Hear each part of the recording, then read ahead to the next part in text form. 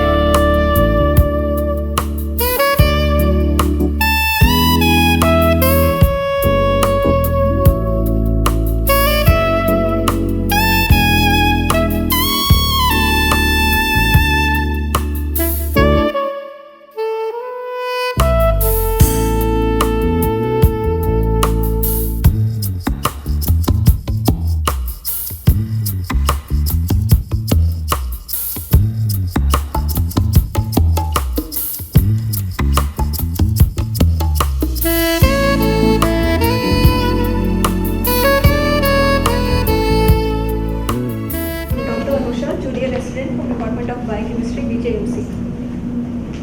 Myself, Dr. Jeejeebhoy. I am from MJ Medical College, Chhatrapati Sambhajinagar. I'm Dr. Samriti from Topiwala National Medical College, Mumbai. Good morning. Myself, Dr. Byramjee. I am from Future Diagnostics, Bhubaneswar campus. I am working in the microbiology center. Hello everyone, I am Dr. Catherine. I am final year microbiology PG from Christian Medical College, Vellore. I am Dr. Dharmendra Singh, scientist E, ICMR, National Development Institute for Leprosy, Tajin Nagar, Lahore City, Agra. Dr. Jutika. Hello, I am Jutika Rajmani from Ananda Research Institute. I am a microbiologist but currently working in nanobioscience, and because of the One Health concept, I worked in the area of aquaculture diagnostics, and I was in the COVID testing, in charge of the COVID testing, and that's why I got more close to Madam. She is the one who is working on nanoparticle and doing that in diagnostics. So she is working like coating the particles with the DNA, single stranded DNA, and use it for diagnosis of various infections. Great. Good morning. I am Dr. Mangesh Bandkar. I am retired professor of biochemistry from BJ Medical College, and I had started working with PCR in 90s. We started doing PCR in around 1994-95. And then my basic interest was in the molecular diagnostics of different genetic disorders. So we used to have a mutational analysis of diseases such as beta thalassemia, Duchenne's muscular dystrophy, etc. And I had some experience with Madam for diagnosing COVID-19. Actually, Madam and myself, we had our establishment of PCR lab at BJ Medical College. COVID PCR lab at PCR Medical College. Thank you. I will just add to his thing. He is a pioneer to start PCR in Jeejeebhoy Medical College, and I learned PCR from him in 94-95 for my PhD. So nothing like that. Though he is retired, he is so enthusiastic. Like on his own, he came, madam, for COVID. I will help you out. Don't worry. And he came on his own forward to help us to the department. ऐसा भी नहीं कि why we should go being taken only for microbiology. Though he is from biochemistry, he came himself and helped us a lot during the COVID, because even though we had allotted daily 750 target per day sample, we have processed 4,500 per day. So it was impossible without his help to how to organize everything. I really got his good experience for that workshop, because he is here for other two sequencing workshops. So I said, sir, unless you come and start our workshop, I am not going to start. So, How's that? That's appreciated. So yeah, I thank you all for coming here, and I would like to introduce our people who are going to conduct this particular workshop. You already know Dr. Suvarna Joshi. She is the one who, let me introduce her in a different way. We had our tryst with COVID, and at that particular juncture, she was the one, along with the person sitting here, Dr. Pankaj, who were very instrumental in starting our PCR testing. And by the end of the pandemic, we were able to do 8 lakh tests. So that is how the work was there. And then, but this was not all. Our department was also involved in genome sequencing, and the department identified Kappa for the first time, Delta for the first time in India and the world. And then we went on making different strides. So this particular workshop is based on that one, that we have a lot of work with molecular as well as genomics. So that's the reason why this workshop takes place. The other members, Dr. Pankaj sir, and we have Jutika. And Jutika, let me introduce you, Jutika. Pankaj sir, he was there with us for a very long time. I told you the beginning of COVID and all. But Jutika has a very special place, and that special place is that she's a big researcher, and she has devised microfluidics and nanoparticles, and those are utilized for different testing. You people should know this, right? You can have technology from her. She has patents in it, so that is the level and quality of your faculty here. So I think that would be very helpful for all the participants who are here. Let me tell you, we have 18 workshops going on right now all over Pune. And this thing which was shown to me, I recorded it last night so that it should be shown. But she said that you won't play, you are here already, so you have to come live. And that's how I have come here. And I'm sure that this workshop would be very useful for you. But please remember, POCTs are going to make you redundant. But then still, we are going to do this workshop. We are going to see what we want to do as microbiologists is that we want to make ourselves redundant, so that we provide tests to people which can be done at the side of the bed, so that the treatment starts early and the lives are saved. It's not our bread and butter which matters to us. It's the patient's health which matters to us, and how fast he can be treated by giving a most perfect type of diagnosis. So that is how this particular whole workshop is going to be very useful for you, and I'm sure you will enjoy it like anything. I want you gave the pre-test or something. No, that's why they're smiling. Yeah. So the other workshop which I inaugurated, people were very grim. I said, why are you so grim? Then I got the idea that pre-test was given. So what I thought today was, why is not everybody so grim? So you seem to be grim. You're serious. Yeah, you need a smile on the face. You need a smile on the face. You need smile on your face. We have come here to enjoy. We have not come here to be bored. We have not come here to be very studious. We don't have to be, because we always are studious, and all people are very sincere. So that doesn't matter. So I want smile on the face and enjoy this particular workshop. So So I declare it open, and I would leave to go and inaugurate the third one. So welcome on. Welcome. Okay, sir. Thank you so much. Thank you, sir. Very this thing like why I don't have this machine in my lab. It is so user friendly, and as sir said, it's not like they will be making us redundant. It's up to us how do we use it and how extra inputs we can give it for the patient care. Okay, so the moment we say molecular POCT, to start the definition of POCT, any test which is being done near to the bedside, or in other words outside the well-equipped laboratory. So we were under the impression that RT-PCR will not be, we will not be able to do, or any kind of PCR we will not be able to do it outside the technologically or the well-equipped lab. But it's not that, and because this revolution in this technique which has been brought into the market, we can use it for rapid diagnosis, for accurate differentiation. Say for example, in case of dengue patient, clinically you cannot differentiate on day one whether it is chikungunya, whether it is Zika, whether it is dengue, or whether salmonella or all other. So there are all 9 parameters of tropical fever. You will have it in a single kit.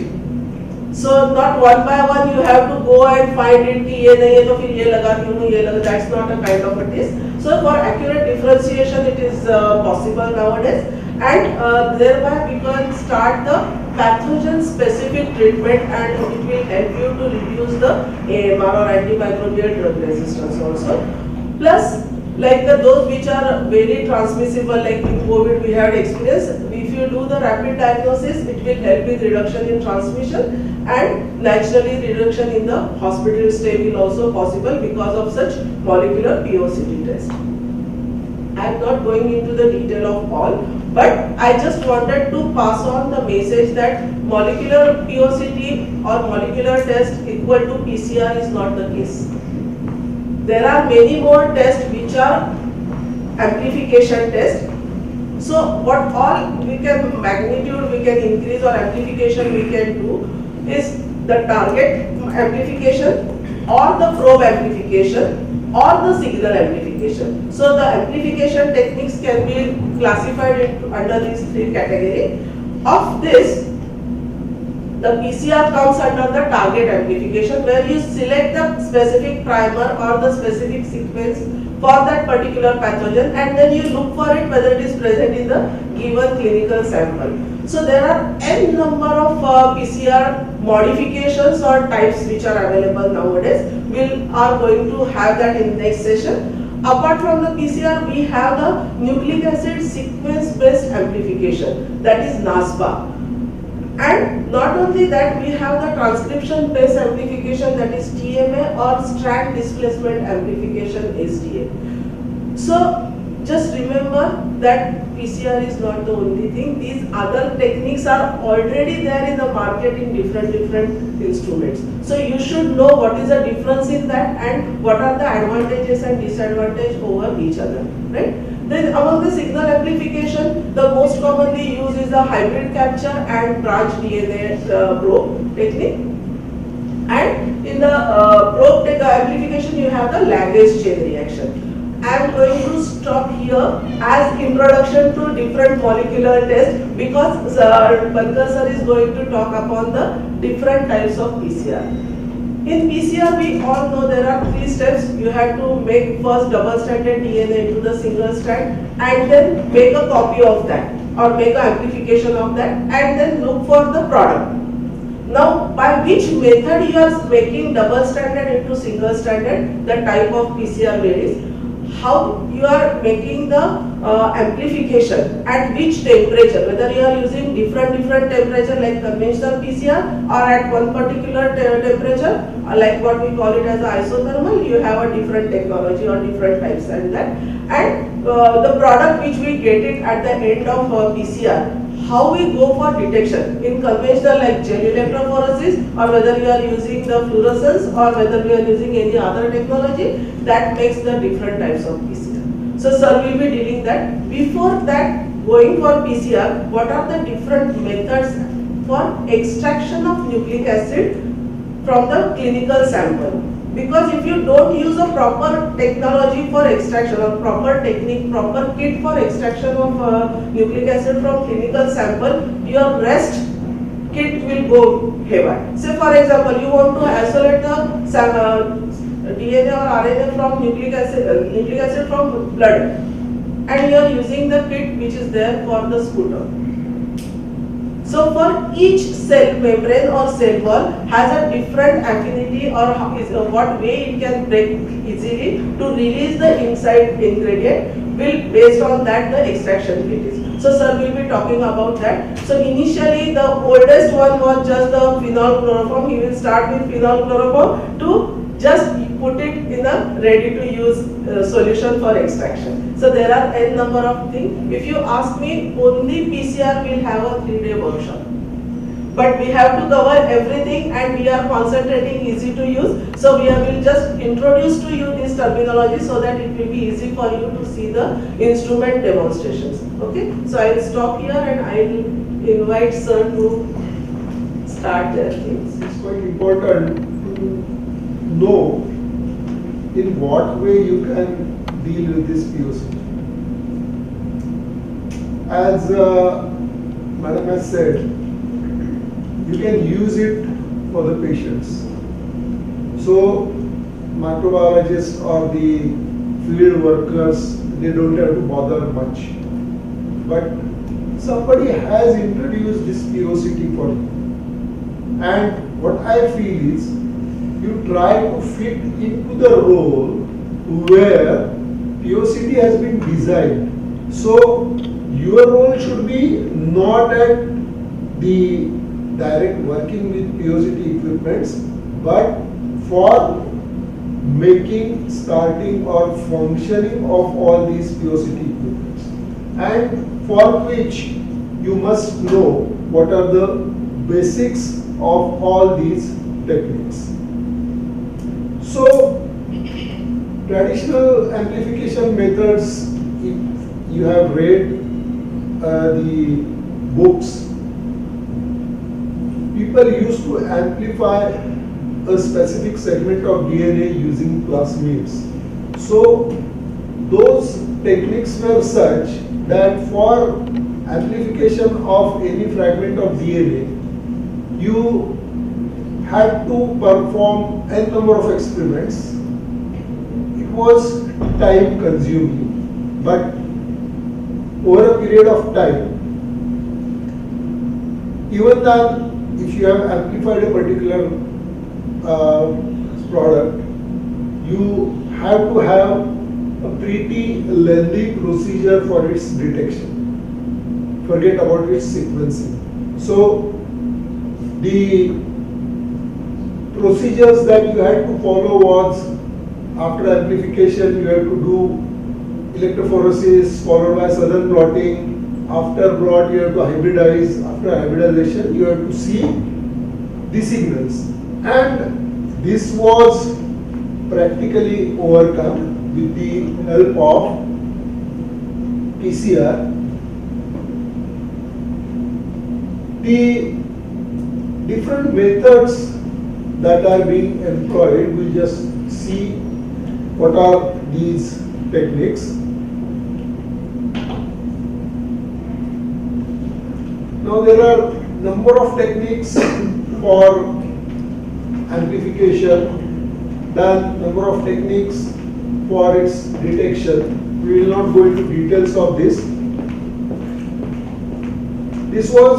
This is a in situ part of amplification, or one can say for replication purpose. What are the different things required? And whatever is available in situ has been used so as to have a faster, more reliable and quicker ways to perform amplification. So in the classical way, you means in situ, you require primers which are synthesized by cell itself.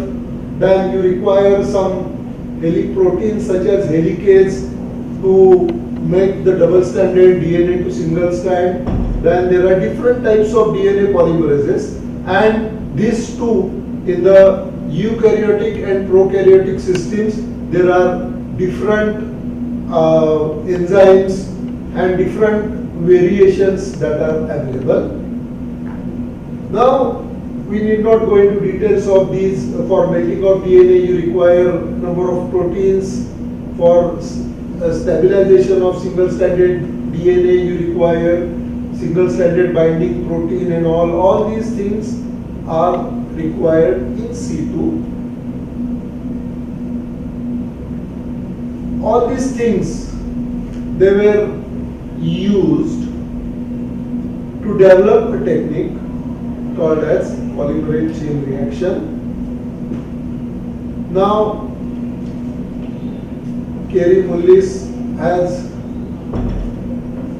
while traveling through forests of California, thought of this particular technique, and initially he used for polymerization standard DNA polymerase. Now we will just see what are the things required. With the help of PCR, in very short time, a known fragment of DNA is amplified to such an extent that you can visualize it on a agarose gel. For which what we require? A target DNA, thermostable DNA polymerases, 2 oligonucleotide primers, DNTPs, reaction buffer, and magnesium ions. These are all things that are required for PCR. Now, how it works.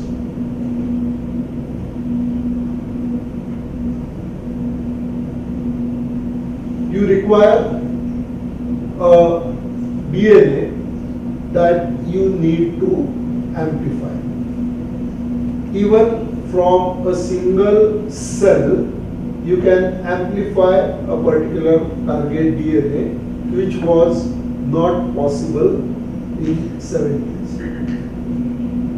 So this small DNA fragment is with the 3 stages is amplified.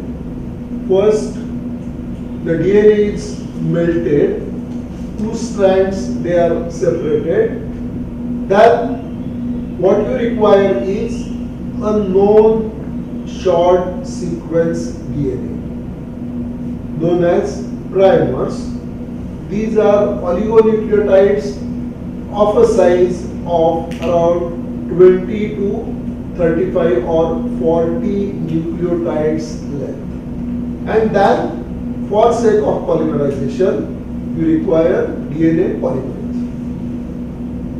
So, a medium with a particular pH that is suitable for that particular DNA polymerase, then template DNA, that the part that you need to amplify, 2 primers that prime the fragment of DNA to be amplified, DNTPs that will go on adding, then packed DNA polymerase. This was one of the important part for PCR.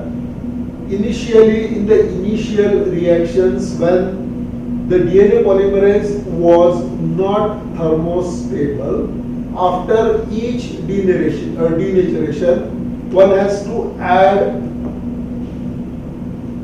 enzyme each time. The important part of PCR is, once you start using a polymerase enzyme that is thermostable, even at 94 degrees, even after heating at 94 degrees, this polymerase doesn't lose its activity. And so the thermal cycling is feasible without addition of new polymerase enzyme. So you have target DNA.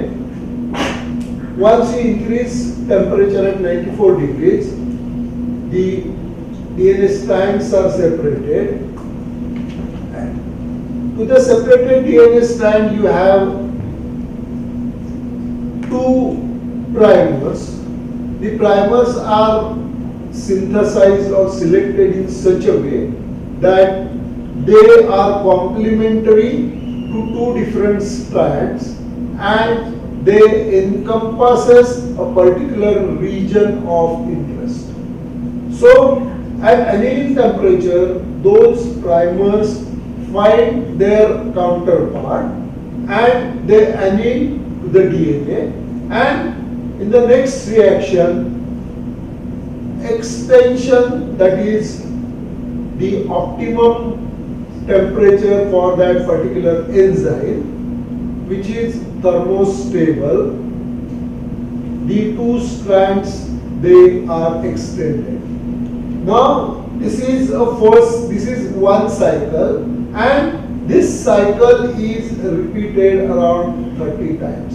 Now during the first cycle, from a strand, double stranded strand, you get 4 copies generated. And in the subsequent cycles, this 4 to 8, there is exponential increase in each cycle of PCR. And so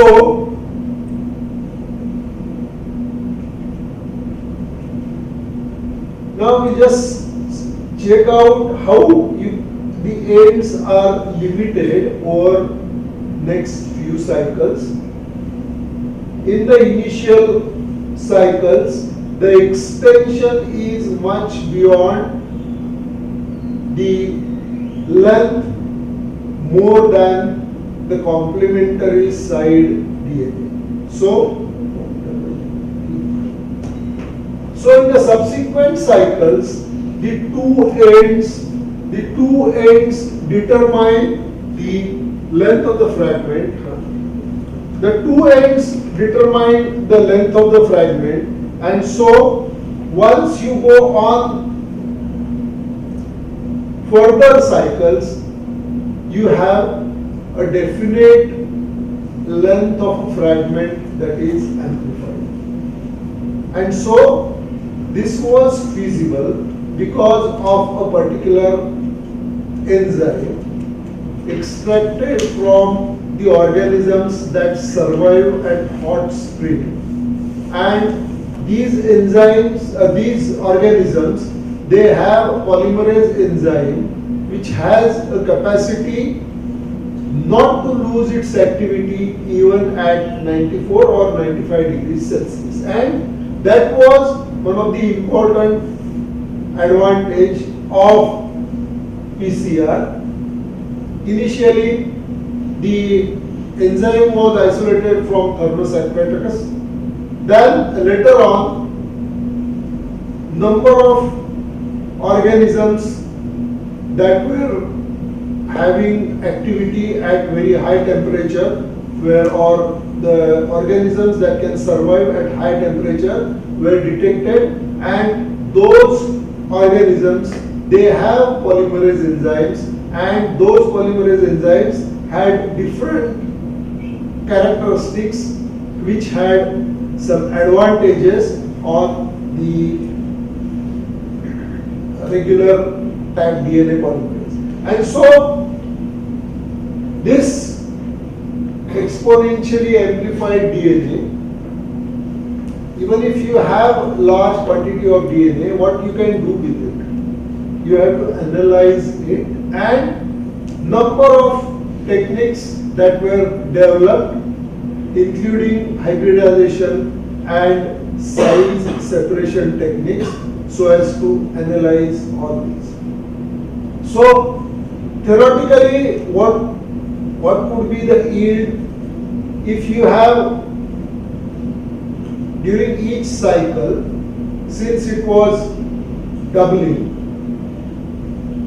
2 raised to n could be the copy number if n is the number of cycles, and if your initial starting number is 100, you can have that many almost in terms of millions copies available from a very small amount of starting DNA. So if you have 100 copy number, this could be it is almost in terms of millions, the short fragment of DNA available. So we need not go into details of this. Only thing is, at the end of around 30 cycles, the standard initial cycle number was around 30. You get 10 raised to 7 to 10 raised to 9 folds amplification, and we have to analyze it by whatever method we intended to. In case of when I used to work with ARMS PCR, that is, we used to detect specific mutation, and specific mutation was detected on the basis whether you have amplification or you don't have amplification. And so, if you don't have amplification, what could be the reason? Is there any failure? We don't know. So, to take care of that, there were some internal controls, and that is how the different types of amplifications evolved. People started using multiplex PCR. What is multiplex PCR? You use more than one set of primers for different regions, and that amplify simultaneously both the regions. Your intention for detection of mutation is based on amplification refractory mutation system. That means the design of primer is such that if there is a point mutation, if your primer is matching to point mutation, you will get amplification. If your primer is not matching with mutation, you will not get any amplification, and for which you need internal control. And that is how the concept of multiplex occurred. Now, since invention of PCR, this is just an example of different types of PCRs that are available, and in spite of this, still I haven't covered even 10% of it. So, how does it vary? It varied as per the need. Variable number tandem repeat, which is very important for forensic sciences. So there are so many types of PCR: alu PCR, symmetric PCR, assembly PCR, cold PCR, colony PCR, digital PCR, fast. Means as application change, one has tried with different methods, and the types there are different types they have evolved. We will be dealing with only these 3 types of PCR because they are directly related to our POCT work. So, multiplex PCR, qPCR, or it is the same name, a real-time PCR. Q is quantitative PCR, and QRT PCR is quantitative reverse transcriptase PCR, and then isothermal PCR. So these are the amplification types. Will be just having a go through on it. Multiplex PCR. So as I have already told you, different DNA templates can be amplified in a single reaction. It may be from the same gene or it can be from the different gene. On the other hand, it can be from two different types of DNA of two different organisms. One can be from human, one can be from microorganism. And so, combination of many separate PCR reactions is there. Number of advantages are there. It requires an excellent reagent cocktail. It's all right, but the advantage is in a single PCR, you can have more number of functional applications, such as you can detect many more regions. Simultaneously, you can have different internal controls also. For this, what is important is designing of your primers, because designing of primers, madam will be talking again, but the only important part is there should not be too much of overlapping. So the advantages are it is cost effective, it saves reagents and time, and so it is cheaper. Different controls can be introduced, and you have more information by using less starting material.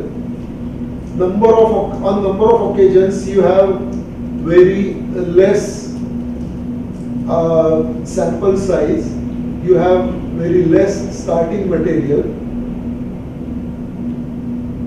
During COVID time, what you had was a swab which has very few cells or very less starting material, and with multiplex PCR you can overcome that part. So the next part is qPCR.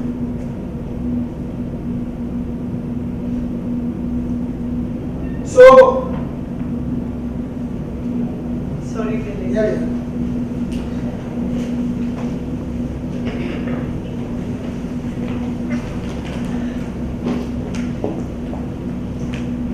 One of the development was how one can do PCR and quickly try to analyze the product.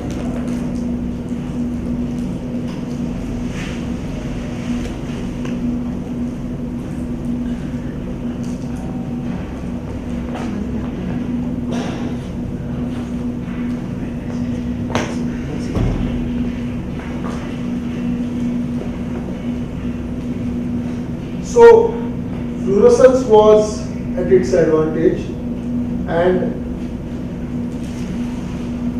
for detection people tried to use fluorescence technique. And what is fluorescence? A substance can be excited by light with a high energy light source, that is with a shorter wavelength light, and that molecule once excited emits light at lesser energy or at a higher wavelength, and This SYBR is cyber green dye. So these dyes, they are fluorescent in nature, and in PCR people started using these dyes. Now cyber green is a dye which attaches itself to double stranded DNA. So in a PCR reaction, you get DNA amplified to very large extent. This cyber green dye, when attached to double stranded DNA, gives fluorescence. And so when you start reaction, the cyber green dye which is present is a non-fluorescent one. This, after amplification, there is polymerization of this dye with amplified DNA, and you have increased fluorescence. That is how people started using detecting amplified product. So this was just a detection of amplified product. This was further enhanced by a built-in probe. Now what is probe? Probe is a short segment of DNA that is complementary to a target DNA, and that will show that the target DNA is present. So in a PCR reaction, if you have a probe which is within the limits of your amplified DNA, that gives you an additional detection and additional specificity. So in a development of Tachman chemistry, an internal probe was developed. This probe was complementary to the amplified region, and this beauty of this probe was, it was attached by a fluorescent dye at one end. Now that fluorescent dye gives fluorescence of a particular wavelength. The other beauty of this Tachman probe is, for this probe, along with the dye, there is a quencher. So the probe is of around 20 nucleotides, 20 to 30 nucleotides length. On one of its end, you have a dye. On the other end, you have another reagent or another molecule which is called as quencher. Because of proximity of this quencher, dye will not show its fluorescence. Now, once the amplification has started, you have large quantity of this target DNA. As target DNA starts increasing, this probe comes into picture. Now, since target DNA has increased, you have more number of sites where probe can attach. Now this probe sits on your targeted DNA. During subsequent cycles of amplification, this probe itself gets digested by polymerase enzyme, because polymerase enzyme also has a nuclease activity, and then this dye is separated from quencher and you have more of fluorescence. So with this probe, two different functions have been performed. One, it increases specificity because you have some internal probe to your amplified product 1, and second, it helps in detection. So in case of qPCR or real-time PCR, you employ this Tachman chemistry where you have a specific probe. The probe has on its one side a dye, on the other side a quencher, and this probe, if target DNA is present, get itself lyse digested. The fluorescent probe separates itself and you have high fluorescence. Now, since introduction of Tachman chemistry, you can use different dyes where they have different emission wavelength. Excitation wavelength may be on its same, but emission wavelength is, there are different emission wavelengths. What does it mean? You have different colors with different dyes produced.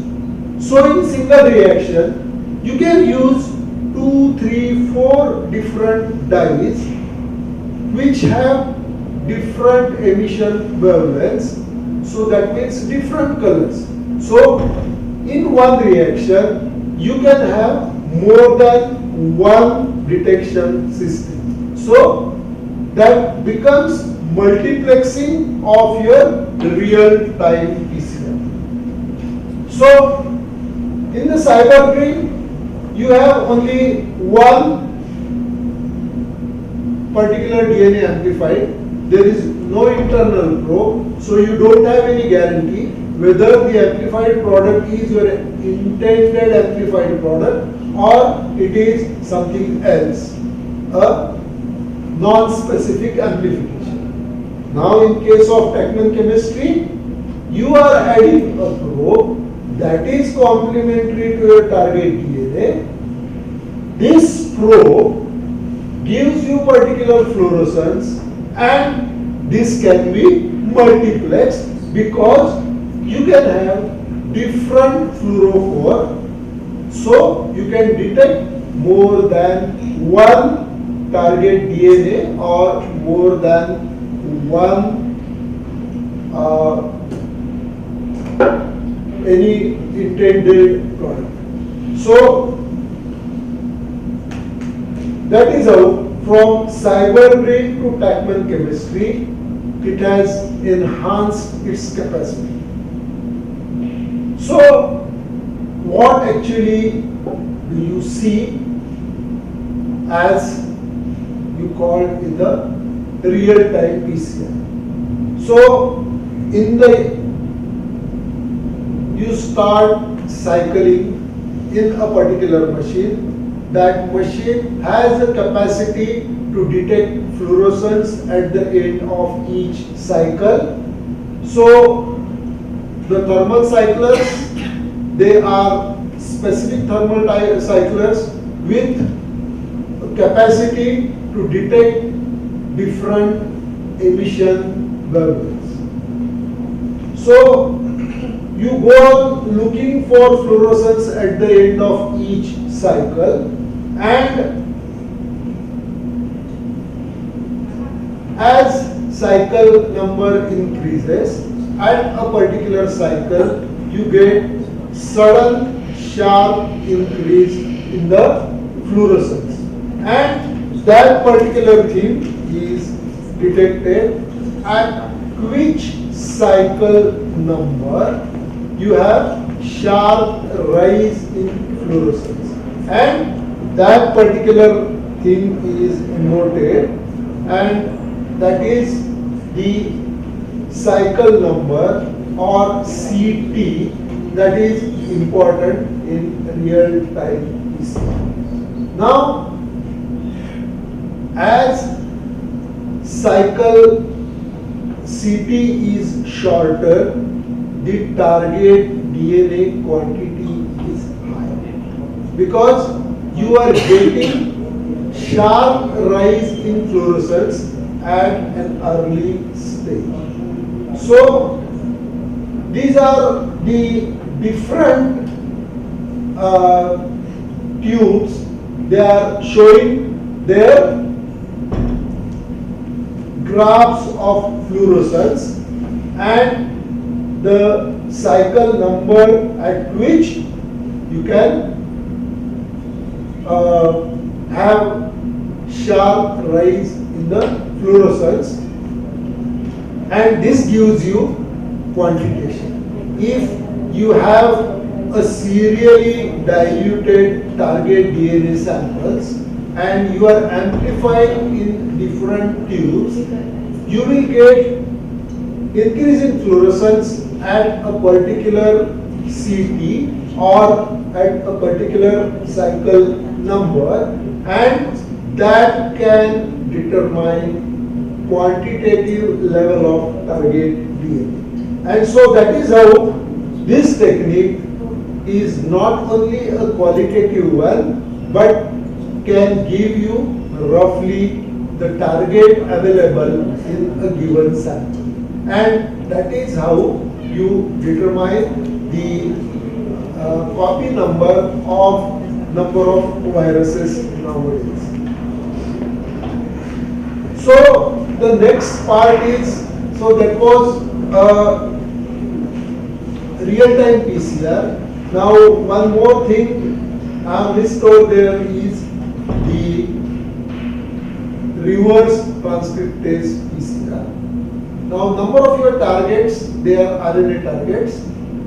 Most of these retroviruses, all these retroviruses, they have RNAs present in them, and if you need to detect RNA, you need to add a separate system into it. Those RNAs has to be reverse transcribed, and one more step is added in your PCR cycle. You convert all those RNAs with the help of reverse transcriptase.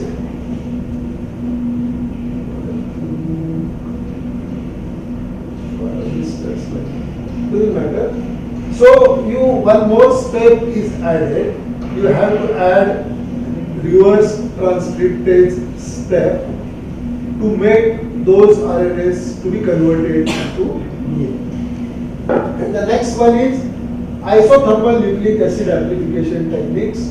Now this is one of the alternative to PCR. It avoids your thermal cycling. It also enables you for amplification which is exponential in nature. The difference is you require specific enzymes for denaturation, because the importance of cycling is you denature the DNA. Now, since it is isothermal, there is no change in temperature. You have to have something which separates the two strands, and so specific enzymes and specific reaction conditions they are used.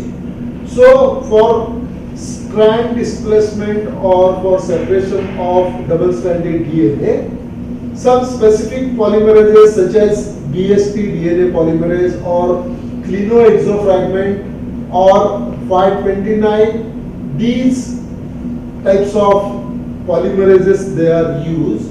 They also has helicase activity, that means separation of two strands.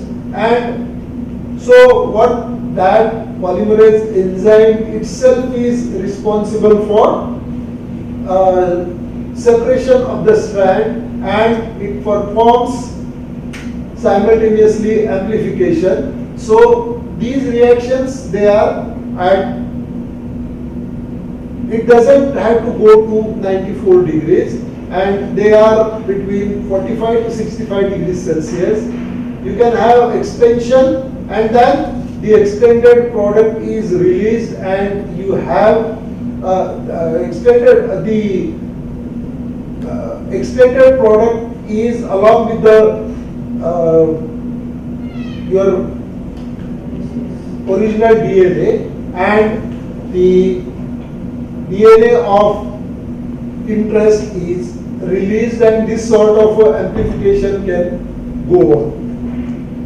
You have number of types of, again, these isothermal amplifications: loop mediated, rolling cycle, multiple displacement amplification or whole genome amplification, then recombinase polymerase. So all these types are there, but again, explaining all these, I think you will be looking at different instruments, and along with that you will get familiar with these. So I will stop my talk over here, and I think I will hand it over to Joshi madam.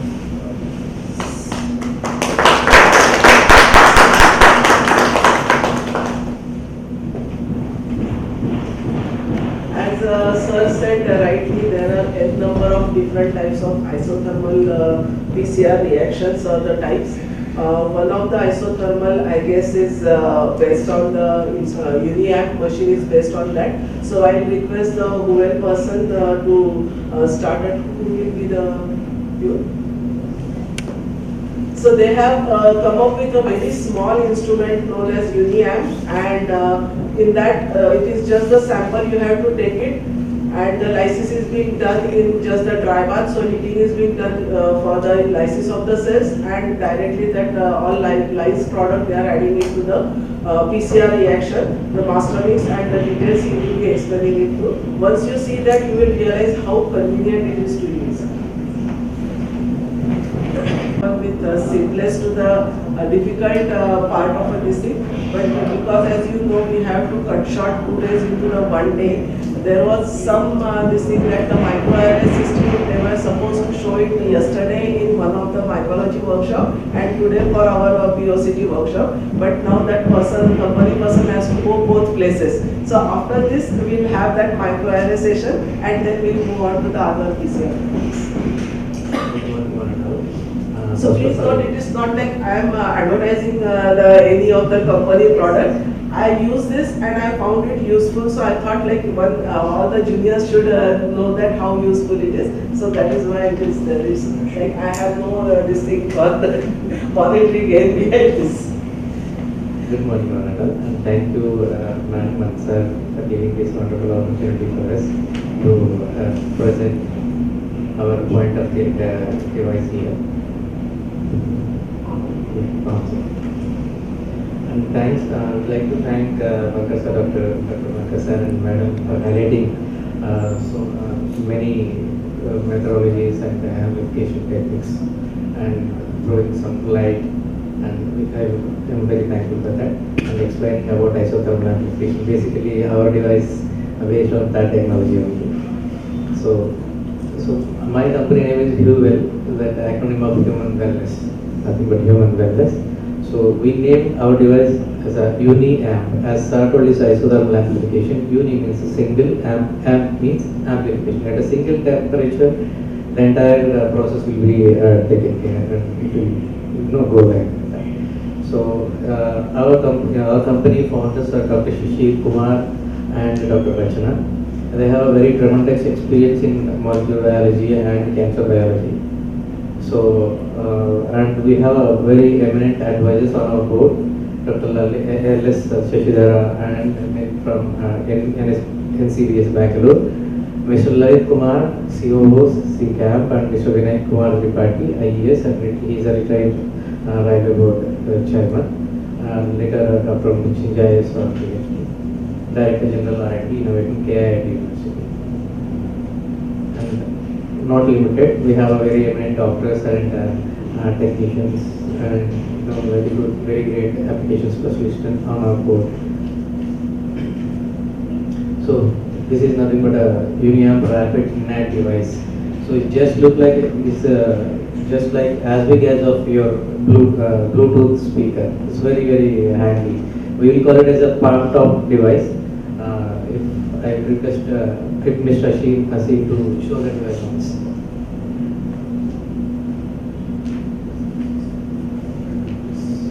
So you can see the device.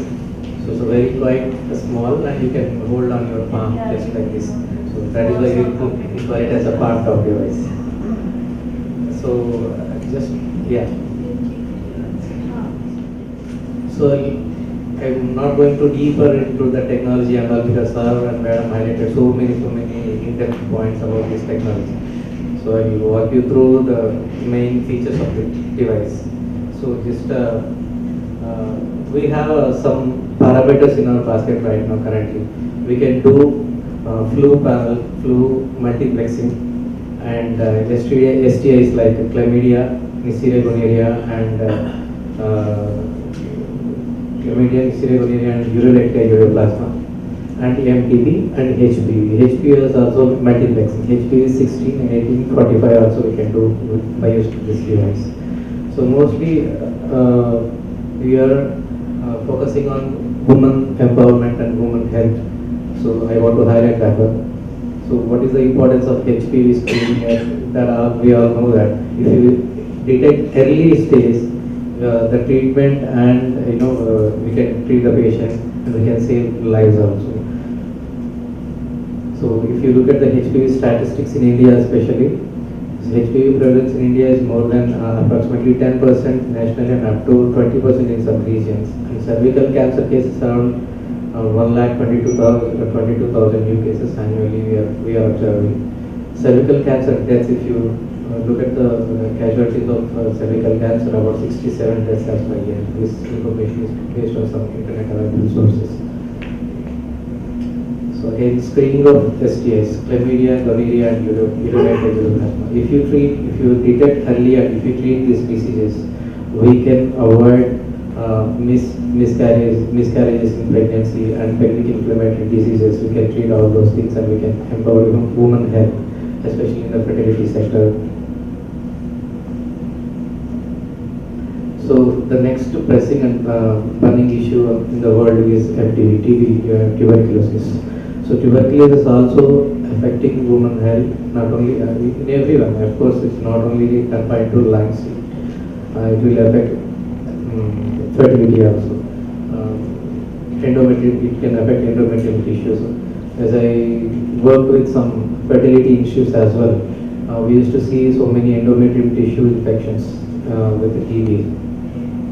So if you can identify and treat early the TB infection in the endometrium, we can save women health, we can save women's life and as well as pregnancy loss. So referring to, we can assure that referring to health as well.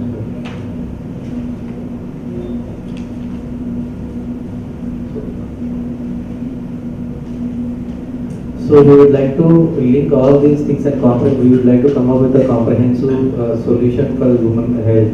Like we want to offer as a package like HPV testing, STI screening as well as MTV screening. So like this, we can empower the women's health by providing comprehensive screening solution. So I can say that we will committed empowering women's health, aligning seamlessly with our mission, and together we can make a lasting impact. So thank you for giving this wonderful opportunity to present our this cutting edge technology to you. Thank you, ma'am. So the methodology and how it will work, how this device will work, everything we can show you. We can do multiplexing? We can do multiplexing. That's what flu we can do multiplex, and HPV is a multiplex. STA is also multiplex. So in HPV they have 18 and 16 HPV, 18 and 16 and 40. So it becomes easy now for OBGY association. They had come up with getting rid of HPV in women, and then they can have the vaccination thing. So under that they are trying to use it. So best advantage what I liked is that when patient is in the OPD, they need not come again. Before he goes back to home, he can have results with him. So within half an hour, they can get the report, and it's not important like how many are there or whether it's just positive negative is sufficient when the patient is examining clinically. Then later on we can take the sample and identify which type is there and other things can be done. I came across with this thing when one of my students was working on HPV and microbiome. Those women which are having HPV and those who do not have the HPV infection, is it any role of microbiome in that? So during that time I came across with this, and then it was very useful for me, like to select the patient. Like before they leave the OPD, I can pick up which one to take it and which one to move. So that is what I thought, like let the other also know what is the advantage of that. Apart from that, they have the TB, but there are a number of TB things, so everyone has their own advantage and disadvantage. I requested them to bring one of the sample which you can see. It just gives you the signal based on the color. You can see the results. So we'll show you the demonstration of that. Yes, my person will show you how it will work and hands-on experience. You can feel that. And thanks for highlighting that. Actually, this is a very rapid thing. The minimum time for detection of your target is 7 minutes to 35 minutes. If your sample is negative, it will take about 35 minutes. If the sample is positive, target is present. Based on the concentration of the gene pathogen in the sample, it will take the minimum time is 7 minutes, and maximum time it will take is 35 minutes. So, infertility in women. Infertility in women, yes. Tuberculosis. Yeah. Tuberculosis. By the issue of the endometrial biopsy. Yes. So, how many samples you have detected of this? At a time?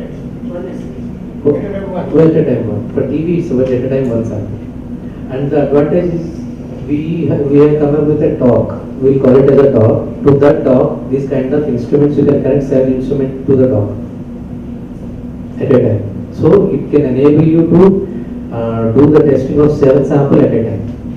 So this single device can hold a single sample, single detection. So that is cervicovaginal secretions. Yes. You can take scrapings also, endometrial scrapings also. Small And biopsy also can be processed for. yes, ma'am, it should be soft tissue. Duration of 30 minutes? 35 minutes, 30 minutes. Cost of this equipment?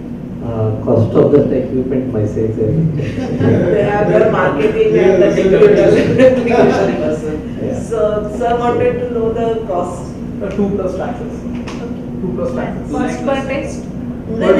Instrument cost 2 lakhs. Instrument cost is 2 lakh? Yeah. And per sample test? For which parameter? Endometrial biopsy for tuberculosis. For Infertility moment. tuberculosis 800 plus taxes. And for HPV? HPV 1100 plus taxes. 100. What is more differences date time? 100 rupees and 800 rupees? 1100. 1100 for HPV. Multiplex Cost for for HPV. cost is too much. And we Now are it is detecting because it is only like- three Cost effective होना चाहिए. Test should be cost effective and rapid, accurate. So it Right. is, currently we have total 130 installations are there, pan India that we have, and most of the labs they are using HPV for particularly for all these 3 genotypes, and all are the high risk 16, 18, and 45. And what are the lifespan of this equipment? For STI, What are the lifespan of this? lifespan. Is it Lifespan, maintenance lifespan. free? Lifespan of the device Lifespan is is 2 years. 2 years warranty. Five Yes, years right. warranty is there, 5 you can use the machine.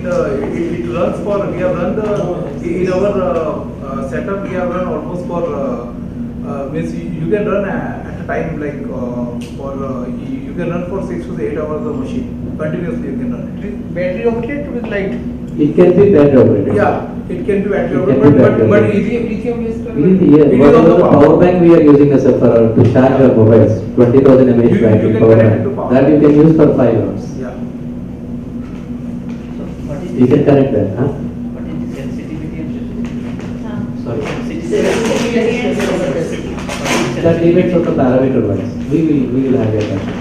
I will So check. you must have compared with the gold standard. Yes. So what is the sensitivity and specificity? For MTB we got 99.9%. We have done a very tremendous field study also in Telangana and Andhra Pradesh. For tuberculosis, particular genes, Yes, sir. what genes you will be using? Gyrase B and IS 610. IS610. I think it was 10. IS610. 610 or MPV 64 or gyrase A. This will detect only for detection of Only tuberculosis. detection, sir. Only detection. Only detection of. Only detection of that.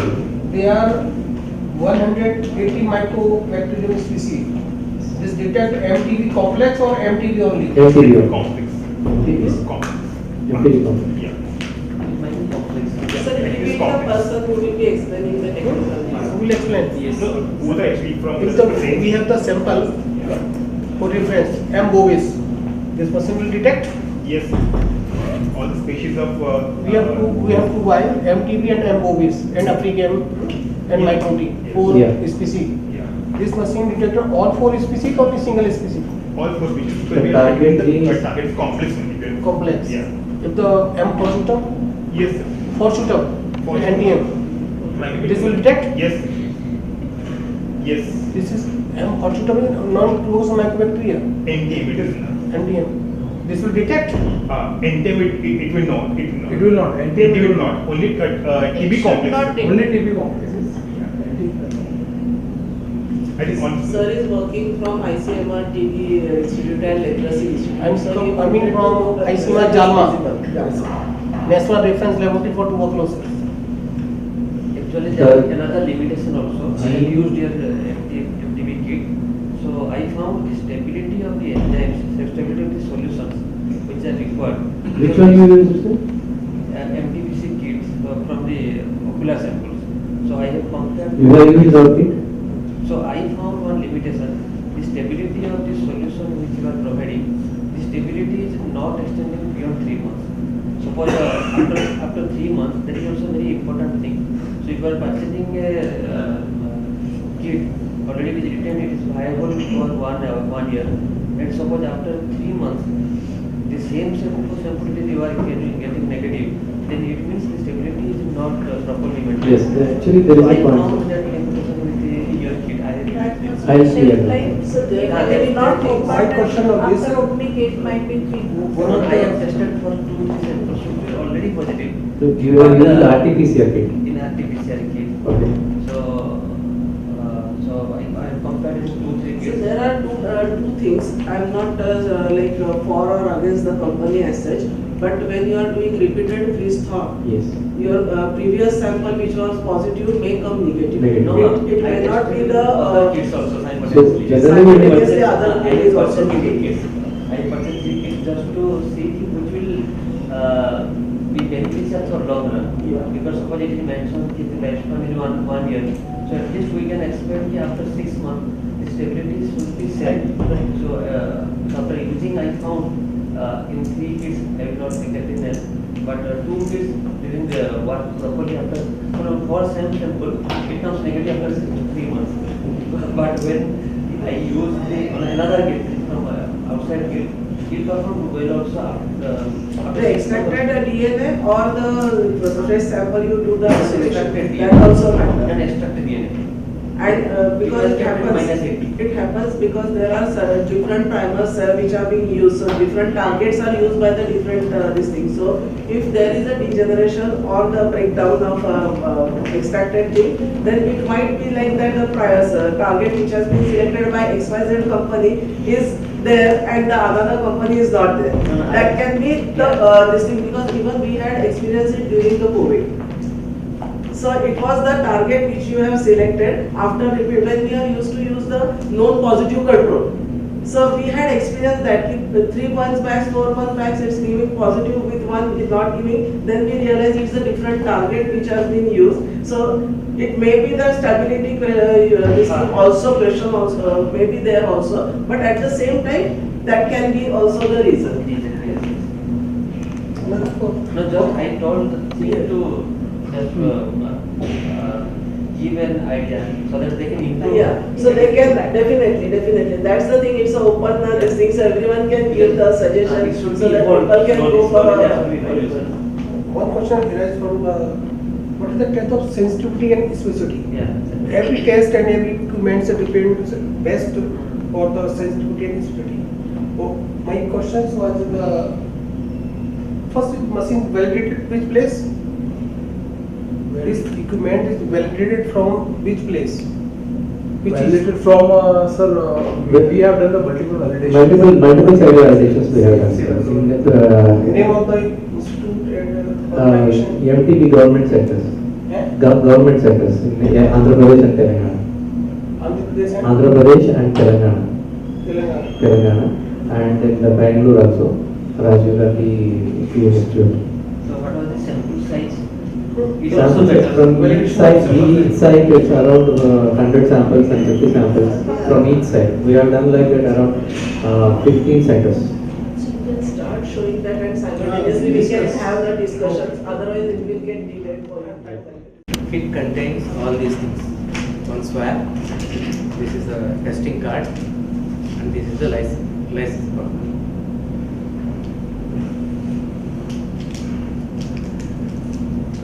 For example, we are taking this HPV 16-18-45. So we will collect the cervical swab by using this swab. Directly clinician can collect the cervical swab into this wire. So once the swab is collected,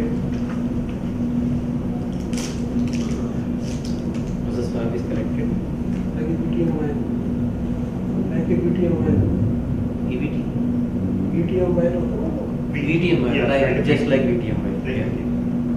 That is just a medium. That is the Yes, buffer This can be like lysis. VTM. So once the swab is collected, you can keep and swill like this at least for 30 seconds.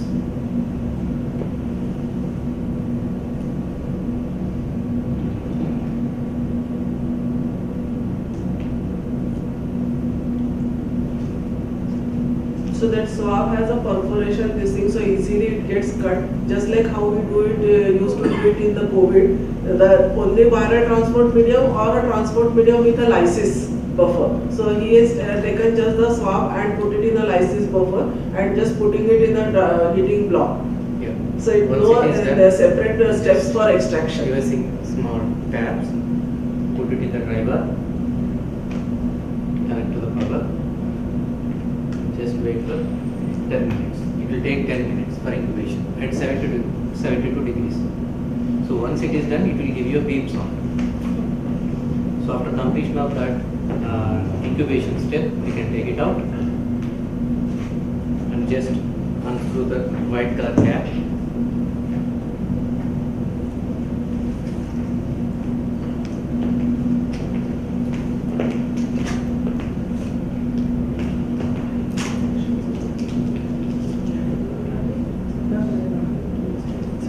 This is the testing card. We call it as a testing cartridge also. You can see two lines over here. Give one card. You will see. This one? Yeah. No, one already open card is there. So you can come and see. You just It's pass not the that card. you have to be away from that. It's a link also. Just a You measure. come together. Till This that side also mark, you you can need to come and pour the sample. You can just feed the sample. Give the card.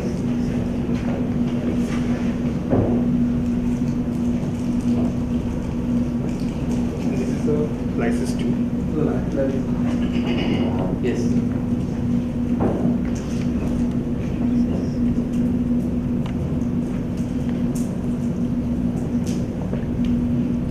So all master mix is in a It is lyophilized live powder. with The moment you add lyophilized the enzyme extracted fragments material or lyse and material, probes that will required for this PCR reconstitute your master to mix. occur. So Yeah, you just had to it open helps this. you this all these machines instruments help you to minimize the Feel the manual sample. error.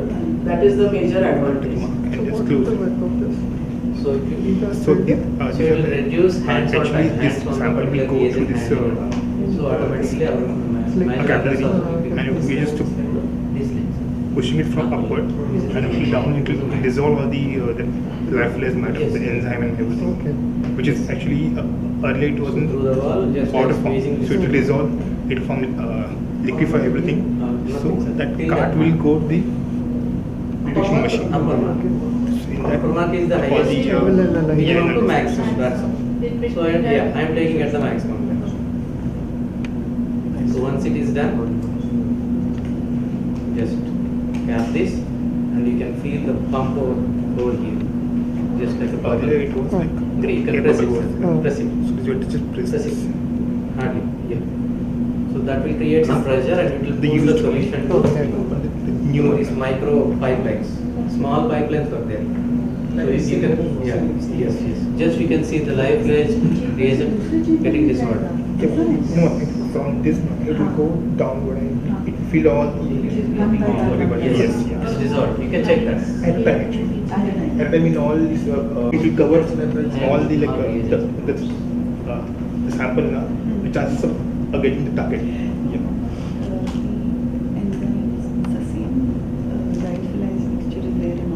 Yes. Same. No. You see. So like 2-3 pumps. Only one. Only one still will just press it. It will push down the sample downward. So like it is basically a microfluidics. Yeah. So there is no Same need to use technology. any pipette. Yeah. So just like Load also you need no need to use pipette. So is there any So like how benefit for what rapid we are asking, antigen like, testing, we have to have like put a cap and then drop work has to be used. Same Because way that we are use. making sure that whole sample will be covered. So that in the sample, it is not like it is spread. It's not evenly distributed. It may be then one drop also. It may be based on absent. So to make sure that it will cover a whole sample, so that's why we're giving this multiple slots. Yeah. Yeah. So once it is done, you place the testing card. Actually, we should not use this much time. But immediately we need to start. This is demo. This is demo. Then try to Not a real. once you just But you wait for it's 30 done, minutes. So immediately we need to load the testing card in this device. So there is a chance you can ask whether which side you need to put. If Both you- side are same? No. If you want to put in wrong side also, it won't allow. That slot is that It won't side. get, yeah. So close it. That's it. So this is the user interface. Here you can enter the details. Click on the new test. It will ask you what is the test you are going to perform. There is a drop down list here. So I am selecting HPV because on the card you can see the name. The same name reflects here. Select that one. Sample number and you want to go. Card number over here you can see the card number, or you can the lab can give any unique number. Yeah, ABCD or this have to be filled prior. Yeah, but during incubation. So card Because lot. it will take time. Load Yeah. करने के लिए Yes. भी- Yeah, you can give the card lot number also for your track. Patient ID unique number, you can give any unique number. Full name, sample ID type. So this was introduced during COVID time. We know that Aadhaar card, any PAN card, any ID card, any ID number. Just ignoring it. And here it is age. You can enter age. I am not giving it right now. Gender I am just selecting X. Phone number, address, email, all the details you can give. And confirm, click on confirm and start. Still it is asking. Please select the type of here. that's a So cervical swab. important field also, which need to be filled actually.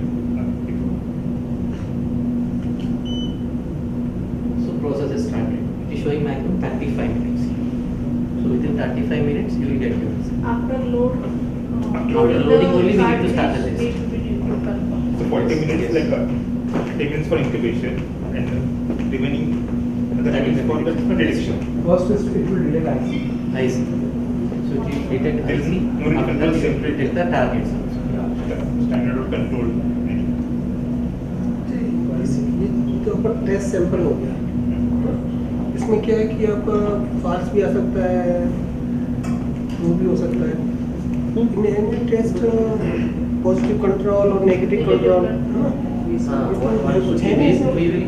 IC क्या है? There is an IC actually. There is an internal control. And if you want one positive control, one positive sample. So in first 10 minutes it will show the IC. After that it will go for sample processing. First it will search for IC. So once IC pass, then only it will go to next step. एक ही उसमें और PC भी है, negative भी है और एक और टेस्ट भी है। No, IC is there and target is there. There is no PC and There is no MC. PC. PC separate. PC is only one is separate. A part of the RT They are excluding the PC and MC. That's what, see, we are not excluding. When we are testing at a time, so PC and MC should be at a time, sir. Am I right? Without PC and MC. Without PC and NC test. We can give the PC and NC sample also. You can check PC sample. PC sample. So any contamination, any further ये जो temperature है आपका जो chemical reagents है ना वो proper is working और not अभी तो हमारा नया है We will give you After all that 1 year, 6 IQ, months, OQ, PQ. expiry. Controls अलग से है, but we have to use one more cartridge for that. PC. First to control you can use one more category. Separate. तो जिस एक के साथ single लगाया थोड़ा सा हल्का बड़ा कर देते तो पॉजिटिव नेगेटिव रहता है अगर मैं रहता आपके साथ तो मैं नहीं करता सर मेरा और एक सजेशन बारकोड में ही सारी डिटेल्स चाहिए उसके इसका कौन सा टेस्ट का मैन्युअली फीड करने की जरूरत नहीं है सिर्फ पेशेंट के डिटेल्स डाले तो आएगा So we have a mobile app also for it. We have a mobile application. Every time you have to use PC and NC every day. कभी भी हमें सैंपल लगाना है तो एक साथ PC NC जरूरी है। वो मैं कह रहा हूँ जैसे एक सैंपल ये हो गया जैसे लगा दो ये test sample PC and NC For that we have a document. We have a doc actually. That's what I mentioned earlier. 7 missions at a time you can connect. In that you can use PC 7 samples you can use. Among the 7 you can use PC and Sir is not samples. saying like that. Sir is saying within that cartridge we should run with the same sample positive and negative. Every time PC and NC should be run with the target. Yes. As it is a miniature. We are reducing the very algorithm. like this is like ligation bath no Here it's a POC. Ligation Yes, bath. yes temperature no Isothermal. temperature is like 50 70 It is like It screening. is 70 temperature is going on Confirmation truly is not. Yes, sir. You can detect Confirmation should be by default. spin checking Okay. तो उसमें PC तो negative रहेगा ना NC और PC रहेगा तो वहाँ पर रिजल्ट आएगा Just for HPV अगर and getting NC में पॉजिटिव आ गया तो हमारा टेस्ट बेकार that is very costly ना We are again getting we have to we are confirm PC में नहीं आया another kit नेगेटिव कंट्रोल में पॉजिटिव आ रहा है Invalid. Test is another kit PC में नेगेटिव आ रहा है बताइए So that is a chance only, sir. But you put it on नहीं सर कॉर्पोरेट में भी अगर हमारा प्राइवेट लैब है तो हम इतना अफोर्ड नहीं कर सकते 1100 हमको ही गिर रहा है पेशेंट का चार्जेस और बढ़ेगा मिनिमम और अगर हमारा एक कार्ट्रिज में नहीं आया इनपुट आया तो we have to use Sir, pricing, sir, I cannot discuss it here. अभी तो हम Commercial will discuss, sir. खरीदने जाएंगे ना कोई चीज खरीदने के लिए पहले क्या देखते हैं हम बताओ So definitely price देखते हैं, but commercial things, sir, we will discuss offline, sir, करते हैं. The major thing like we may all the time feel sir is the cost is high. I'm not saying the cost is low, but the issues thing is when we are having a like even for example ELISA we think always cheap. compared to the rapid. But single sample लगाना है. So fast sample का जाता है, then the cost comes less for the rapid. Same is here. Individual sample का isolation करना है, extraction करना है, तो you will prepare the lysis buffer, everything. So that cost and the duration. Here no manual error. Controls है. All these instruments which are brought here, no manual error chance. That is the reason I am not like forwarded only one company.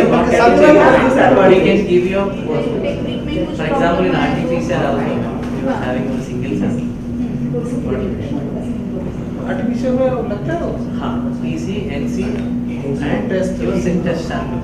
In that particular wells you will put. But this is not like a PCR, it's a PCR. It can accommodate a single. There is one question for LOD for limit of detection. Limit of detection for HPV 800 copies. 800 copies. Number of copies detected. 800 copies per ml.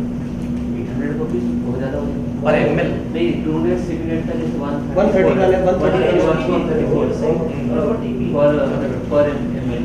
तो usually real time PCR का जो limit है usually 5 to 10. 5 to 10 per ml. That is like per ml.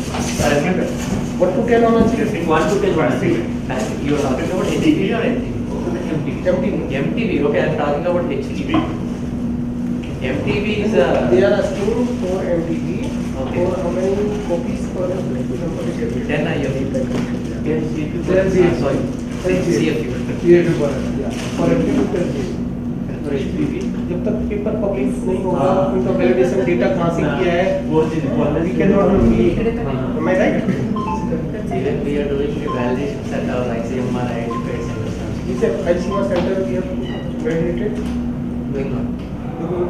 इनका है ना मोल wire का Pune ICMR ने किया है, जालमा ने किया है, हिंदुजा में भी हुआ है हमारा टीबी का हिंदुजा में भी हुआ है, हिंदुजा से भी हुआ है, हिंदुजा से भी हुआ है सर. 4-5 सेंटर कोडेड सैंपल किया है, फिर उनका डिकोडिंग कोडिंग करके हुआ है, तब उनके सेंसिटिविटी निकाली है मैंने. तो ऐसे ही कह रहे इस मशीन का वैलिडेशन कहाँ पे किस ICMR के इंस्टीट्यूट से हुआ है? Yes, sir. We can do Which ICMR institute? I think which is the ICMR institute. Which is ICMR institute? For the validation of this.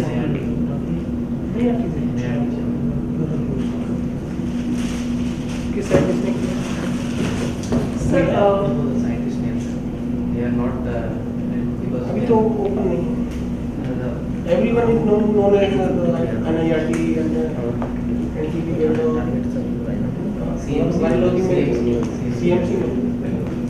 so shall we move on to the next listing before this thing is going on? We'll go back to the next listing so that uska move to the next company, that is TrueNat Malwire, and they have the instrument called TrueNat. It is available as a 2 samples can be done at a time DO or 4 samples at a time. In most of the government medical colleges and PSC, they have it under the TB program.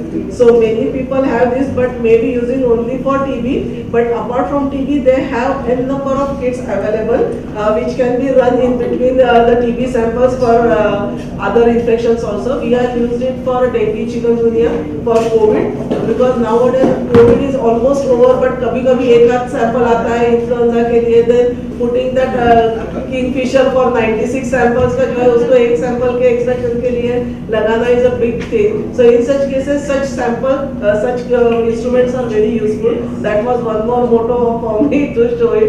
Here they have a different thing. They have a separate extraction thing, and then they have a thermal cycler, a PCR, conventional PCR, but chip-based PCR it is. So he will introduce the scientific part, he will cover, and then we'll have the demo for followed by. So today. So molecular testing, TrueNat, we are really very thankful as an Indian company that all collaboration with ICMR, NARI and other well-known institutes who given us a collaboration and given us a validation and all details so that we can stand up and fight against this pandemic like COVID. So not only COVID, as Madam already said, that near about 4,000 installations in primary healthcare sectors where we are already deployed this instrument and working condition. And even for African countries and other 33 countries, we are now stepping there and started our base over there. So it is the first Indian MNC company we are working together, and it is first Indian company who got a WHO endorsement for TB. So starting with the introduction of the company, we are a MolBio and our product is TrueNet. So TrueNet, it is a real-time quantitative micro PCR system where it is a detection is based on chip-based technology. So just I will show you the components of the system. So this is a small instrument where extraction system is there and PCR is there. According to your lab work, single sample you can test, 2 samples you can test at a time, or 4 samples also, and 16 samples also. So whatever your workload, we can give you according to that instrument, so that you can stand and you can do it. The thing is, important thing is the reagent pack size and availability and expiry of the instrument. The reagent pack size is 5 test pack size is there, and 33 parameters are there like TB, HIV, HBV, HCV, dengue, chikungunya, malaria, leptospira. Even we are coming with mycobacterium leprae also in coming days, so that you can test a vast variety with a 2 years of expiry of 5 test packs. So it will be an ideal situation of a standalone laboratory to keep all the reagents and with the durable expiry, so that you can test at any time. So anytime, anywhere, real-time quantitative micro PCR system we have. So extraction, we have a cassette, that is cartridge.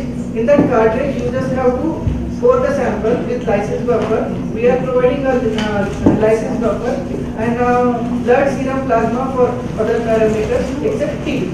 Like for TB, it is a sputum required. For HPV, it is required the hyogeneum swab and transport media. And other samples, serum, plasma, blood, everything is okay for that. So half ml we required, just put it in inside the lysis buffer, mix it together and pour it inside the cartridge. And in that you can just keep that cartridge inside the instrument. So yes. So this and liquefaction buffer or lysis buffer is there. So this is the lysis buffer, like half ml you just have to pour inside it, and we are giving use and throw pipettes also.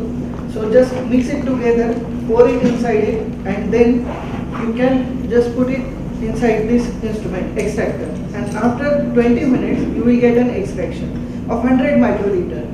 So for example, if you wanted to make a panel, like fever panel, so you can use leptospira, dengue, chikungunya, malaria in a single extraction system, because we are having a master mix of different variety and chips are different variety. So single extraction can work for near about 6 microliter we just required for that, and after that you can do it like that. So your cost of extraction is also reduced, and the chip cost near about 650 rupees to 1300 rupees according to which parameters you are working on. So it is a really affordable and cost effective technology what we are delivering. So my colleague will show you the demo how to do the extraction procedure. So two parts. First is extraction, second is amplification. For the extraction purpose, we require some pre-treatment buffers. For that, we require the universal lysis buffer, which goes for all the samples, excluding MTB. For MTB, we have a separate lysis buffer because the texture of the sample or appearance is different for TB samples than the other. So basically, for non-TB samples, we have a buffer we call it lysis buffer. It is 2.5 ml pre-filled lysis buffer. We required only 500 microliter of serum sample or plasma sample or any swab we are using it. Only for the blood sample, where we are using the whole blood samples, the volume get half. So for whole blood samples, we use 250 microliter of whole blood samples. Okay. Majority of our sample assays are validated for the all three sample types like blood, serum, and plasma. So we have to use this lysis buffer. We add 0.5 ml of sample using the sterile pipettes into this lysis buffer, and then we incubate it for 5 minutes on the room temperature. After 5 minutes, we transfer all this entire 3 ml of buffer or pre-treatment into a cartridge. So this is the extraction cartridge. This is the sample chamber where we need to put all 3 ml of this buffer or sample using this kind of 3 ml of transfer pipes. Once we transfer this entire pre-treatment into sample chamber, we have to load this cartridge into extraction device. So it's both devices are the battery operated. Once it is fully charged, it will be 8 hours of backup. So at least you can run 8 or 9 samples on this system. So basically this operation is also very simple. There are only 3 buttons. One is power button when you can switch on the device. Middle button is the eject button, so that the door will be ejected. So we have to keep this cartridge into device like this and close the chamber, and we have to start the process. So it will take 20 minutes for extraction purpose. For the extraction purpose, we have one reagent pack connected into devices which contains various buffer reagents which helps for the extraction purpose. After 20 minutes, you will get the 4-time beep sound and the door will automatically open like this. So after that, we have to take this cartridge and the elute will get separated from the large chamber. This is a elution chamber. So we puncture this cartridge and we collect the elute into elute collection. That tube is already provided into the cartridge pouch. If you open the cartridge pouch, you will get the cartridge. Then one elute collection tube, the entire elute will collect in this tube. For puncture the pipette, you will also get one sterile puncture pipette. With the help of this, you will puncture the cartridge and you will collect the elute. And we also provided one small label to label the elute collection tube. Hence we can use the marker also. So the quantity we get around 120 to 150 ml of elute we get. And for the amplification purpose, we will need only 6 ml of elute. So you will have the backup for the any other test or any other analysis you want to do. So 20 minutes you will get the elute, and then we use the analyzer which we call is 2-lab duo, because at a time we run the 2 samples in this device. We have 3 configurations.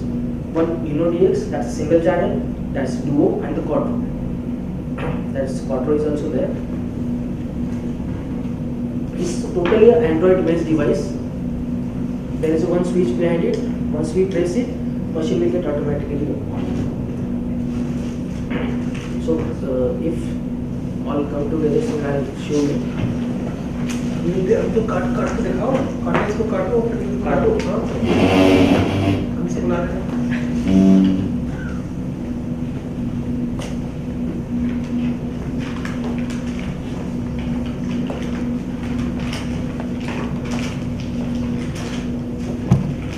सब ऐसे नहीं है, ऊपर दिखाओ कैसे कर रहे हैं, खुद ही कर रहे हैं।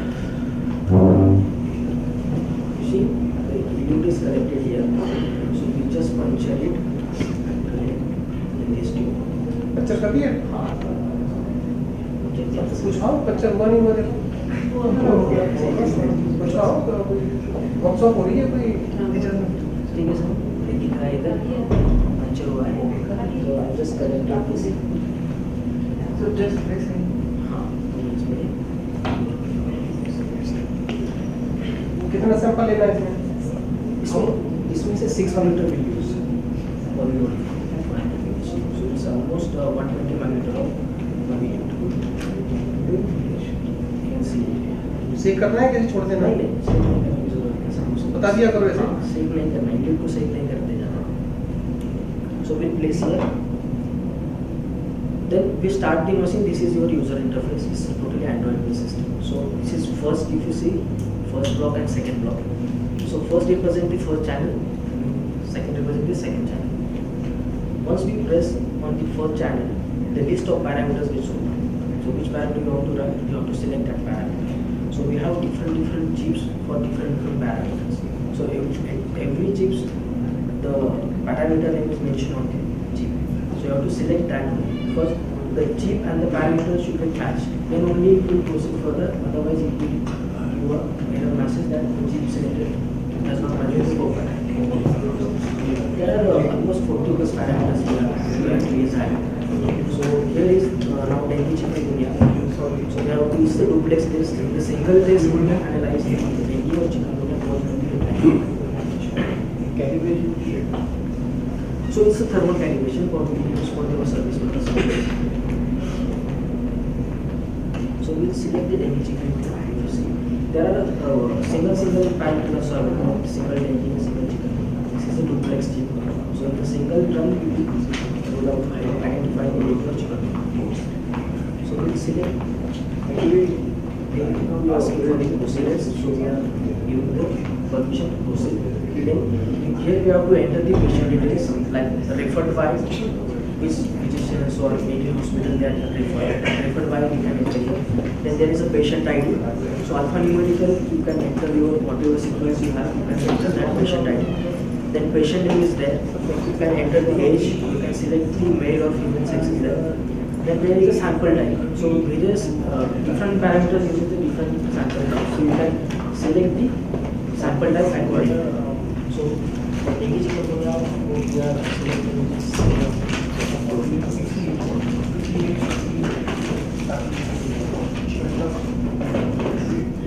Viral bacteria all together 360 Section type will become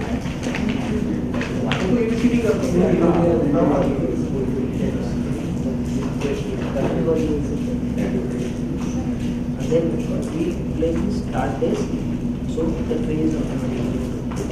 So then we have to open the chip.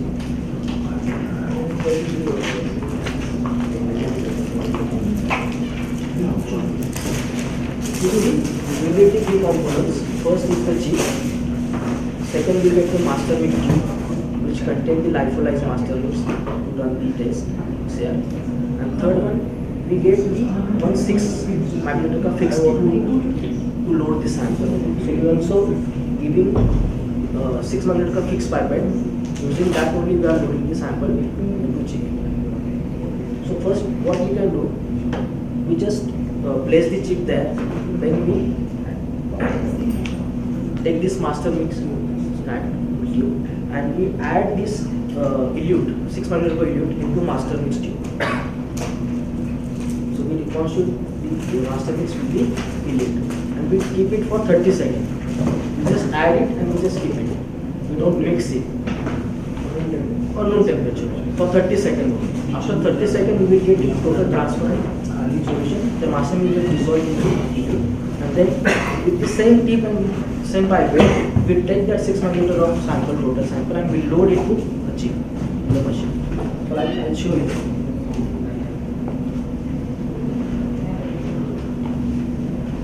Due to lyophilization, we can achieve expiry for This is the chip, and that white mail is the sample when we are loading the samples.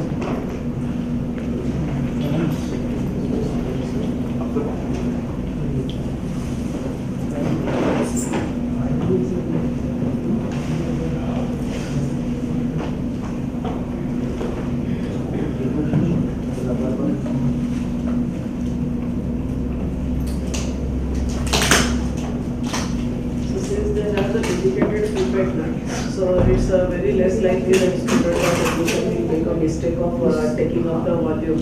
Only thing what you have to take a care is that when you are adding that elute into the master with that lyophilized powder, you have to be very careful. Apart से डालते हो तो वो lyophilized powder thinner सब all पे चला जाता है. Then it becomes difficult. So he will show you how. Is the single push pipette. In one, first you press the plunger, you will aspirate.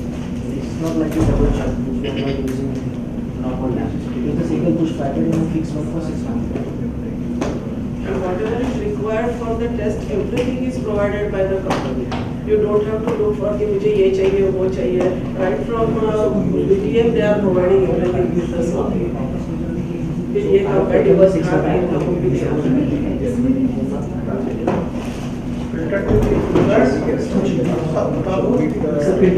Why is it required for filter tubes? Examination में होता है sir इसमें accurate volume में आता है तो इसकी खराब नहीं होगी क्रॉस कंटामिनेशन होता है. जैसे ना पिपेट है जो ऊपर नीचे को चले जाएंगे वो आपकी सेफ रहेंगे.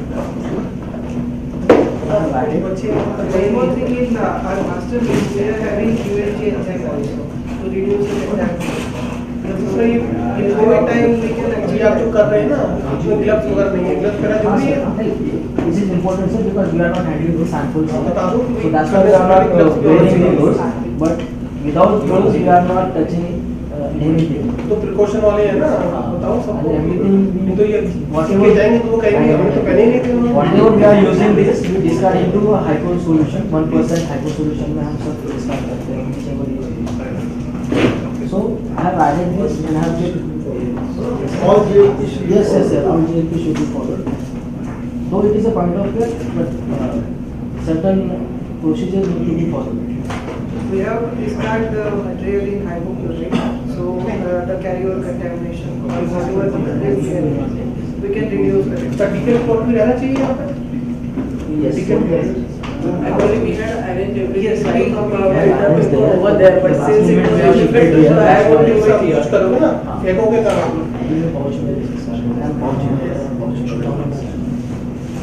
So after 30 seconds, Maya, that is studying. is totally transparent. Then I take one from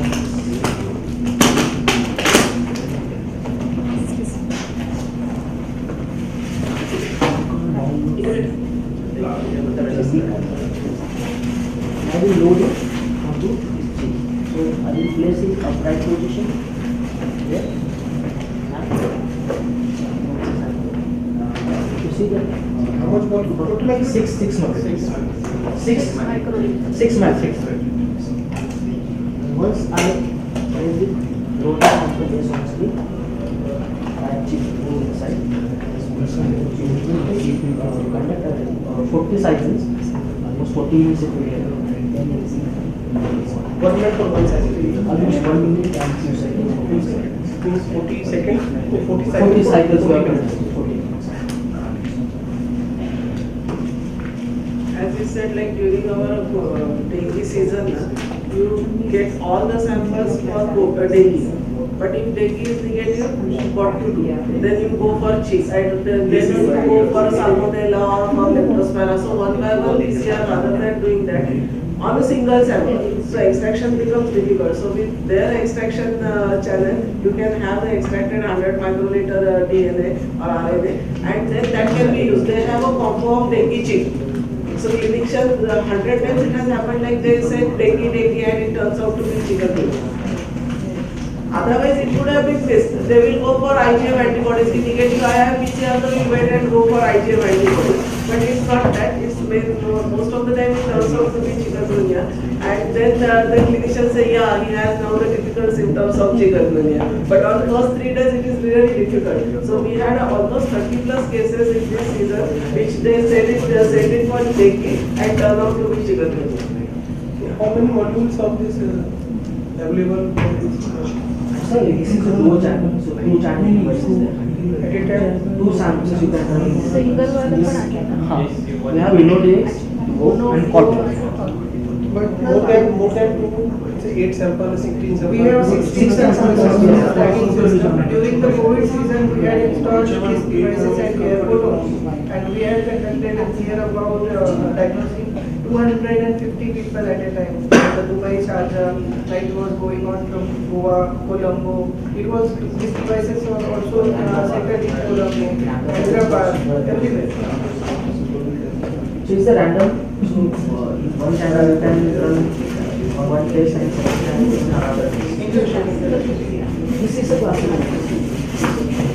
And one more advantage, like once you have the extracted RNA, Duplex is there, separate is also there, duplex is also there.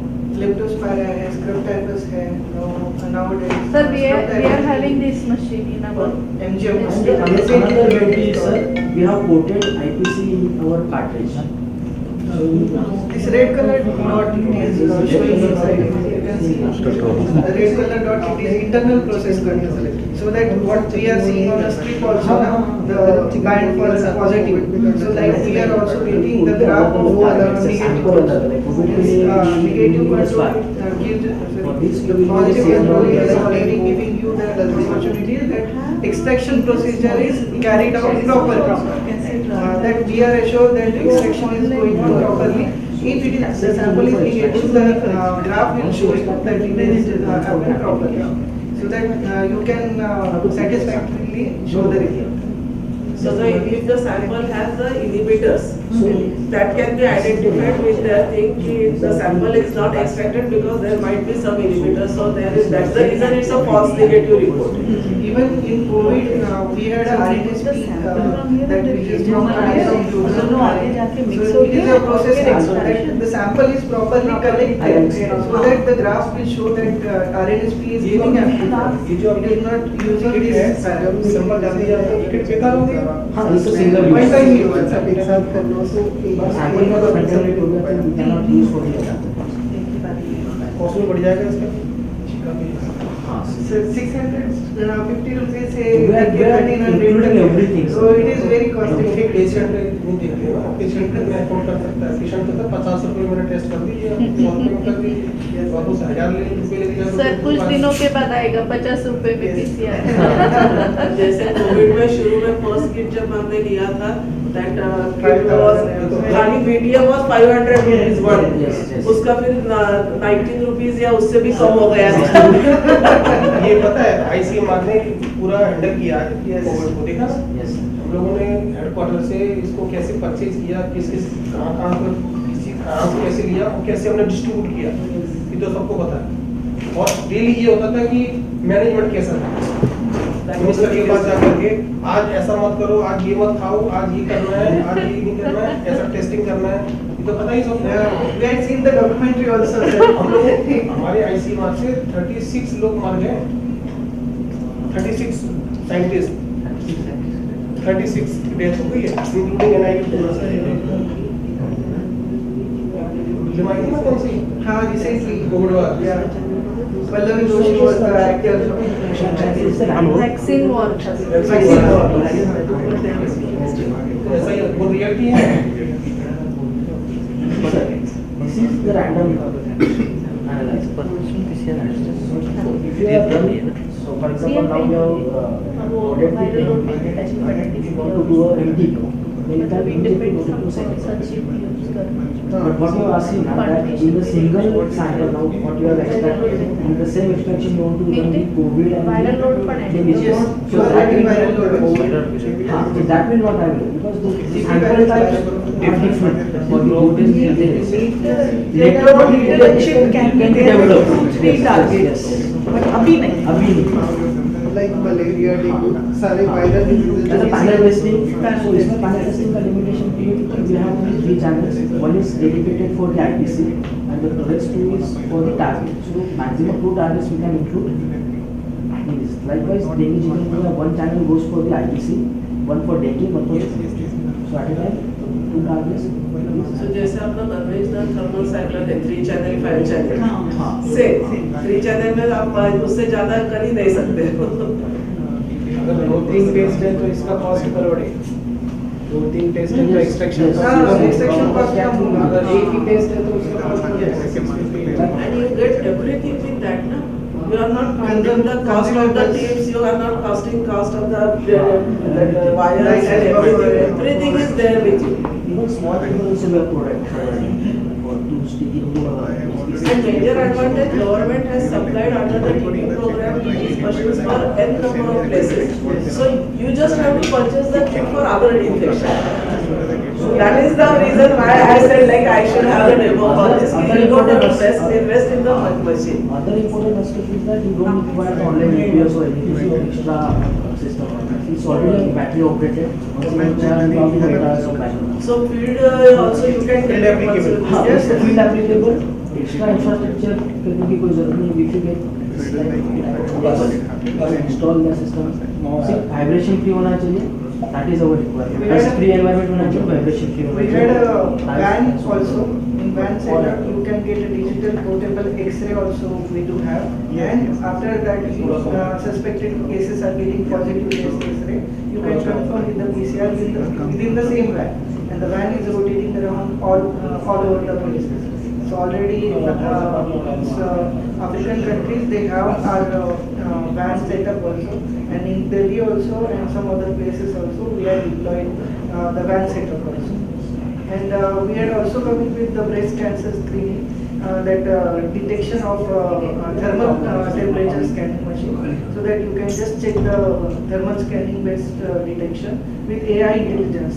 Even for digital portable X-ray, we are having a AI system inside it. So once it is getting flag positive, then it is giving trigger to the doctor who is centrally located, and then they will verify, and after that they will release the result. Then you can confirm on the PCR. So lab in a small bag, we are having the system. Already our immunodics model comes with a suitcase only. It's a lab in a suitcase concept. In a small this like a suitcase, you can incorporate all these things: extraction, amplification, everything. So in a small suitcase, you can carry your PCR lab. So now microbiologists are going to be out of Because they have the printer also, so over there also they can give the, so you don't have to take out the printer. Report is also given. ये जो extraction का system यहाँ है, detection का system यहाँ है, मैंने engineer पढ़ के देखा है. Other two machines are coming very soon. It is single platform. Sample डाला, कुछ नहीं करना, चिप निकालो, ये करो, हमारा करो. So that is the third experiment we are showing. आज से 5 साल पहले का मेरा मैंने कहा ये 2 मिनट को आपने लगा दिया, टेक्नीशियन है, ये कर रहा है, ये कर रहा है. थोड़ा एक्सपर्टाइज भी है इसमें, ऐसा नहीं है एक्सपर्टाइज नहीं है, एक्सपर्टाइज है भी. मिनिएचराइज थिंग्स आनी चाहिए. क्योंकि हमने ये बेल्टेड किया है, हमने अपने हाथों से किया है. अब क्या है कि ये मशीन ऐसी है ना कि सैंपल डाला, ऑटोमेटिकली जा रहा है. वहाँ पर देखा रहा है पॉजिटिव नेगेटिव, बस का बस. Feel it forget it, Walk away. ऐसा होना चाहिए. अभी रिसेंटली अभी आपने बताया ना कि अभी हमने हैंड एक्सरे डेवलप किया है ICMR में. अब AI टूल बेस किया है IIT कानपुर विद ICMR. एक हमारा पेपर अभी पब्लिश हुआ है 6 month before ICMR medical research x-ray का. इसमें रेडियोलॉजिस्ट की जरूरत है. अभी जो पेपर और आ रहा है उसमें रेडियोलॉजिस्ट की जरूरत ही नहीं है. खड़े हो जाओ, मैं छत पे खड़ा हुआ हूँ, अब मैंने खींच लिया. कहीं खड़ा हुआ है, सो रहा है, ले लिया. बाथरूम में खींच लिया. ठीक है, डॉक्टर को बुलाओ, नहीं कंप्यूटर पे पॉजिटिव है नेगेटिव है, अब टीवी नेगेटिव है, हो गया.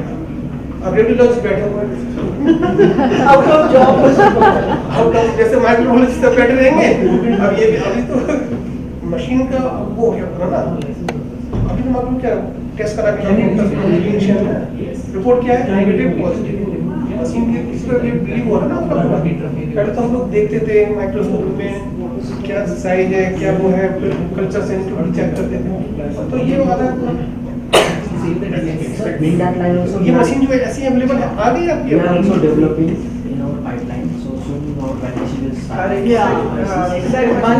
So in that we are coming with the panel testing. So in that, for example, for MTB, so entire MTB we have developed NTM and NTB. Plus you need INH, FQ, and rifampicin in the same go. The same in 1 hour we will get the result of entire. So it will also differentiate it is whether it is NTM or MTB. Then it will show you if it is positive for MTB, then it will proceed for the rifampicin. All 3 first line drugs. So in the first one only is MTR or not. Currently we are having INH and rifampicin with us, but we have to run it separately in this device. device. If your HPV get detected, then we have rifampicin that is also running into program as well. Then we have INH. So if you want to check the status of INH, you can do it with the same video. So that's why we are keeping extraction separately. Plus, in the rural segment or in the tribal segment, another patient never comes. Once you give the sample, that patient never comes back. You have to find it, that person, patient, to get it. So that advantage is that if they want to reconfirm or anything like that, do you have the unique with you? ये जो वो process settle हुई है, it is regard for BSL to BSL-3 by safety cabinet और not.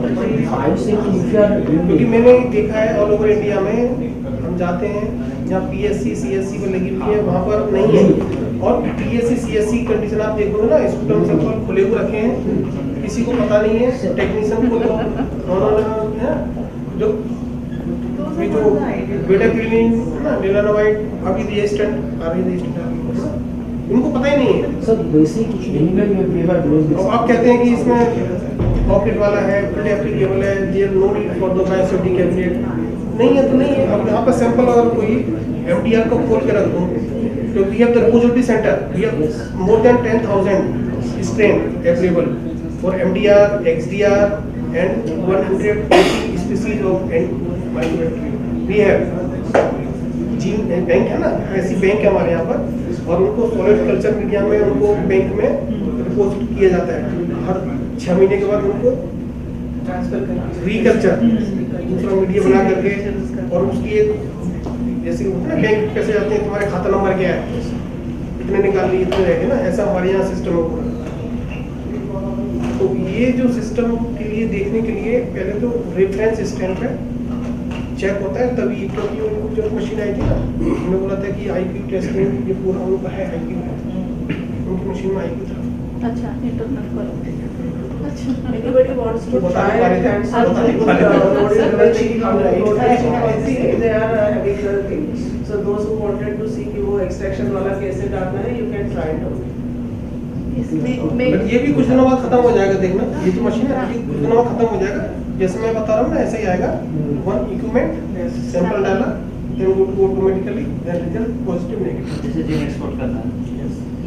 Every Panel testing has their own advantages and disadvantages. Panel So the patient has what are the advantages where you have to use it. Every has a license. And as a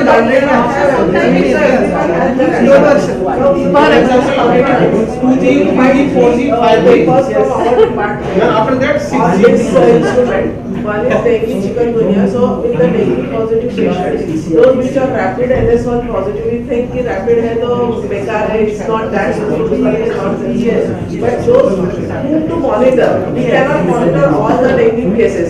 So जो NS1 positive है, they have the high viral load. That viral load for a single sample का करना है, तो you need to have all standards. And then that single quantitative PCR becomes very cumbersome. But in this machine, on single sample, you can get a viral copy of it. And that correlates very excellent with the rapid NS1. The rapid NS1 है तो your high viral load है. So those are the people who need to monitor rather than so rapid positive, ELISA positive, viral load. That is what we have done. So ELISA positive has a low viral load than the rapid one. So rapid one needs to go for monitor. So you have to think on it. Microbiology score is not over. They give you more nutritional brainstorming has more how to use that. Even another thing like when to give the plasma, this thing down. No, the blood, not the platelet. You can still wait. rather than giving कि platelet नहीं बढ़ रहे तो मैं अभी transfusion के लिए जाऊँ या नहीं जाऊँ, but copies are coming down, you can wait, so you can save the 20,000 rupees of the patient. So like that you have to find out what are the advantages of each this thing. In dengue chikungunya we have seen the first day of infection. The night if you are getting the same income, only you test it. The chikungunya and dengue get positive. The NS1 will take 4-5 days. So then we'll wait for 2 days and we'll check it later. So on the first day itself we'll get detected. So from on the first day of itself, the treatment can start. So if you can see in any management system, so I had been working with 15 years of experience in IBD field. So starting from culture sensitivity to blood culture and multi-count also I had. And the thing is, management who is in corporate sector, they are asking microbiologists to generate the revenue. The thing is, the cost effectivity of microbiology is most important. When you see, anybody can ask, culture, it is near about 1,500 rupees, it is too much costly. But one carbapenem dose, it is 8,000 rupees of carbapenem dose they are inserting in the patient. So that is very costly. And if you can see, the amikacin is a small antibiotic which is very cheaper and it will play the same role. Then why we require so much of antibiotics? We are saving the money by our result. It is not costly, it is actually cost effective. The thing is, we have to give them a support, like for dengue chikungunya. If it is dengue, viral load is getting down, and you know the platelets are still, it required generation time a little bit more, because 24 hours body itself have to heal and then it produce. Instead of that, doctors are hurried because they are thinking of clinical failure. So that's why you have to show them confidence. No, CT value is getting down. Just wait for some time. Definitely it will respond to that. So that one test will cost, it is near about 1,000 rupees, but it will save the platelets of one section. It is like 20,000. So that is the thing. When we can see on rapid, we know the rapid binding antigen anti-binding, the affinity of the binding product is very less as compared to the conventional. And then PCR, it is a sensitive technology. So that's why government first started with rapid antibiotic testing, and then rapid to, they had shifted to PCR because they are seeing that false negativity, false positivity is more. Then they had shifted to molecule.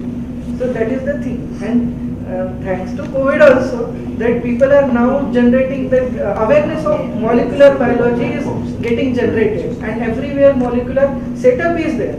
Now it is our responsibility to use multiple diseases to fight like infectious diseases, like other parameters like carbapenem resistance you can have on the product, CDI, Clostridium difficile toxin. It is most important thing. Like hospital acquired infections, we have to collect it and we have to get the information and we can show them that CDI is there. But on culture you could not able to grow Clostridium difficile because it is anaerobic organism. The culture collection to the process, to the media preparation, I had went through all the process in BioVerio I was at that time. So I know how difficult it is. But here you can collect the stool sample, just centrifuge it and use this on PCR.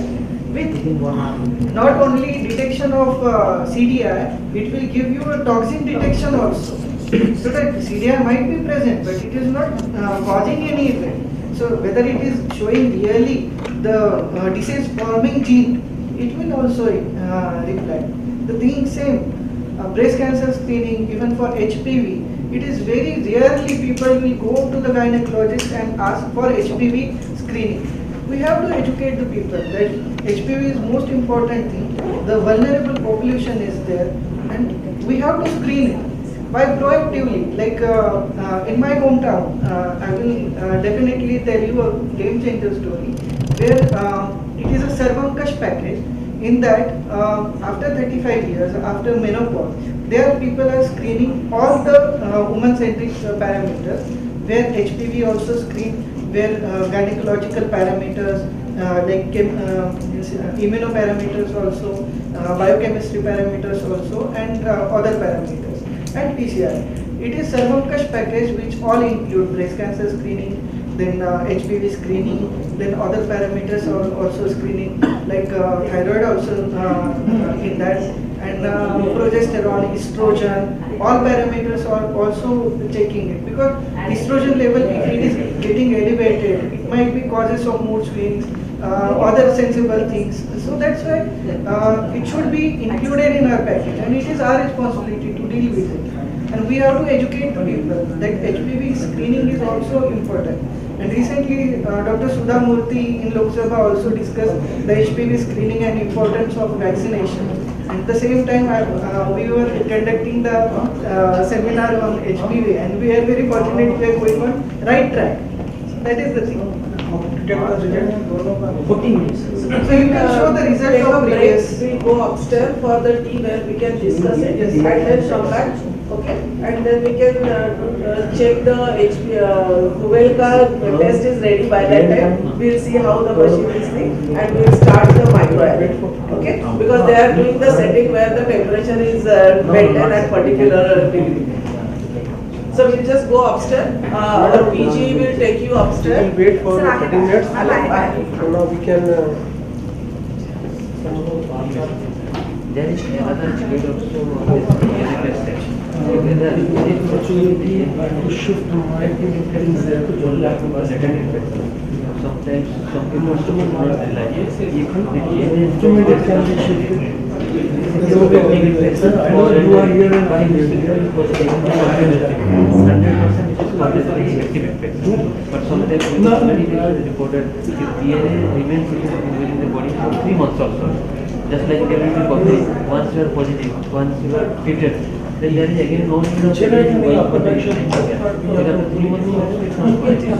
So it doesn't decide whether it is an active case or it is a correlated case. And always I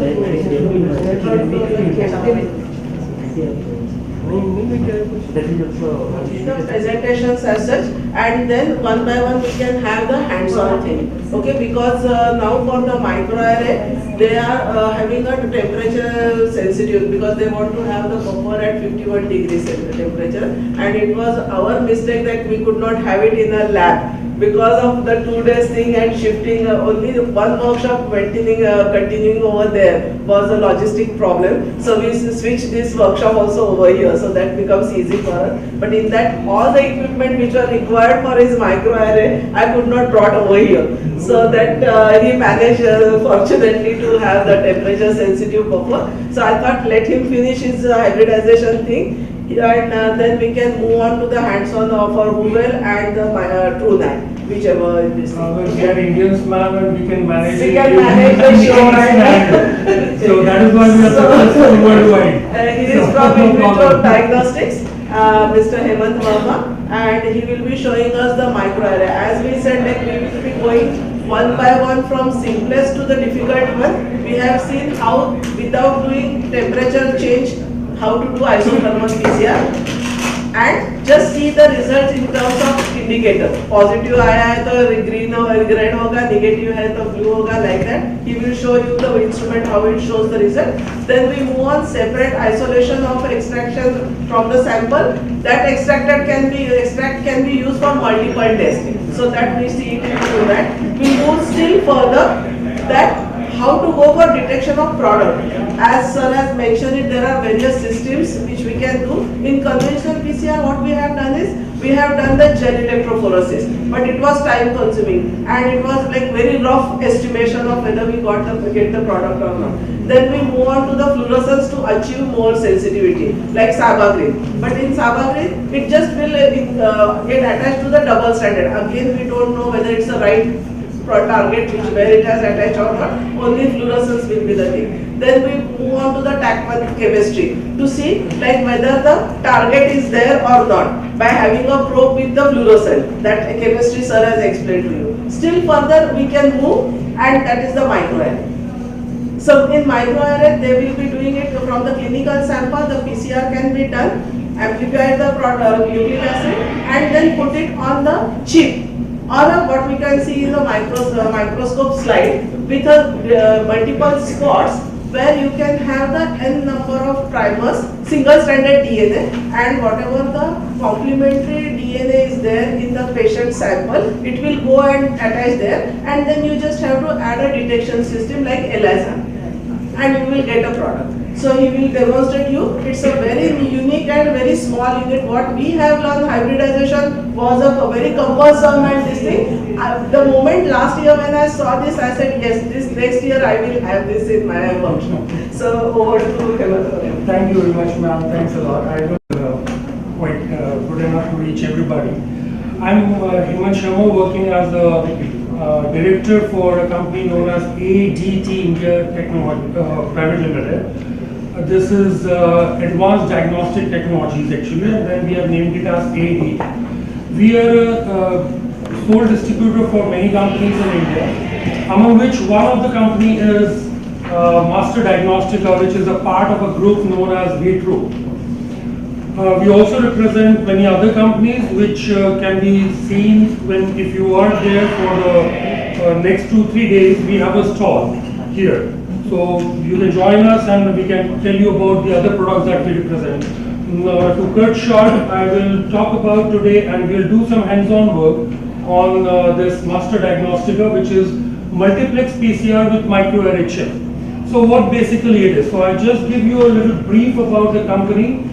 So this is a part which is Master Diagnostica is only dealing with molecular diagnostic product line. They have other group which is like antibodies and ELISA kits and rapids and all those sort of product line which we are not dealing. That is dealt by some other company. This company is based in Spain. It's a Spanish company. Their production unit is in Spain, and they have got established in Canada in 1993, and they have all the certifications which is required. All the products are CE-IVD marked, European CE-IVD. The technology works, I'm sorry, yeah, here we go. So it's DNA flow through a membrane by vacuum mechanism and active hybridization of 3D porous environment. So if I talk about, I'll show you some chips. So this is basically the membrane which is on a small chip. It is a cup-like structure, and basically we call it as a reverse hybridization, and these are the cup forms. Small chip which is a cup form. This is where we do all the hybridization. And what we have done today, so let me first finish this. The incubation time is very less. The maximum incubation time is 10 minutes.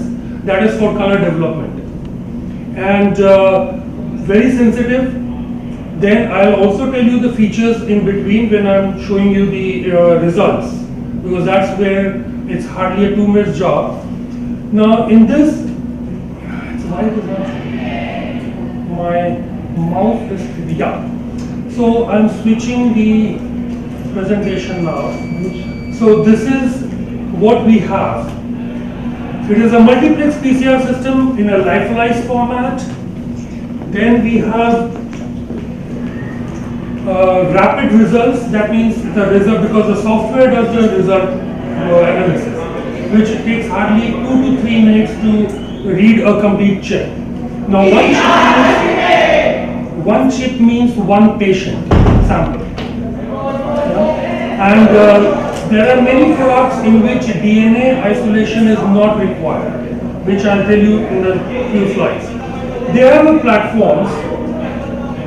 This is semi-automated. I would call it as a semi-automated because it is already pre-programmed. All the programs are already inbuilt in the system. This is a camera which is lying there on the table.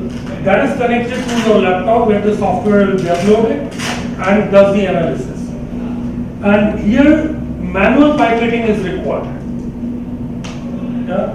This is a fully automated system which can do, you just upload the sample, which will do PCR, which will do the denaturation, which will do hybridization and give you the result on your system straight away. That's a fully automated system which also we have. This system we have 3 in India at the moment, or fully automated. And the manual ones or the semi-automated we have 5. Yeah, and that we can discuss. This one is they call it a semi-automated, but this is discontinuing, so I'm not going to talk about it. The products that we have is HPV, papillomavirus, where you can screen all the genotypes, high risk and low risk, all put together with no DNA extraction. So what we do is, you take liquid-based cytology or swabs or paraffin embedded samples, just go in for the PCR. The PCR is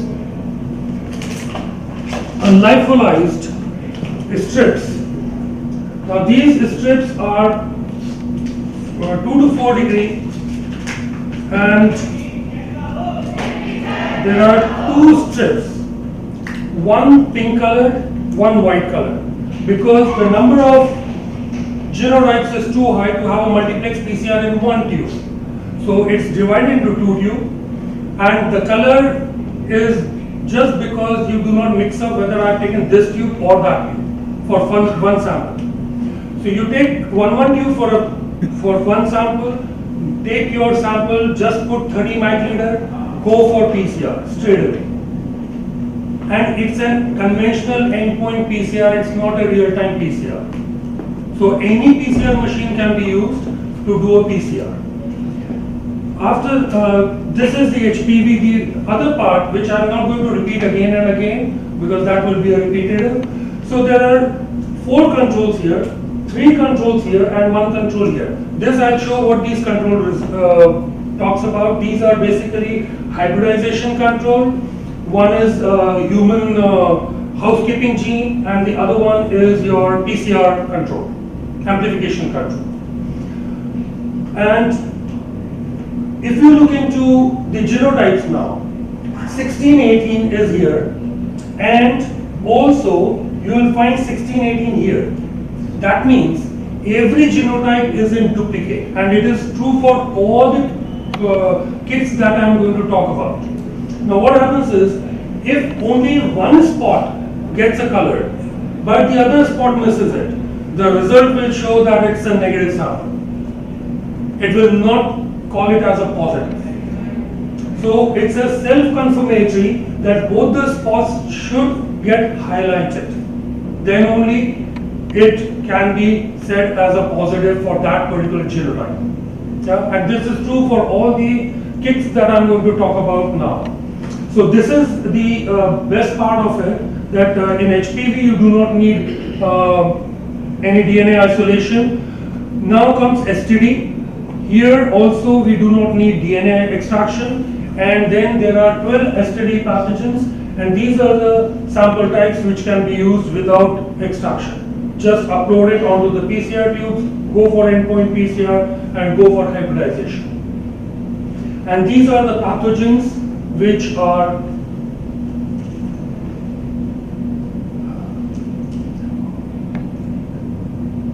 actually I'm also wearing them gloves, so that's also making it a little difficult. So these are the organisms that are covered in the chip in this kit. Then we have sepsis. This is what is our best-selling product in India. So we have positive blood cultures as a sample, rectal exudates or bacterial colonies. Today what we have brought as an experiment is from bacterial colonies. We can also do a positive blood culture. No DNA extraction required, and we have got 36 bacterial species and 20 antibiotic resistance genes in one chip. And that is why you need 2 tubes for PCR.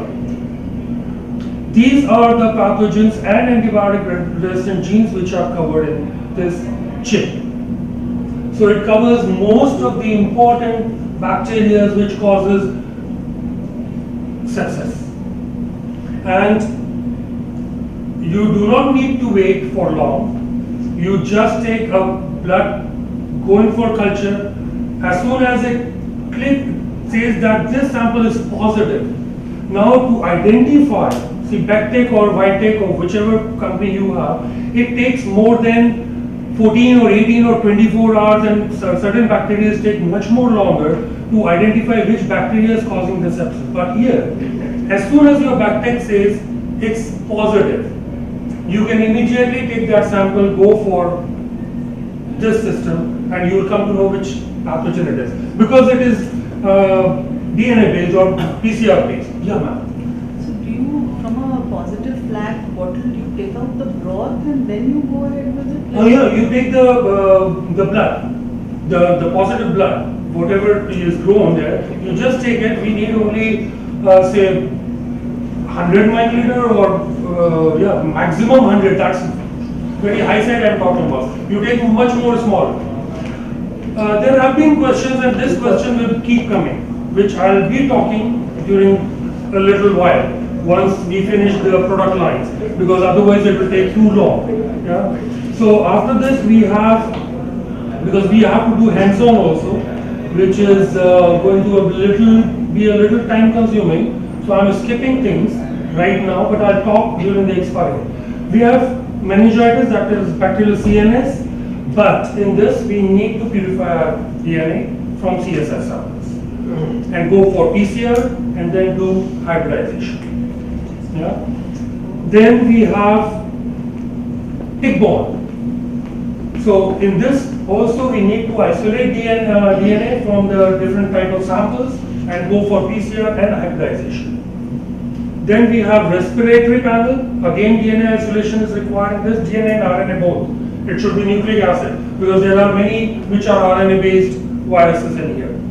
So, but the sample types are these three, and they cover SARS-CoV also and the other pathogens what are mainly responsible for respiratory disease. Then we have another new kit which is actually picking up the market now and people are asking for it. The NBR flow chip. This has got 56 antibiotic resistant genes and only 5 species of bacteria. And it covers most of your antibiotics if you can look into, and the 5 main sepsis causing bacteria. I know there will be questions. We will be discussing on the question at the end on the result side, and there will be many questions coming in. The one question that I am also putting up, why not from the whole blood? This I'll explain after doing certain experiment. Why not from the whole blood? Why can't the sepsis can be done from the whole blood, which saves more time, which saves more life, which is less time consuming, and the cost of BacTech, why to invest in there? Alright, this question is going to come, which often comes to me. What we have done today is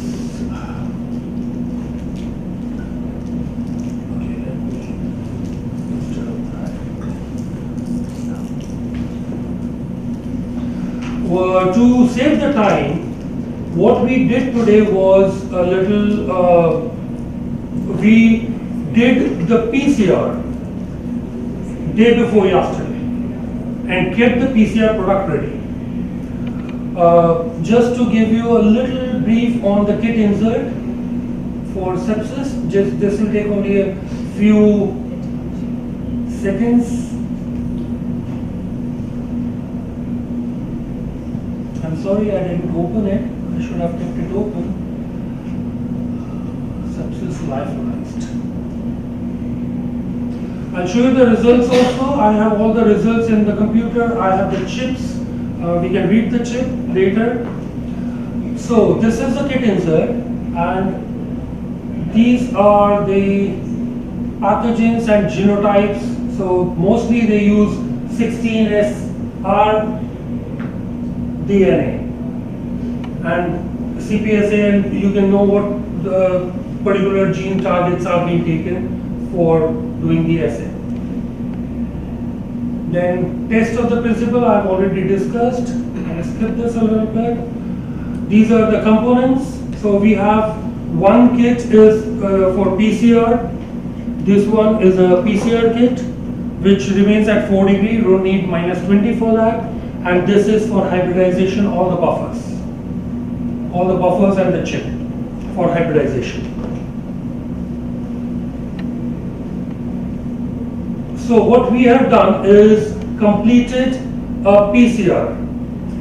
In PCR, you do not require any particular instrument. You need any PCR machine, endpoint PCR machine, and you can just go ahead for PCR. So you take blood culture. If you are taking a blood culture now, there are two things to it. One is whether it's adult blood or a pediatric blood. If it is an adult blood, you have to dilute the blood culture with 1:100 ratio. If it is a pediatric sample, it has to be diluted to 1000, 1:1000 ratio. This is procedure is given there. Then we have these are the peptide and all the variety, everything is mentioned here, which all they have tested in the R&D. Then we have rectal exudates.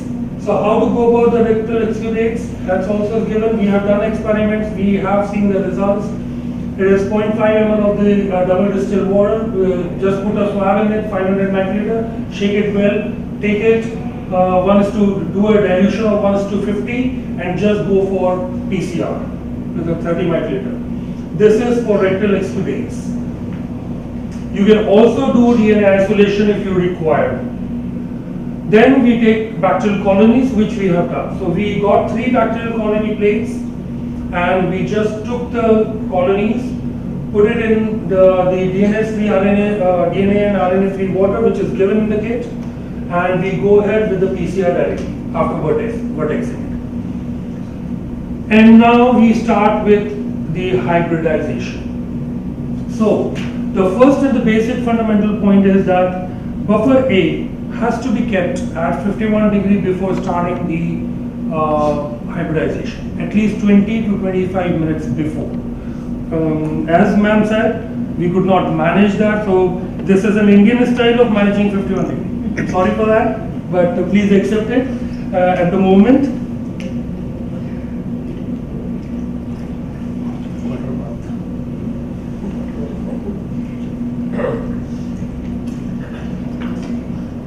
So this becomes our local water bath.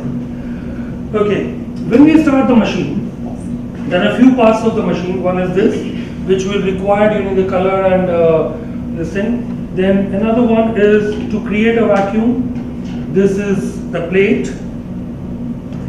These are the covers which are required because if one chip comes here, then this has to be removed. So as many number, you can do 1 sample to 12 samples at one go. You can use anywhere. It doesn't matter you want to use 1, 2, 3 like that. No, you can use anywhere. Now the whole system is, it has got a heating plate and it has got a vacuum pump inside.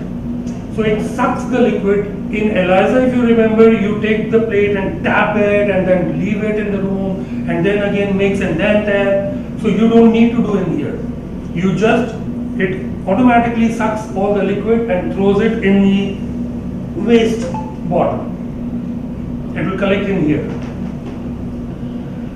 You see this bottle, this is for washing at the end of the experiment. Why, I'll tell you.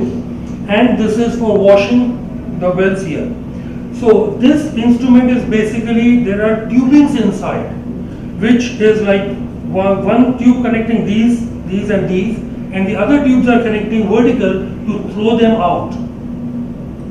Yeah, there are 2 ports at the back.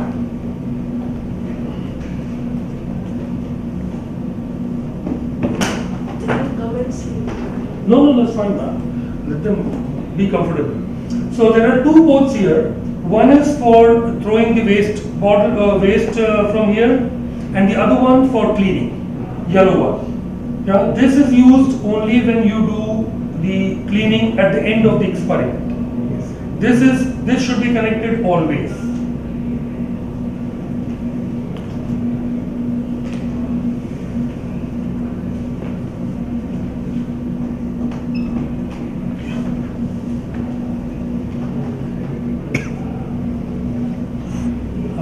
Ashish, can I have the PCR product which is lying in that small box? Bring with the cool pack. Now, before starting, what we do is, I'll just tell you about the programming. So, I do not know whether you people can see it. If you want to come, you can join around and see it. So, it's when you start it, it says just the what version is the software, and then you enter it. So it will call it as a wizard mode or a manual mode. Wizard mode means all it is pre-programmed. Everything is pre-programmed. So when you enter it, then comes the protocols. So if you look into here, this is AMR, that is now MDR. Then you enter again, you say plus or minus, you go for plus, it says bacterial CNS. Then comes your CMV, then comes your HPV, and then come respiratory and sepsis. SEP is sepsis. So, 8 parameters are there. sorry ma'am? 8 parameters are there. There are all these, whatever I showed, everything is pre-programmed. 6 of the 8 is Yeah, so it's mostly 8 programs. Tickborn is also there. Yeah, all the programs are there, 8.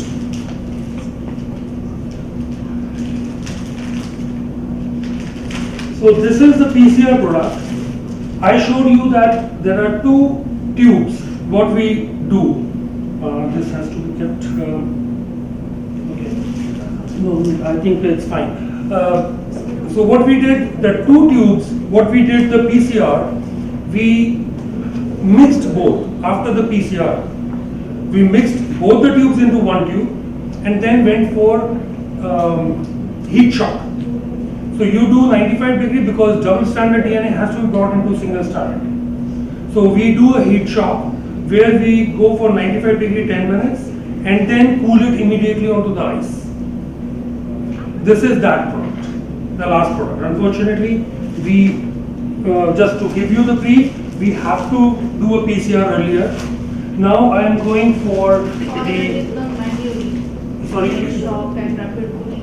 That is done in the lab. There is a thermal cycler. Once you finish the PCR, you can set the step of 95 degree 10 minutes. Let that temperature at 60. Immediately take out and Yeah. PCR product. Yeah. It's a PCR program, 95 degree 10 minutes and then just put it on the ice immediately on the ice. So what happens is double standard does not, it becomes single standard and it remains a single standard. So we had to maintain a cool chain to bring it here so that it does not again go back into double standard. Actually, all these instruments which we are taking a demo need a one day separately, but we have to adjust it in 2 days. That is how I planned. But now for 2 days का मुझे एक दिन में करना पड़ा because of election. So again it has been crushed this thing. So yesterday only we did the PCR.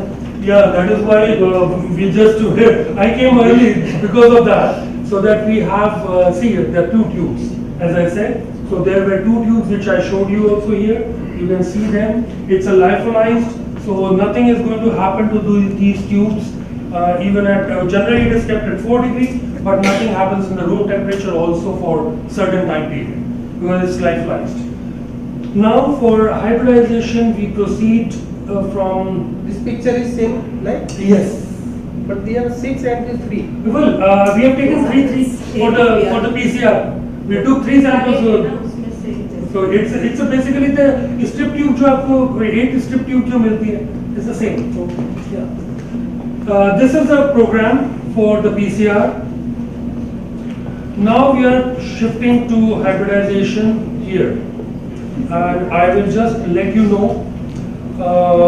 This I will, if somebody is interested in doing a hands-on, please come down or I'll do it. So here we go. This is what it says: 95 degree to 10 minutes, and give a heat shock, and then keep it at cool. Then comes your hybridization protocol.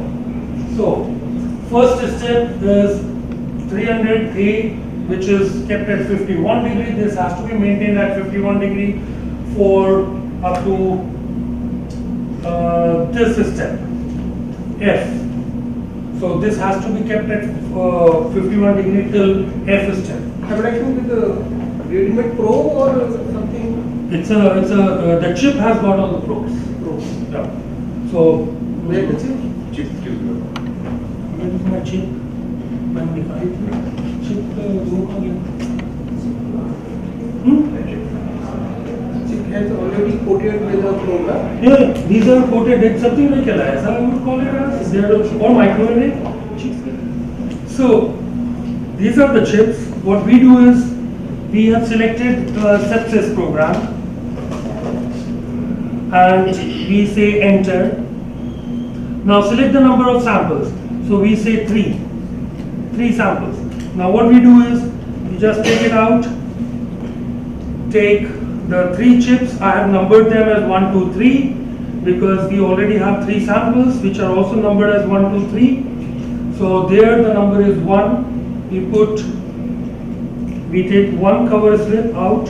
We put 1 here. You can come close and see how it is. Yeah, you please can come down. Because this is not, I don't think anybody has this, and it is such a easy to do hybridization thing. So second chip I am putting somewhere else. You have to save this. This is very important thing in this. And if you look into here, these are the grid which supports the membrane.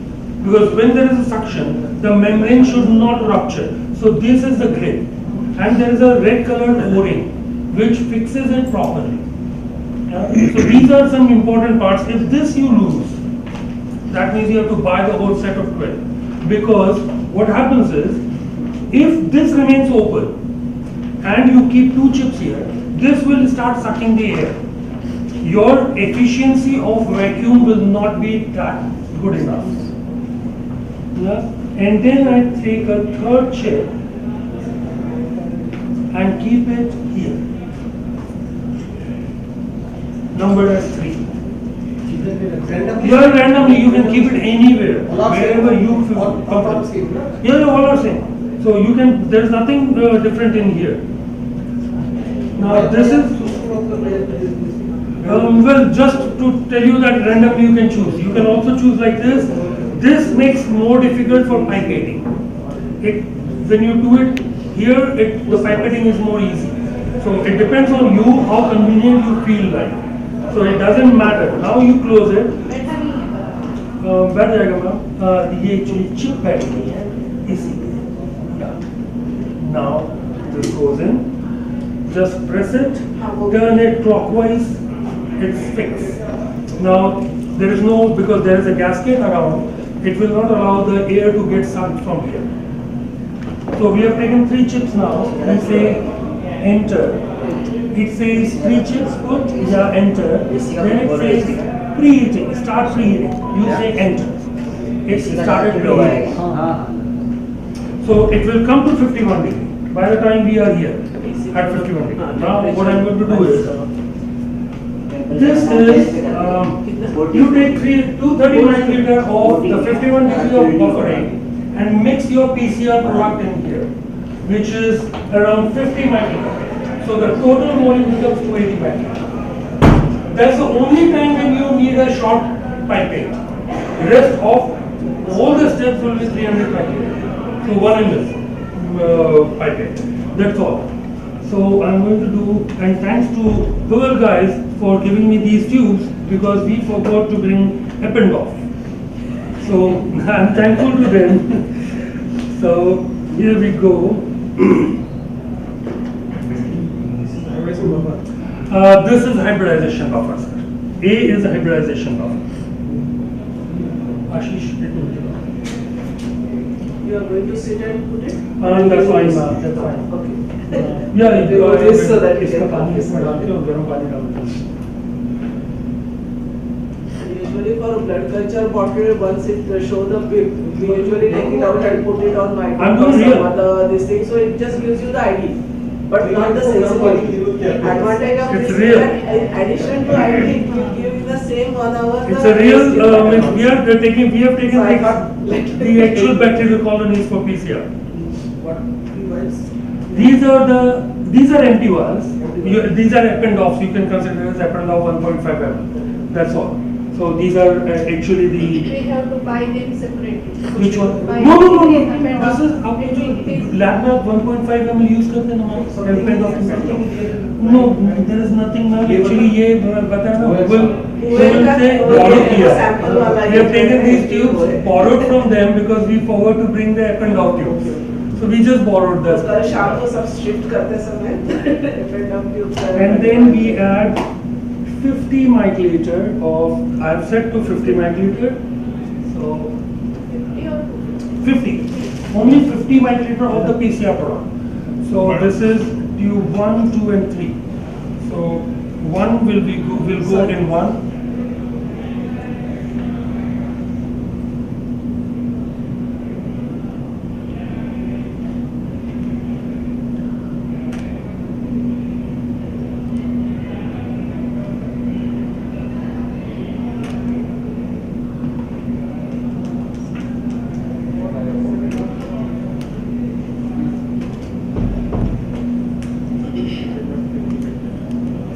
It's not because sir, I think कुछ caps में चिपक गया है. Is it PCR 200? Yeah, it should be 50. But it's fine. It doesn't matter too much.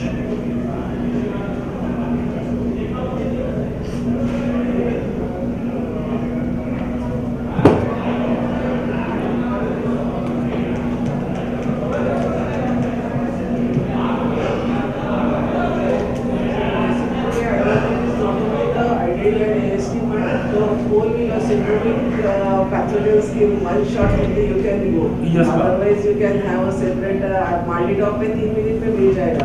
But what about AST pattern? That is the main this thing.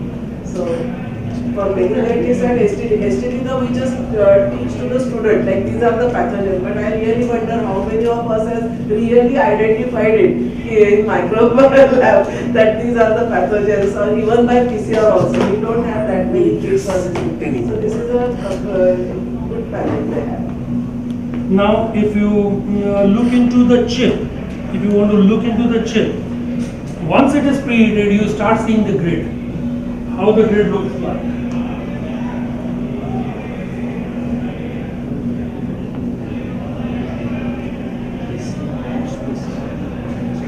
The grid is like this. And in the chip, after 51-degree heating, you can manually see that these are grids, similar to this. You can see that. You want to see, you can just keep in. This, it looks like a grid inside. थोड़ा सा reddish color का grading दिखता है. Now, probes are like, if you look into the grids, so these are the ones what you see in the red color. And these boxes are basically these probes being set up in each of these boxes.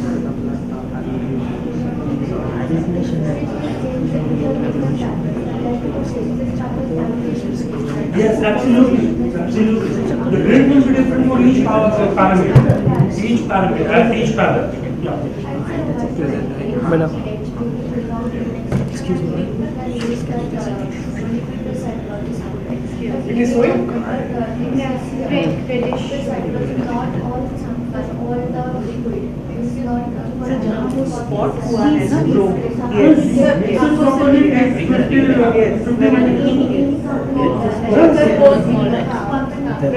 LBC any company has They have inhibitors in there. The salt concentration or the yes. So what happens is in this system they have UNG, which removes all the inhibitors.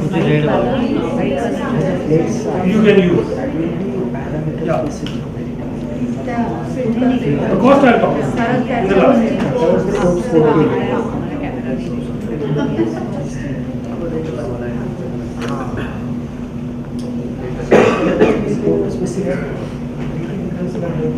वो यही है sir grids जहाँ पे probes हैं एक These strips or wells are like profile specific. Yes, this is for sepsis. Then we have got separate for separate because all these are different.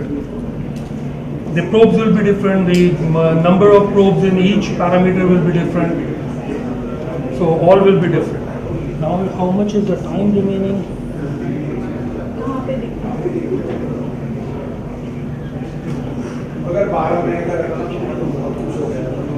How many probes?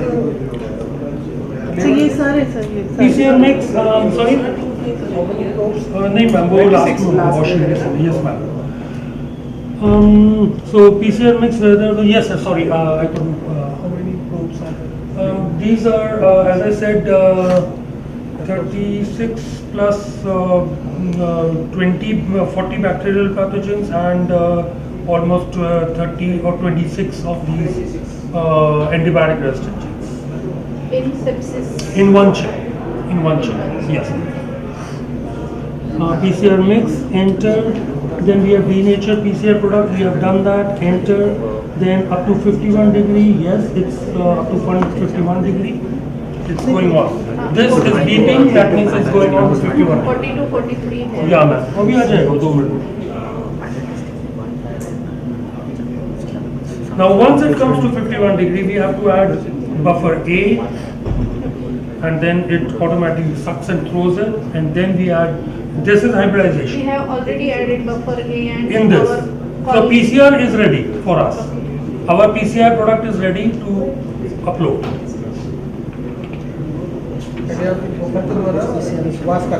पहले जो 51 degree पे आ गया तो इस बफर से जो प्रोब्स हैं उनको एक्टिवेट करेंगे बिकॉज इट्स हाइब्रिडाइजेशन बफर, और उसके बाद में then we will put the PCR product, तो वो भी सिंगल स्टैंडर्ड जितना रहेगा they will go and bind to the specific target.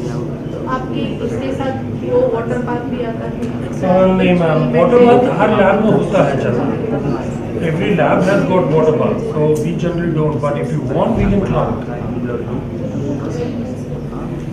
So it would have taken about an hour for PCR.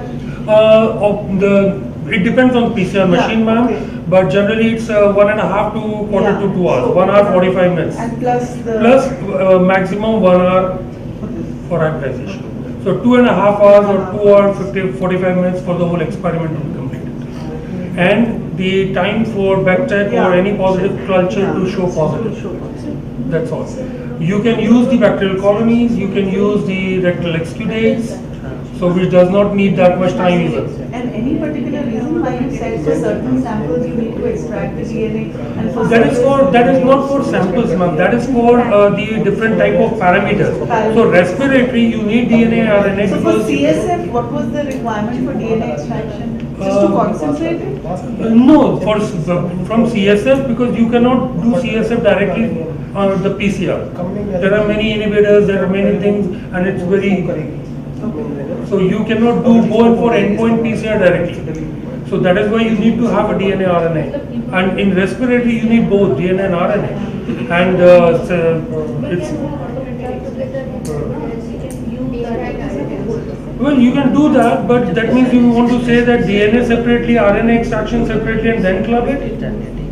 But there are kits which can isolate DNA, RNA together, nucleic acid as a whole from different pathogens. So that is more preferable.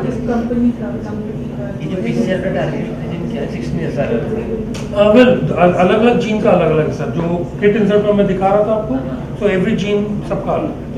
जो PCR product का आपने procedure जो PCR किया है किस gene से किया है? जीन्स में सर ये पूरे जीन्स हैं, ये पूरे जीन टारगेट्स हैं. That is only extraction, huh? This is just took a bacterial colony, went for PCR, no extraction. ये PCR स्ट्रिप्स हैं, इसमें PCR किया, हाँ इसमें PCR किया, लाइसिस अपने आप हो रहा है, इसमें UNG है, इसमें आपका जो इनिबिट करता है, PCR को इनिबिट्स करता है, वो इसमें नहीं करता, because इसमें UNG वगैरह मिला हुआ है, so it can directly go for PCR. So हमने bacterial colonies लिए, ma'am did that, so we got a bacterial colony, she mixed it and into the double distilled water, which is DNase RNase free water, which is provided in the kit. So you take that और उसका 30 microliter लेकर के you just put it in this, mix it properly, जो powder है वो mix हो जाए and go for PCR. That's all. How many samples can be done? Well, one strip is 8. So and we have got one kit is for 24 reactions and 48.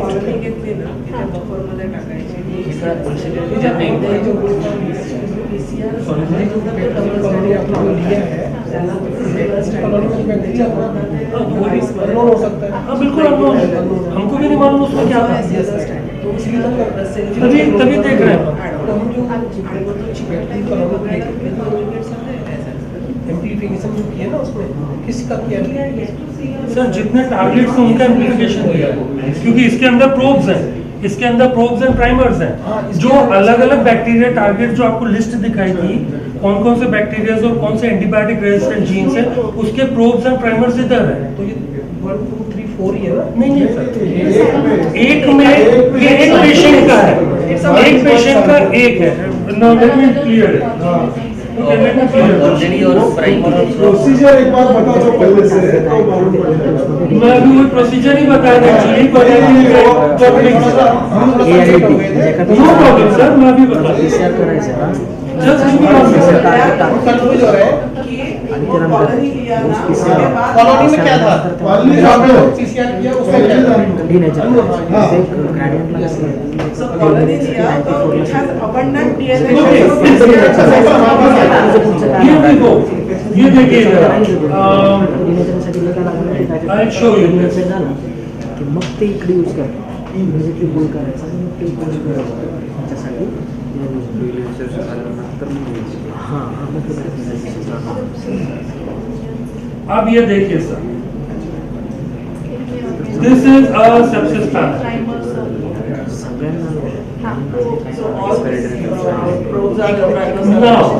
ये देखिए sir ये देखो, ये पैथोजेंस हैं और ये एंटीबायोटिक रेजिस्टेंट जीन्स हैं इन दो ट्यूब में, ऊपर की नीचे वाली, एक ऊपर की और एक नीचे वाली। ये एक पेशेंट के लिए एक ट्यूब, एक ऊपर की और एक नीचे की ट्यूब लगी है।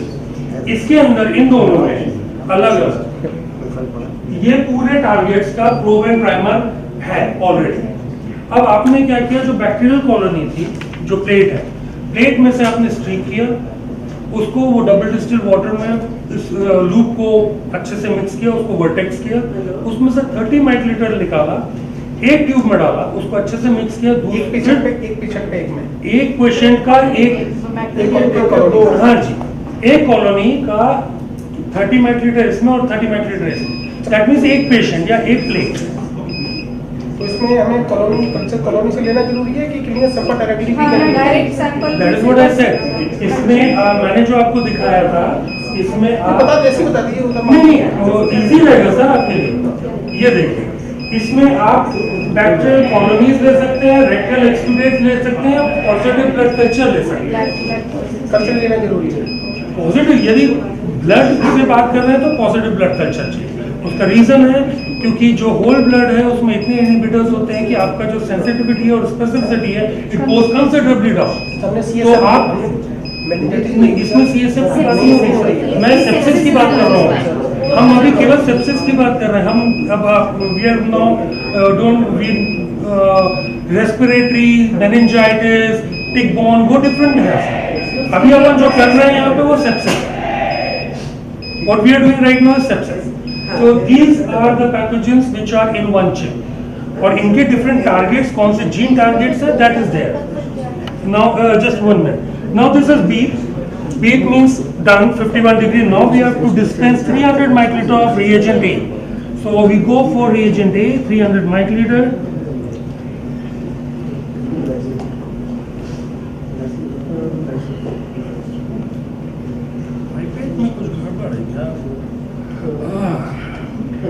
That is the mistake. Too much? नहीं 300 लेना था, मैं 230 पे वो किया हुआ था। So we do it like this. Go for, if you want to use the same is the only thing that you need to keep monitoring is you do not touch the tip to the membrane. Otherwise the membrane will get ruptured. So you just go to 300 microliter and then say you have done it, so enter. Now pre-hybridization for 2 minutes will happen. So it will take 2 minutes for pre-hybridization. इस समय अपने को इसको कुछ नहीं करना है, just leave it like that, but keep this back to 51 degree. जब pre-hybridization क्यों requirement है? प्रोब्स को एक्टिवेट करने के लिए, जो चिप के ऊपर प्रोब्स हैं प्लस जो इसमें है उनको एक्टिवेट करने के लिए। तो प्रोब ये केमिकल बाइंडिंग है। बफर तो इसमें भी है, वो इसमें भी है, वो भी तो एक्टिवेट कर सकता है। नहीं, वो दोनों एक्टिवेट अलग अलग करना है। इसमें क्या होता है, जो मैनुअली जो हाइब्रिडेशन होता है ना, तो उसमें क्या होता है, प्री हाइब्रिडेशन करते हैं हम लोग उसको भी, जैसे BSA है ना, ब्लॉक करने के लिए। वो ब्लॉकिंग बफर अलग है सर। आफ्टर द कलर कम वो ट्रांसफर RNA से हम उसको अनब्लॉक कर देते हैं, हमारी प्रोब के अलावा और जो डेटा होता है उसको ब्लॉक कर देते हैं। वो बाद में आएगा सर, अभी वो स्टेप बाद में आएगा। अभी अपन केवल हाइब्रिडाइज करने वाले हैं, जो अपना PCR प्रोडक्ट है उसको अभी अपन हाइब्रिडाइज करने वाले हैं। तो जब तक हाइब्रिडाइज नहीं होगा, अब मान लीजिए उस चिप में यहाँ पे हाइब्रिडाइज हुआ, यहाँ पे हाइब्रिडाइज हुआ, 2-3 पे, पर बाकी के सैंपल पे है ही नहीं, तो उनको ब्लॉक करेंगे अपन, which is a blocking buffer which will come later after that. हाँ जी सर, वो अपन करेंगे after. So if I talk about the buffers, here we are. So the B1 is a blocking buffer after hybridization, जो आप बात कर रहे हैं. Then we have C buffer, which is your streptavidin alkaline phosphatase conjugate. Then we have D buffer, which is washing buffer, removing all the unhybridized probes and everything. Then we have the color reagent, which basically वही है, वो बताते नहीं क्या है, but है वही, it's a secret they call it as. And then we again have a last one as a washing. अब वो secret तो सर अपन जानते हैं, मैन्युअली करते हैं,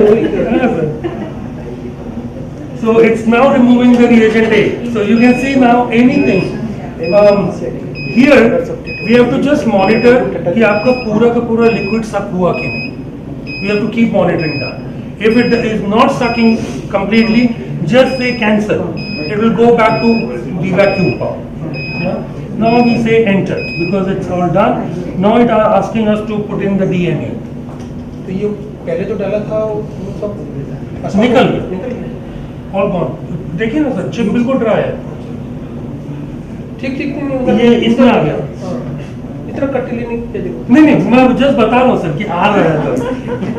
So that everything is clear.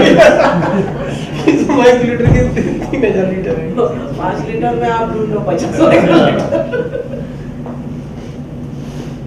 No, this is not working. Sir आप उसको निकाल के जैसे पोर कर दीजिए, वो डिस्पेंसर जैसे ही है ना, पूरा आ जाएगा फिर। नहीं मैम, वो पोर नहीं होगा, ड्रॉपर से डालना है ना, ड्रॉपर से आता है।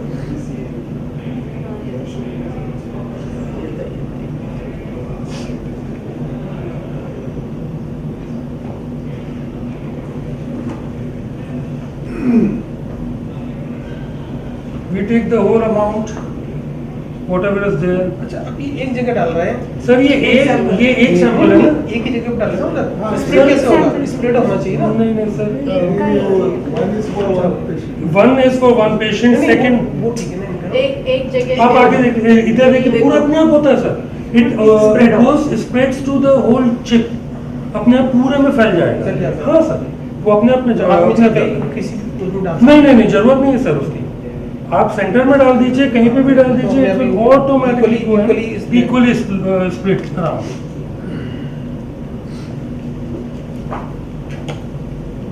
सर पूरा ही डालना है तो वो मैम नहीं आ रहा ये उसका ड्रॉपर निकाल के नहीं मैम, वो खींचेगा नहीं, क्योंकि उसमें बफर ज़्यादा चाहिए, तब वो एक्चुअली एपेंडॉफ होता ना, तो इजीली 500 या 1 ml उससे अपने आप आ जाता.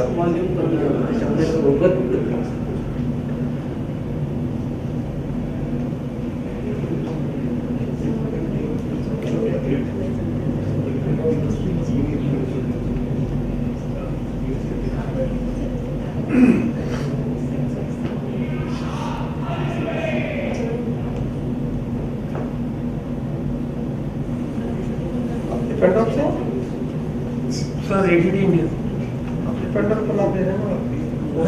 एपेंडॉफ ट्यूब्स 1.5 ml की जो ट्यूब्स आती हैं, सारी कंपनी बनाती है सर. टार्सन भी है सर प्रॉब्लम ये है ना कि जिंदगी भर से केवल सब जैसे वो रेफ्रिजरेटर, और refrigerator is the name of a person who invented it initially, but now it became refrigerator every time. तो आप चाहे वोल्टास ले लो, चाहे सैमसंग ले लीजिए, चाहे कोई ले लीजिए, you call it as refrigerator. So नहीं, ऐसा कोई टाइप नहीं है सर. costly आती है नहीं ma'am, there is no problem with the bubbles. There is no problem. So उसका क्वांटिटी बढ़ा तो 50 का 100 कर सर ये छोटी वाली पपेट है ना, हाँ इसको 100 कर सकता हूँ मैं, या that's true. नहीं सर ठीक है, जितना भी बढ़ जाए कोई दिक्कत नहीं.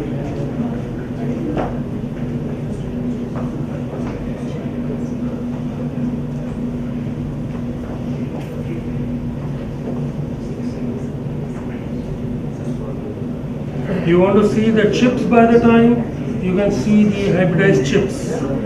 I can show you जब तक ये incubation होगा, you can see the chips with the results. I can show you that. So now we have added, we say enter. Now the pre-hybridization is happening. Here you go.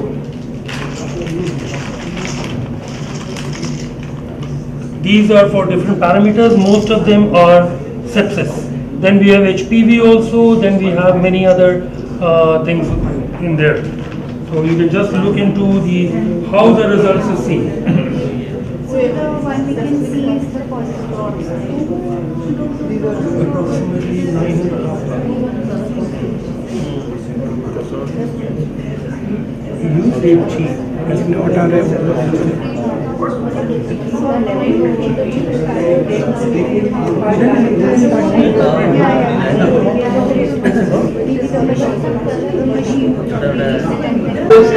बहुत कुछ है, बहुत कुछ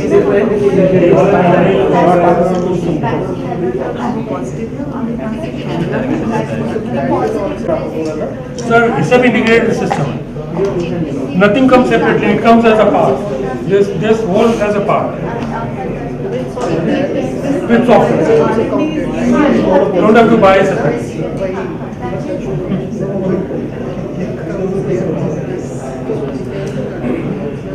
So generally what I show, okay, let's do this. By the time this happens, let me show the results.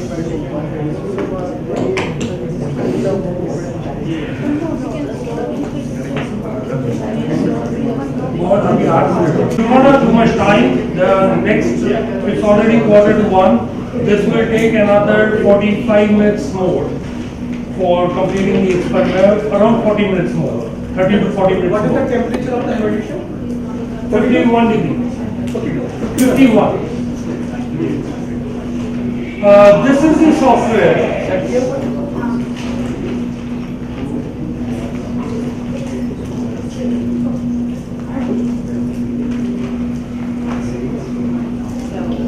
Enhanced mango chalte hai. It has to. Yeah, it's a software requirement.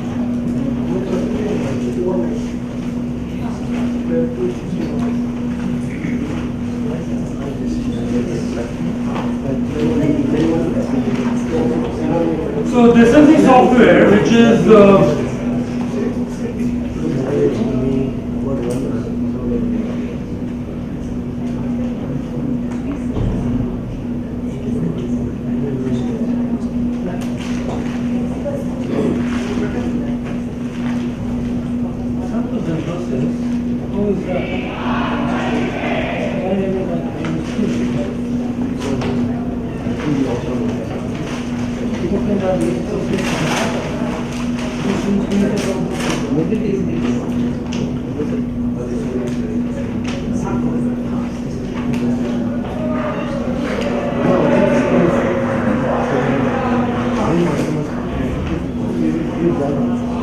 So basically you have seen that how it is easy now, the hybridization, what we have thought or what theoretically we thought it is very difficult. I have learned it. वो jail में से paper पे लो, changing the pH and all, mix करो and then वो उसमें pressure रखो, books लेके उसके ऊपर रखो, ये रखो. So it becomes so easy now. Overnight transfer. So this is the camera which comes along with the instrument. The camera basically uses the same camera which is your laptop or a computer camera, but the software is very specific. It has got a slot here for keeping the chip, which I'll show you. There are parameters which is used by me after installing the software, where these parameters has to be integrated into the software. Now this is just a USB port. So this is a connector for the camera, but it connects to your system with a USB port. तो इतना ज़्यादा complicated नहीं है कि कोई particular port चाहिए या VGA port चाहिए, कुछ नहीं. It's just USB port. Now we take a chip. So we don't need to buy the laptop along with your. No, whatever is existing in your computer आपके यहाँ exist कर रहा हो, उसमें हो सकता है laptop है, जिसमें भी आप करना चाहें. Only thing is Windows 10. तो सॉफ्टवेयर तो होना चाहिए ना. सॉफ्टवेयर तो मैं अपलोड कर दूँ sir. When you purchase it, I'll have to upload the software. So now look into this. Now look into this very tricky part. You see that the chip is round. Am I right? You do not know. मैंने जो आपको दिखाया था वो 4 positive controls हैं, 3 controls हैं, एक इधर कंट्रोल है. Now you do not know where the controls are and how you are putting the chip. आपने सीधा chip लगाई, which goes into the slot here. Now see this. I'm sorry, it's a very small space, so I have to manage this. What we do is we take. Okay, before this, there are certain configurations. I'll show you the report formats also once we read this chip. Now we take this, we say workshop 1 as a name. 9. Yeah. Sepsis comes automatically because I have set the configuration as default sepsis, lyophilized. ये मैंने उसको set किया हुआ है अपने system में, software में. Then we click anywhere, again select this row और we say process. यहाँ पे वो इंस्ट्रूमेंट मांगेगा, we say it's not reading. Sorry, got shut off.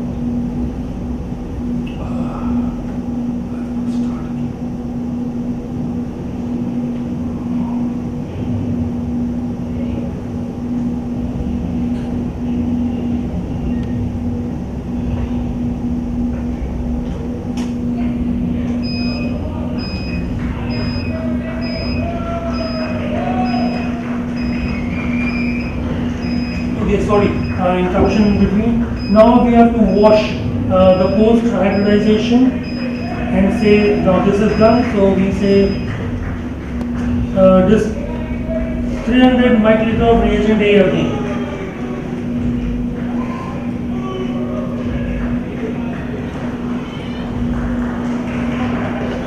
So this will be at least 3 times of reagent A that we'll have to do.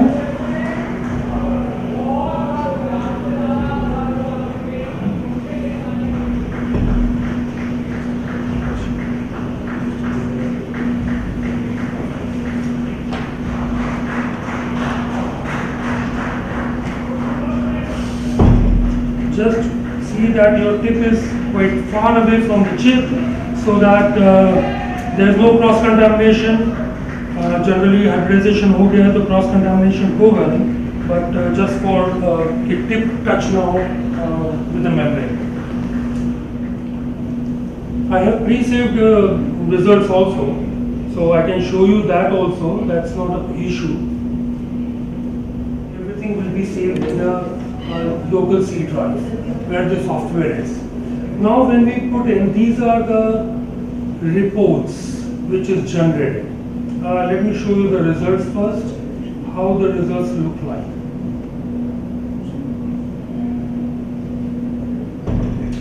So this is one sample. Let us take this one, which I was about to do it. So these are the ones which I did actually. So this is your original chip which is here. This is how it looks like. Now you do not know the orientation. After certain experiments you will start understanding the strong ones, then this and this, so you will start understanding it. But right now, abhi pura goal hai, you do not know ki kaisa orientation hai. After processing on the software, how does the same chip looks like?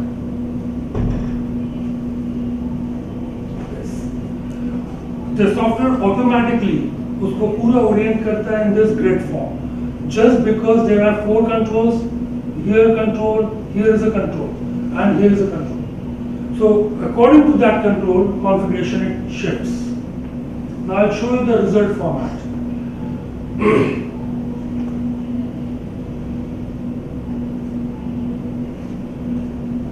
Sorry, report format. So this is your report. So let me see which one is the best one to show you here. This is the HPV. Yeah, here it comes. So this is a report format.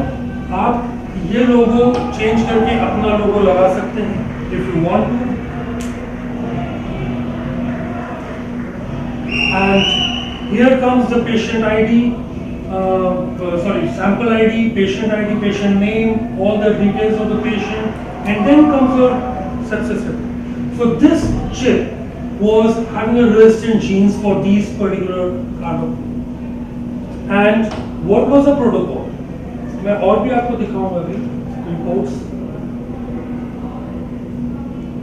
This was the protocol which was followed. What we are doing here, PCR and then this, the whole protocol.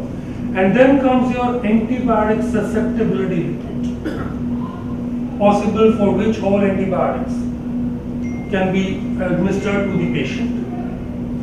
And here in the bottom line, you will also put in who performed the experiment, the technician name, what is the from which doctor the sample has come in, all the details can be filled in, which is done just before doing the experiment or processing. Now here is your chip. ये अपनी chip है जो होता है, and what is correlating to which spot. Now these 4 are the controls, as I said. Now what are these controls? P is the hybridization control, these 2, this and this, all the red ones. C is the amplification control, CI here, and BG is the DNA control, that is genomic DNA code, human genomic DNA code, which is this and this. And accordingly, it orients, software orients it, और आपको इस format में लाके देता है result. If you want in your report this picture, it can come. Negative control भी रहता है? नहीं डाउट प्रो? वेल मेनली आपका एम्प्लीफिकेशन कंट्रोल हो गया फॉर पीसीआर, आपका डीएनए कंट्रोल हो गया जो आपका वेदर जो सैंपल था उसमें से डीएनए प्रॉपर्ली निकला कि नहीं निकला, और hybridisation control which is for this process. कोई हमने ब्लैंक छोड़ दिया, तो बाई चांस ब्लैंक में अगर आ जाता है, ब्लैंक पे आएगा नहीं, सिर्फ हाइब्रिडाइजिंग हुआ कुछ, अगर बाई चांस आ गया आप वाटर हमारे आप में थोड़ी है, अगर कोई कुछ टेक्निकली एरर कौन सा आएगा, ये 3 आएंगे, नहीं सॉरी ये 2 आएंगे. यदि आप पीसीआर कर रहे हैं तो एम्प्लीफिकेशन कंट्रोल आएगा, और आपने सपोज पानी लिया, पानी से आप सीधा पीसीआर कर लिया, पीसीआर करने के बाद हाइब्रिडाइजेशन में गए. अब पीसीआर का जो मास्टर मिक्स है उसमें एम्प्लीफिकेशन कंट्रोल भी और हाइब्रिडाइजेशन कंट्रोल भी, तो वो तो एम्प्लीफाई होगा. तो जब आप उस पानी को लेकर के और जो पीसीआर प्रोडक्ट है उसको लेकर के जब आप इसमें डालेंगे, हाइब्रिडाइज करेंगे, आपको ये 2 स्पॉट तो मिलेंगे, ये नहीं मिलेगा, प्लस साथ में और कोई भी जीनोटाइप नहीं मिलेगा, अनलेस कंटामिनेटेड वाटर हो. थर्ड वाला क्यों नहीं मिलेगा? क्योंकि ह्यूमन डीएनए, पानी में ह्यूमन डीएनए कहां से आएगा? अनलेस कंट्रोल आपका कंटामिनेटेड पानी ना हो. आप यदि सीवेज से लेकर के आएंगे, कहीं ऐसी जगह से पानी आएगा, then it can happen, but it will not happen in a double distilled water या पीने का पानी, इसमें नहीं आए, क्योंकि ह्यूमन डीएनए आपने ऐड ही नहीं किया. जब तक सैंपल नहीं होगा तब तक आएगा. So this is the result format, how the result looks like. So that is what we are doing now.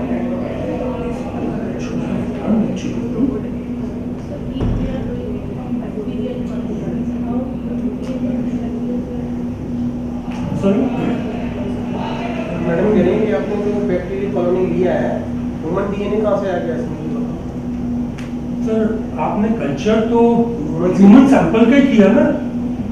आप कल्चर जो कर रहे हैं वो ह्यूमन सैंपल, पेशेंट सैंपल ही आप कल्चर कर रहे हैं ना, चेक करने के लिए सब.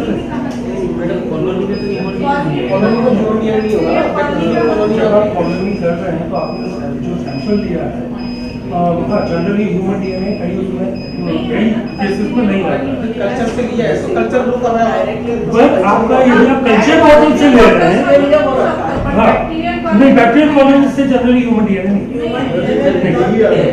it will for bacterial colonies it will not you are correct but आप blood culture bottle से कर रहे हैं या rectal excubate से कर रहे हैं तो भी आएगा CSF में भी आएगा स्वैब में आएगा हाँ not from bacterial culture yes नहीं अगर ब्लैक पॉजिटिव बॉटल में तो उसमें से आएगा कल्चर से लिया है प्लेट में से नहीं आएगा नरेश का नहीं एक्चुअली मेरे को अपना वो सॉफ्टवेयर सेट करना है उसका प्रॉब्लम क्या है तो check so that I can show how does it work so if you see here this is creating a vacuum and all the water is getting drained off now again this is enter and then say again reagent A 300 microliter 3 times washing. Not washing, I would say it's a 3 times hybridization buffer being used. मैं थोड़ा सा जल्दी कर रहा हूँ तो आपको इसमें पाइपेटिंग में थोड़ा सा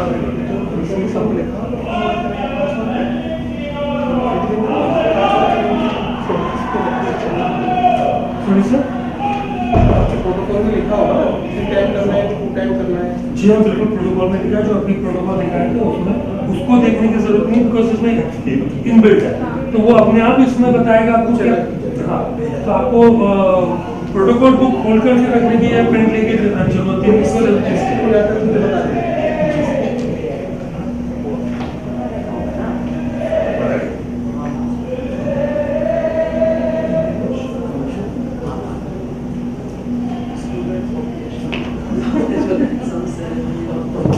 Okay, so reagent A now finished, so we do not need this. Ashish, in the middle of this 3 piece. And then this goes 300 microliter of reagent B. Actually, you can just help me with the pipetting because this is the first time. This is direct. The reason is my software setup. क्या है मुझे समझ में नहीं आया check करने के बाद हम यहाँ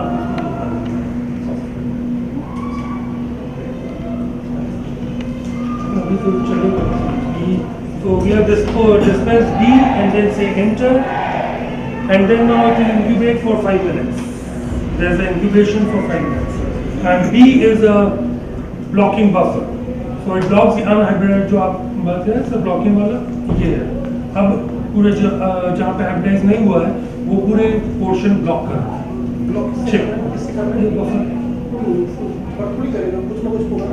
सर अगेन सीक्रेट ये तो वही है सर जैसे बनेगा ऐसा में जो ब्लॉकिंग बफर यूज करते हैं वही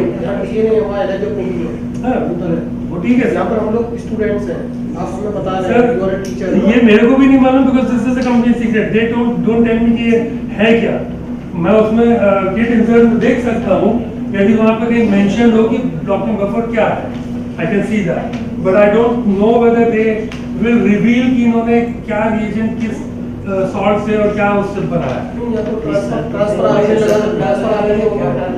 सर इसमें जो मुझे लगता है ना ट्रांसफर आने नहीं होगा ऐसे कुछ कैमिलेशन रिएक्शन है ना तो कैप्चर जो डेटा कैप्चर हो रहा है वो तो कैमिलेशन रिएक्शन है तो वो कोई होगा बफर जो एंजाइम रिएक्शन को स्टॉप कर रहा है बस क्योंकि जो कैप्चर जो आपका रीडिंग जो ले रहे हो वो आरएनए रीडिंग नहीं हो तो आपका कोई फ्लोरोसेंस कोई डाई है रीडिंग आपने जो स्ट्रेप्टोबिन कॉन्जुगेट अपन ने यूज किया तो कोई ना कोई तो उसके अलावा जहाँ वो जुड़ गया प्रोब्स के साथ बिकॉज प्रोब में भी डला हुआ है तो wherever it is bound जहाँ नहीं बाउंड हो उसको ब्लॉक करने के लिए now they are using some salt let me check if there is something which is mentioned over in the kit insert ELISA sir reading is ELISA अगर हम जाएंगे अपने इंस्टीट्यूट में कोई पूछता है हमसे कि ब्लॉक किया तो किससे करेंगे वो कंपनी वाली किट खरीदेंगे तब बताएंगे हाँ तभी भी बट तो सर एक्चुअली जिस एलाइजा में नहीं होता ब्लॉकिंग, इसीलिए तो एलाइजा कुछ ऐसे ही किट को खरीदो, उसमें भी लिखा हुआ नहीं है उनके मैनुअल में। नहीं सर, तो ये सब एक निकलना पता कर लेंगे तो आपने कंजुगेट लगाया है, मैं थोड़ी बना लेंगे, आप एलाइजा वाला कंसेप्ट ही करते हैं, डीएनए अंदर चला गया। प्रॉब्लम है सर, आप बना लेंगे तो कंपनी की ये काम से आगे बना लेंगे। हम ये पूछना चाह रहे हैं कि ये ब्लॉक किया ना, किससे किया है? नहीं पूछ रहे हैं क्या चीज है, डीएनए के पास स्ट्रेप्टोमाइसिन लगाया है ना, स्ट्रेप्टोमाइसिन कोई ना कोई एंटीबॉडी कोटेड है, उसके बाद जो एलाइजा वाला कंसेप्ट लग जाता है, वो ऐसा क्यों बताएंगे वहां पे जाकर? उसमें एग्जैक्ट तो क्या है हमारे बॉस ये कहेंगे तो हमको बता रहे हैं, बट वो वही कंसेप्ट वही है, इसमें डीएनए रिलेटेड नहीं है, एलाइजा वाला कंसेप्ट है। वो कहेंगे कोई इतने लोगों को हमने भेजा वर्कशॉप के लिए, तो ऐसी बात कर रहे हो कि सर ये चीज फ्रैंकली या तो R&D टीम इस कंपनी की बता पाएगी, हम लोगों के साथ खुद भी ये रिवील नहीं करेंगे कि इसमें है क्या। इवन यदि मैं बात करूं कि आप मुझे सीक्वेंस दे दीजिए आपके प्राइमर प्रोब्स का, वो भी नहीं देंगे, और उसमें भी कोई डाई कौन सी डाई उन्होंने जोड़ी है वो भी नहीं बताएंगे आप, because that's where their technology and R&D comes in. But अब इसमें रिएजेंट में उन्होंने ब्लॉकिंग में क्या डाला है, डोंट सर हमारा एक बीआरए इसमें भी नहीं दिया। ये पूछ रहे थे क्या, बस ये तो पूछ रहे हैं। हां, एक्चुअली कंसंट्रेशन वो पूछ नहीं रहे हैं ना, वो पूछ रहे हैं नहीं, I am not talking concentration, I am talking कि मेरे को नहीं मालूम कि इसमें ब्लॉकिंग में उन्होंने क्या किया। I have no clue because इसमें ना किट इंसर्ट में दिया होगा, आपको चाहिए I can ask them, if they reveal it I can share it. ये अभी कुछ अपडेट हुआ है क्या पिछले जो 20 साल से 25 साल से जो हो रहा है? सिमिलर वही है, हो रहा है ना कि अपडेट हो रहा है, कुछ ये पूछना चाह रहे हैं। सिमिलर वही है क्योंकि हम अपने सर को अपडेट यही है कि हो रहा है, तो इस न्यू अपडेट यही है कि सर आपको इसमें डीएनए आइसोलेशन नहीं करना, आपको डायरेक्ट पीसीआर में जाना है, that's one of the biggest update.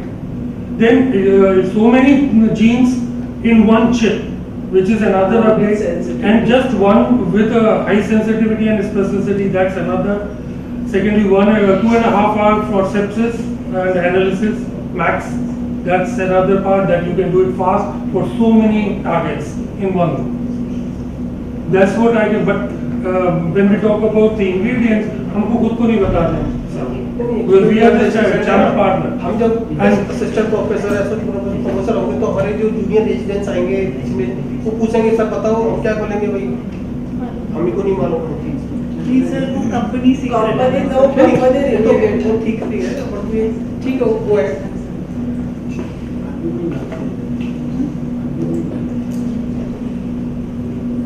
हाँ, कुछ एल्ब्यूमिन टाइप ही होगा सर, वही है मैम, पहले 20 साल 25 साल पहले जो था आज भी वही है कि कुछ अपडेट हुआ है? नहीं सर, वही है सर, स्ट्रेप्टोमाइसिन एल्ब्यूमिन वही है सर, ये बेसिक से चेंज नहीं है सर। पहले इनको हिंट बता दिए ना, टीआरएनए है, पीएसए है, ये है, अभी उसको कुछ बोल ही नहीं रहे, ये कह रहे हैं कि हाँ इनमें से कोई है, हम आगे बढ़ते हैं। मैं जनरली ये सही डालते हैं, हम आगे यहाँ बढ़ते नहीं, उनको और बढ़ सकते पता है कि मशीन में तो सब बता देंगे।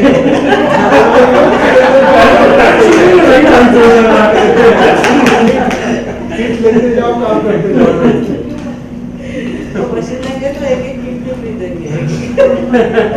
पहले जो है ना रेडियो एक्टिविटी पे काम होता था, P32 फिर हमने सोचा कि भाई ये तो खतरनाक है, इसका कॉस्ट भी हजार है, तो हमने क्या किया, this machine non radio activity पे डिजॉक्सिलिन था, डिजॉक्सिलिन it's not very costly, it's just about 9.5।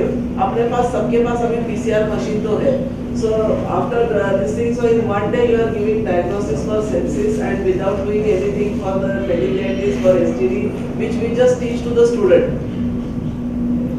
मैंने तो कभी भी एक भी एसटीडी कॉजिंग पैथोजन आइसोलेट नहीं किया, हार्डली कोई गोनोरिया किया होगा 10 साल में 10 ऑर्गेनिज्म। तो दैट्स सर आपने जैसे ये ब्लॉक है ना डॉट जो आ रहा है, हम कहते हैं dot not habitation, dot not habitation, this dot not it's a dot not only, but it's so sophisticated and this thing they have made it so easy that क्या था कि हमको डिफरेंट प्रोब एक साथ यूज करनी पड़ती थी। पहले प्रोब बनाओ, रैंडम प्रोब है, 3 एंड है, 5 एंड है, तो यहाँ आपको रेडीमेड मिल रहा है पूरा वही। करिए कि एक एक्सपेरिमेंट में आप कितने सारे प्रोब यूज कर सकते हैं, और साथ में कोई रीडर है, software That's generating now. Here is a little trick because these bugs, color step two जो आपने राइट सर स्टेप टू अरे सर तो सर आप क्या हमारे तो जूनियर रेजिडेंस में है तो मेडिकल वाले हैं वो यहाँ मेडिकल एमडी करके ना चले जाते हैं फिर वो ये करते हैं कभी नहीं करते मेडिकल नहीं करते हैं वो तो पेशेंट का रिलेशन होता है ना अब ये करो भाई तुम रिजल्ट बताओ क्या पॉजिटिव नेगेटिव ट्रीटमेंट स्टार्ट करूँ या ना करूँ सर वो तो रिजल्ट जैसे आएगा तुरंत बता सकते हैं कि आप ट्रीटमेंट कौन सा स्टार्ट करिए now in this we have to use this to cover it so because this is light sensitive so जो भी अपर बोटल्स हैं that means it's light sensitive so we have to cover the chips during this period and in the last when we are using it अब you tell me now next what because I've shown the So results. does anybody is interested in adding the membrane? Yeah, you can It's nothing to do that. He has shown the reports also, and what I realize is that, as I said earlier also, that we do have many people have the Martitov. So Vitec and Martitov we use it for identification, but again to go for AST or sensitivity pattern we have to rest at least 6 hours or more than. But here in 2 hours with ID and AST with 26 parameters you can give it. That is the beauty of this instrument, which I realize it, and have a wide range of pathogen which has been covered, and many syndrome also they have covered. तो ये जो clinical research clinical में ये applicable है? Yes sir, Raipur AIIMS has used this for HPV screening. HPV का उनका एक project आया था जिसमें कि उन्होंने ये टेक्नोलॉजी यूज करी थी and they did almost 500 or 600 samples. Dr. Negi in AIIMS Raipur, he's the in charge for VRAL. So he did the whole project on this. We also have customers who are using it and student works are going on. Now recently we are also working with, so DMH Pune has this, they are using it for last 6 years. Amrita Institute Cochin has this, they are using it for sepsis as well as for STD. And sepsis शुरू किया था 6 साल पहले से. ICH Kolkata has this, they have been using it for sepsis as well as for STD. अभी उनके यहाँ project रुका हुआ है, but they are going to get the project on HPV. So they will also be using for HPV. Project में कम होगा कि clinical कर रहे हैं sir. Amrita institute clinical report कर रही है, DMH क्लिनिकल सैंपल रिपोर्ट कर रहे हैं. प्रोजेक्ट का टाइम खत्म हो गया तो वो काम भी तो बंद नहीं, सैंपल पेशेंट सैंपल ले रहे हैं सर DMH में तो, और अमृता इंस्टीट्यूट दोनों पेशेंट सैंपल ले रहे हैं. एक पेशेंट का सैंपल आता है तो क्या उसका कॉस्ट होगा? एक पेशेंट तो चाहे 12 पेशेंट एक बार में लगाए, कॉस्ट रिमेन सेम क्योंकि एक चेक और एक रिएजेंट वही है. It depends on the parameter. तो ये चिप आपकी रीयूज होती है कि नहीं सर, आपका एक बार हाइब्रिडाइज हो गया उसके बाद तो ये तो you can store it for life long without any, but you can use it क्योंकि एक बार हाइब्रिडाइज हो चुका है. पहले प्रोब जो यूज होती है रीयूज होती है. I don't know which companies are there. Digoxin level की प्रोब हमने बनाई है जो 3 and 5 and random लेती है. एक बार प्रोब को रख लिया आप, लेकिन शिप पे यदि आप उसको मेम्ब्रेन पे आप यदि उसको कर रहे हैं वो फिर यूज नहीं हो पाएगी क्योंकि आप मेम्ब्रेन पे कर रहे हैं. तो मेम्ब्रेन से आप निकालोगे जो मेम्ब्रेन में जो प्रोब्स ऑलरेडी हैं उनको आप कैसे डिसइंटीग्रेट करोगे?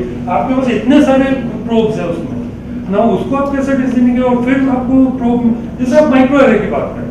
Let's go back to microarray. अब आपने एक चिप में माइक्रोएरे में स्पॉटिंग कर दी पूरी, अब उसको फिर से आप रीस्पॉटिंग के लिए ले जा नहीं पाएंगे. वो एक बार में स्पॉटिंग हो गई, अब उसको आप हाइब्रिडाइज करके अब वो आपकी चिप गई, यानी आपकी वो स्लाइड गई. Sir is asking you questions because the student should able to understand the principle. It's not that the sir. मैं मजाक की बात नहीं, and it's very interesting discussion. So that छोटा चीज student should know. That's why it's asking. What are the main difference between the microarray and your? Well, what is the main difference? Microarray तो बहुत ज्यादा microarray में ऐसा होता था कि स्पॉटिंग कर दिया एक बार हो गया। नहीं, मेरा कहना ये है जैसे रैपिड्स है, चलिए आप माइक्रोएरे छोड़िए, रैपिड्स की बात करें। जब आप एक भी मेम्ब्रेन के ऊपर जब आप स्पॉटिंग कर देते हैं, अब आप उसको निकालेंगे कैसे? आप निकाल नहीं सकते बिकॉज मेम्ब्रेन में ऑलरेडी हो चुका है, so you can not reuse that. What's the major difference between the microarray and this? Well, I don't know. They call it as microarray also. Both are the same or well, same principle, different principle? Microarray and this almost similar. Similar. बस उसमें ये होता है कि उसमें fluorescence जो dies use होती है, they are different. Here you are using the routine work streptococcus conjugate वाला जो ELISA में चलता है, उसमें फ्लोरेसेंस लेवल्स अलग होते हैं। वो आपके जो रीडर होता है वो फ्लोरेसेंस जैसे उसमें आपका बोल लीजिए I would call it as dyes use करते हैं, वो डाइज अलग होती है क्योंकि वो बहुत ही ज्यादा minor which is different. Tuberculosis के लिए चिप बनी हुई है? नहीं सर, टीबी के लिए इसमें नहीं है, टीबी के लिए नहीं है, फंगल के लिए है। फंगल के लिए हमारे पास दूसरा प्रोडक्ट लाइन है, बट इसमें मैंने उनसे ऑलरेडी बोला। हाँ, कोविड है ना, रेस्पिरेटरी में कोविड है, रेस्पिरेटरी चिप में कोविड है।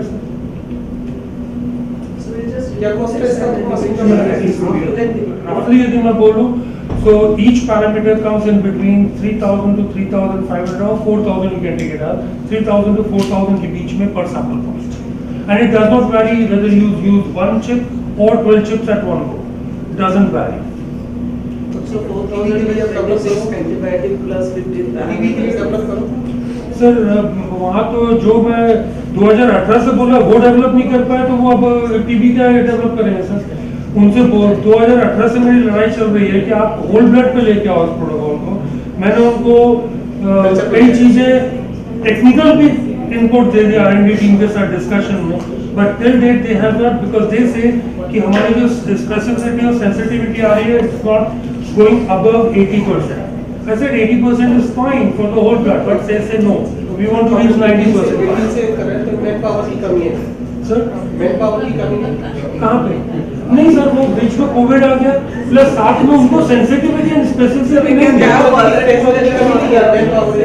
other discussion on that because people are interested in saying that we will be also. other samples उसका प्रोसेसिंग कैसा? इसमें सेप्सिस में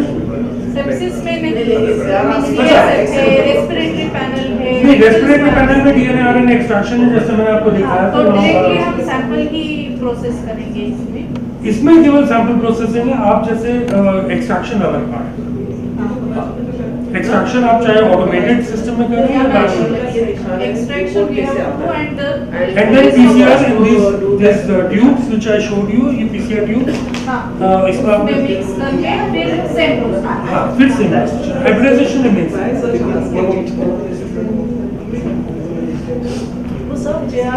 Any other questions, sir? Sir के साथ इतना है कि I think maximum of the questions are covered here. But if there is any other question coming in, because now the other team is almost waiting to show the results.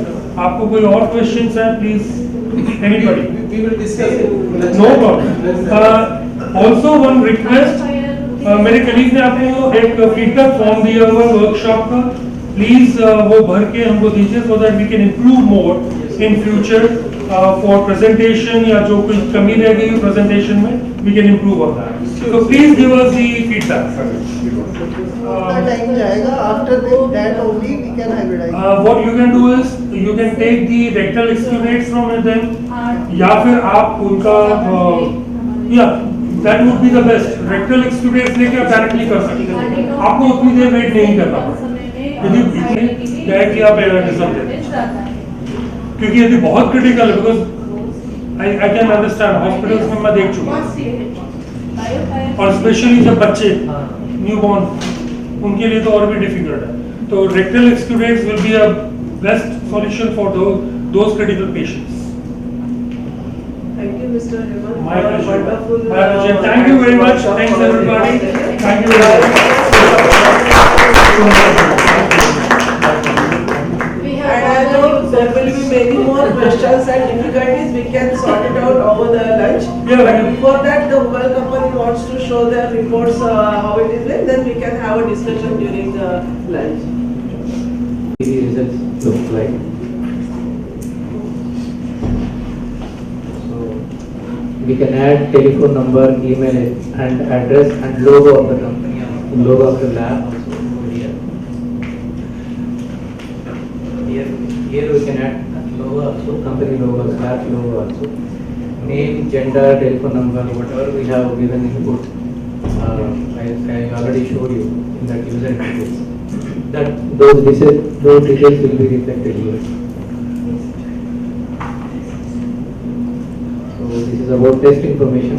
What's the test we are doing, conducting, and test date, sample number, card number, etc.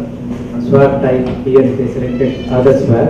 According to the test type, we need to select the swab type. Test duration, you can see here, it took maximum time 35 minutes only.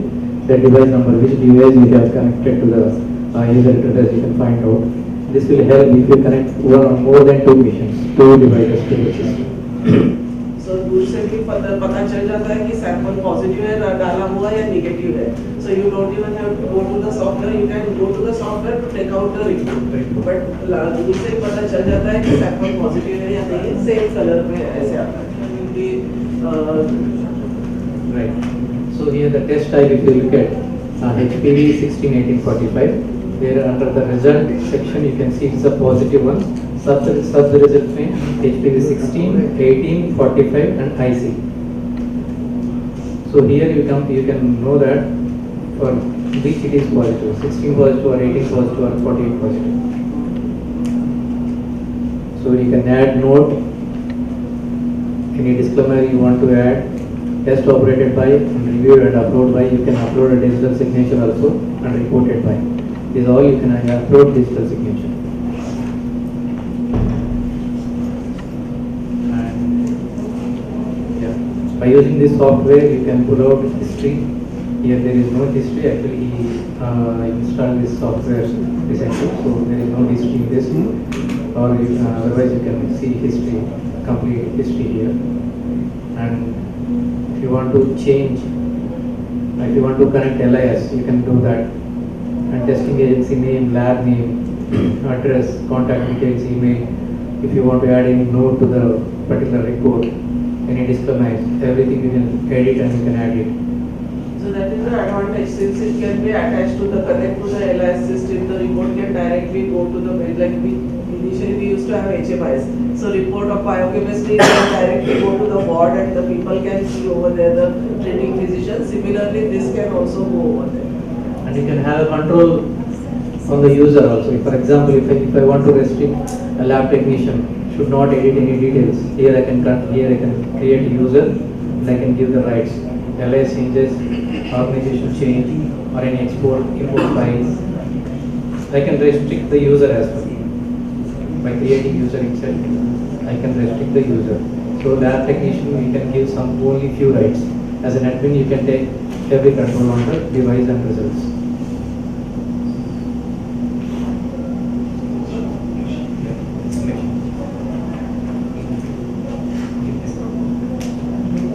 So in the machine itself, you can know the result. What is the result? Everything we can know. So here you can see that power indicator is there, and positive indicator is there, and negative indicator is also there. Positive indicator will give you a red color light, and negative will give you green color light. Right. So yes, power will be blue color. Right.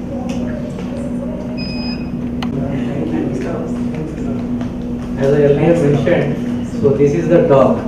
Here you can see. So total 14 devices we are connected to a single system. For that, we are given this big driver. This I had seen it in this thing in OPD. If you have a heavy OPD for HPV screening, then these many instruments can be attached to a single laptop and you can go ahead. Yes.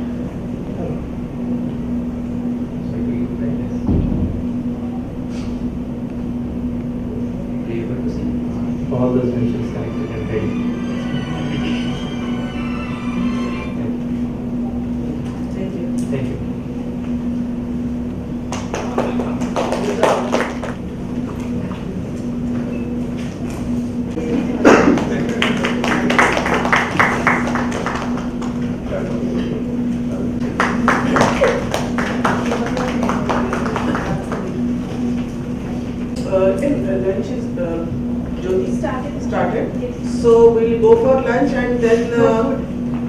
One here only.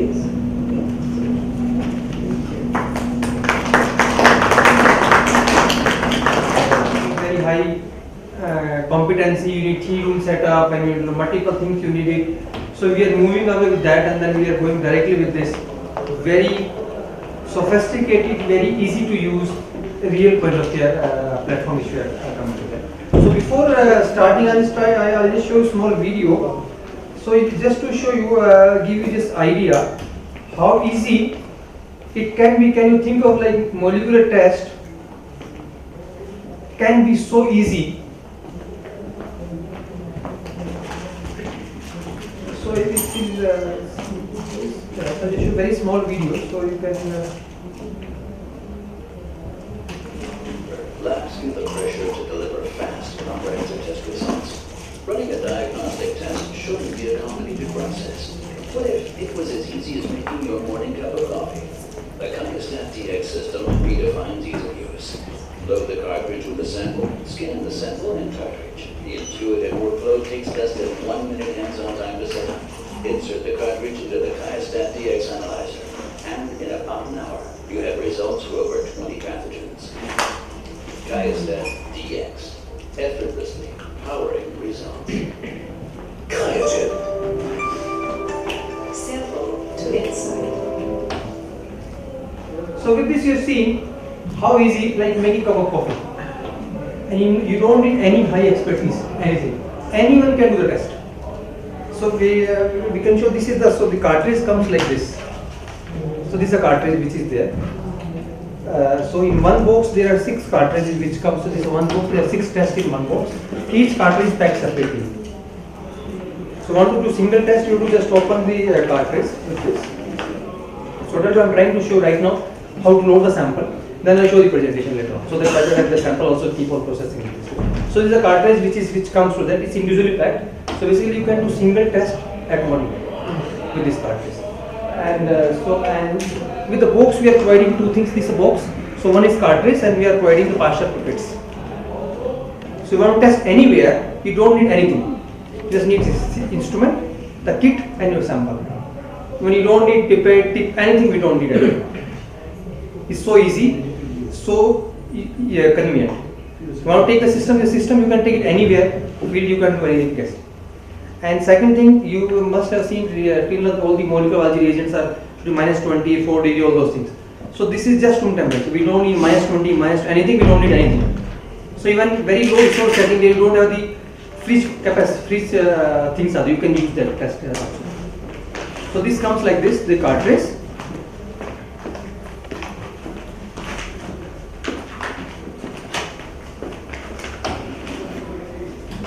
And this is a cartridge. We call this as a mini lab. Why mini lab? Because your DNA RNA extraction, real-time PCR, everything happens in this cartridge. And you can believe the capacity of this can go to 48 lakhs reaction. Means targeting 48 targets together. And it's a real-time PCR based chemistry, TechMan based chemistry, and which you can really give the real application. You can see, like usually PCRs, you see graphs, you will see everything. Graph, CT value, everything you will have your access to the data. And everything in this, the reagents are lyophilized. So nothing, you have to just take the cartridge. I'm just trying to show how to load the sample. Can the water? Because we cannot take the real sample because infection will just show the water. How to put the water in this right now. Like a demo. It's like a demo we are showing you. Because infectious sample, you can't handle it here. 2 options to load. One is this option is there. Here you can load liquid sample like VTM. Like for respiratory VTM. If you have meningitis, you can load CS. If you have stool sample, you can load stool sample. And if you have the like sepsis or other, we have the other panels also. You can use culture, you can use vesicle swab. This is one option. Second option, which is unique in the QIAstat, which no one is offering, you can use directly dry swab. Even you don't need VTM. Take the swab, put it, and just take. I'll show the video how it happens. Just load the dry swab. You don't need even VTM, UTM also. Machine will do the extraction through the swab. So the unique thing, so you can load anything either this way or there are 2 ways of loading this. So cartridge is same for all the tests. Only thing is in between the primer probe keep on changing in this. And in this we are using two kind of lysing methods. One is enzymatic and other is mechanical lysis also. Because like in the stool sample, like tough, some like protozoa, these are very tough so lysis, so we are using two-way method. So depending on the targets and the assay, the lysis keeps on varying. In fact, you see the glass. We have the glass beads in the cartridge for stool samples. So it's to make efficient lysis of everything. Because we are targeting, we are combining virus, bacteria, protozoa, fungus, everything together. Which is some are DNA based, some are RNA based, so everything we should be very efficient in that. So this is this. So it will show how to load the sample. So you can say so easy. Just take the cartridge, open. You have to load it. Just keep it like this and load the sample. So this is partial you are giving. So you have to load. There is a marking in the partial pipette. 100, 200, 300. So in this case for respiratory we have to take 300 micron of the VTM. So if this marking is there, just take and then you can load it. You have to just aspirate the sample up to the marking. This marking is for 100, 200 and 300. Right? So you have to take up to 300, open the port and just load it. That's all. And you close the port. Make sure it clicks lock. Okay, hands-on done. That's only hands-on. Rest machine will do.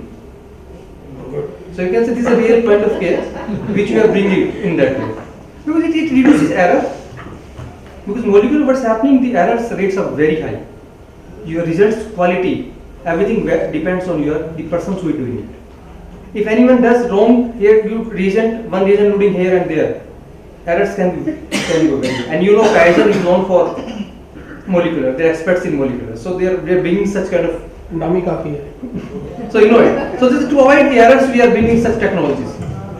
So now you can further I will show you how to do it. So now after that what's the step you need to do now load it will show it. So once you add, you can visually inspect through this small window here that the sample is added inside. Right? This is the window wherein you can see the sample that is loaded. Generally VTMs are colored. Now it is transparent so you won't be able to see, but when you add VTM, it's colored and you are able to see the color. So when you are running a test, if you just go to run test, right, there is a barcode scanner inbuilt, right, you have to scan, first if you add a sample ID, you can put any sample ID, or if you have a barcode to the sample, you can just scan it and then it will read it by itself. Like this, you can scan the barcode from the sample, no need to enter the ID also. This card is barcode based? This also got card barcode. Yes, there's a barcode here. So when you scan the barcode, the machine knows which cartridge it is, whether you are doing respiratory, whether you are doing gastro, or you are doing meningitis. No entering for the manually this. Everything is here, so you just scan it. The last and second step for the by hand. That's yeah.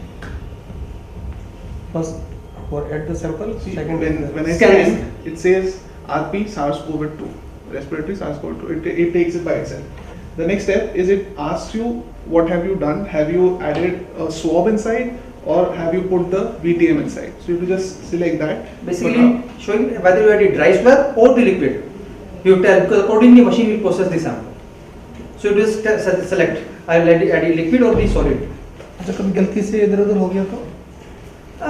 Nothing is going to happen much. We didn't try, but I think the IC might not amplify. हो जाता है ना कभी? हो जाता है sir, chances हैं. 10 minute में पता चला कि हमने तो गलत कर दिया. हो सकता है सर, होने के चांसेस हैं. तो उसमें IC एम्पलीफाई नहीं होगा, एरर देगा बाद में. पर प्रोसेसिंग कभी ट्राई नहीं किया sir, frankly telling. I think question मतलब we didn't do this as of now.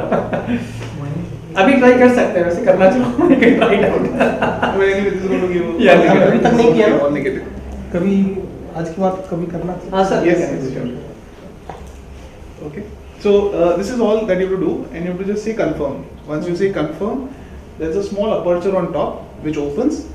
As it opens, you just place the. You can come and you can say. After this, I'll show the presentation. Then we can further. You can see it further. Let's show it. दो option कहाँ हैं बता रहे थे? Back चल दिखा. I can see answer and I can do that. देर तुमने क्या? नहीं sir. Okay, so you go to run test. हाँ कर सकते हैं. सिर्फ When कब you say कैंसिल run नहीं कर test, सकते it जब will ask scan for the करके sample कार्ड अंदर ID. चला गया उससे पहले कैंसिल कर सकते You can either manually put it, this is for the sample. You can either manually put it, or if your sample has a barcode, you can scan the barcode. If I just enter any random. Okay. Now it will ask for the assay type. So here you scan. Okay. Now here there are two options: swab and UTM. So you pick dry swab. When you're adding a dry swab from here, you have to say that you're adding a swab. If you're adding the UTM from here, you have to say that you're adding the UTM. This is the window which I told you. Can you see the liquid level inside? You can see the liquid level inside there. Here. So solid as in नहीं swab तो आप अंदर डाल रहे हो. So swab you. वो सब पूरा जो पूरा स्टेप है पीछे जो रास्ता है पूरा स्टिक ही जाएगा. वो यहाँ से यहाँ तक जाता है swab. अच्छा पहले demo and you see then we can. Yeah, you say confirm. Now placement is unidirectional. It won't go in the other direction. It will go in only one direction. The label always has to face towards your left when you're facing. Cartoon अंदर जाएगा ही नहीं sir. Cartoon दूसरे direction में जाएगा ही नहीं अंदर. Right and left. अच्छा ट्राई करो दूसरा ट्राई कर दिखाओ. तो दूसरे डालो sir. Alan right other sir. This side it won't go. It won't go. Just place it and we take it back. That's automatically. That's all. So now you can see to show the it will scan the barcode and again machine. अब आपने कुछ error कर दिया हो तो वो scan करेगा expiry date scan करेगा कार्ट्रिज का बैच नंबर. तो अगर अब कार्ट्रिज अगर एक्सपायर्ड है बैच नंबर होगा तो all data will be captured. Means error is minimised. It is checking the cartridge right now so that everything is okay before it starts to process the sample. Biofire or film array technology. Sir will explain it to you in the presentation. We're coming with it. I'll show you. We'll explain the We'll explain. The CT value implement curve. How many panels are there? Will come in. So we have right now 1, 2, 3, 4, 5 panels are there. And some more are coming. During the COVID pandemic, we got this instrument as a donation, Germany. and then we use this. So mainly It's a US FDA approved instrument. US FDA approved. किसको COVID ICU में डालना है किसको नहीं. So our national PCR was not able to do that. So Manufacturer is in this Germany. within 1 hour we could segregate the patient into COVID and non-COVID ICU. As soon as its internal testing is done, you will get a start button just like this. Once this is done, you will get a start button. You press the start and that's all. You walk away. How much time it takes? So it takes around 60 to 70 minutes depending on the assay. That includes everything. Extraction, PCR, detection, everything. सब कुछ यही करेगा. हाँ sir. बस अब sir मेरा sir present खत्म होता तक रिजल्ट डाटा आ जाएगा. It's like this. और सर एक और है. पर ये तो पानी लगाया था. पानी लगाया था मतलब कुछ तो नेगेटिव आएगा. कुछ तो आएगा नेगेटिव आएगा sir.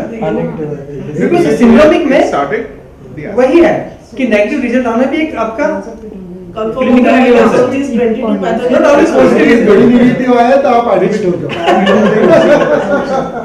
No, negative clinical relevance है इसका. That's the beauty because you are ruling out. Ruling in, ruling out also important. This is QIAstat. QIAstat. QIAstat. तो आपका ये है क्या चीज? किस तरह का PCR है? Real time PCR. Real time PCR है sir. Tagline based real time PCR है. Nothing else. Simple. हमने इंटीग्रेट कर दिया. Multiplex PCR. हाँ मल्टीप्लेक्स होना सर. कि because at a time it amplifying multi targets ना, multiple targets ना. So like in respiratory they have 24. 24. 24. So respiratory 23, 24 in GI, and meningitis 15. Then we are coming up sepsis also we have. We seen that we have gram positive, gram negative coming separately. Sepsis के लिए which specimen has to be deleted? Specimen is a positive blood culture. Region being altered. And region being altered because of to increase the sensitivity. Because this system will perform, blood might will perform. But chance of false negative is there. Because always you have to enrich the, because if bacteremia is low in the blood, you will not detect it. But otherwise studies are being done. People are doing these studies with the 4-hour culture, 12-hour culture, diluted blood. Because machine can perform diluted blood also. So this is the only thing. You see the remaining time here. Okay, time remaining. The test is started. So you can sit now. We will have. So this is the only hands-on way on this platform which we use. So the room POCT now. Because maybe you are seeing And it was really worked as a POC during the COVID. We had kept it in the OPD when the patient from other hospitals used to refer to Sasu. Or used to Sir, post as a letter, it is not possible. Comparatively compared. This was the one. I'll tell you. if you know already syndromic test in the market. Sir अभी बताओ sir PCR जो आप करते हो ना तो costly भी नहीं होगा अल्टरनेटिव कॉस्टली क्यों नहीं है secondly only 6 sample kit. That's like easy point of care ही हुआ ना सिंगल सैंपल आप सिंगल सैंपल लगे मेरे यू गेट द रिजल्ट आपको आज भी एक मॉलिक्यूल जो कर रहे हैं they are doing alternate reporting after 2 days reporting because they are making 5-7 हो गए एक साथ लगाओ मेरा कंट्रोल कम लगेगा कॉस्टिंग कम हो जाएगा this concept is removed one sample put one sample costing remains either one sample or multi sample and you can give the result faster. So the hospitals can give a report, sir, in 1.5 hours from the time the patient enters the hospital in the emergency or anywhere and get the report. Sir, you will believe now this was instrument in India बाहर तो छोड़ दो ICU में रखना शुरू कर दिया they going to the tel level because of अभी I think someone was telling me that we need to free the microbiology. Someone was there. I think only sir was telling, no? Akari karte.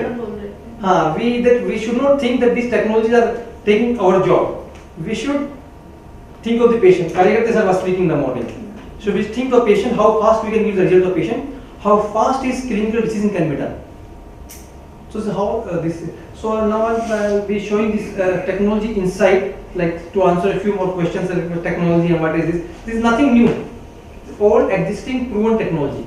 Only we integrated it in such a way to make it very fast and accurate with that. Myself Naresh with the Kaizen, I'm taking with the South Asia and with Kaizen last 16 years I'm with Kaizen, we are working with the technology. So in this today I'll be covering the syndromic testing, infectious disease and then the technology a little bit for the different assays panel available. I'm going to come in the future also, which is these technologies.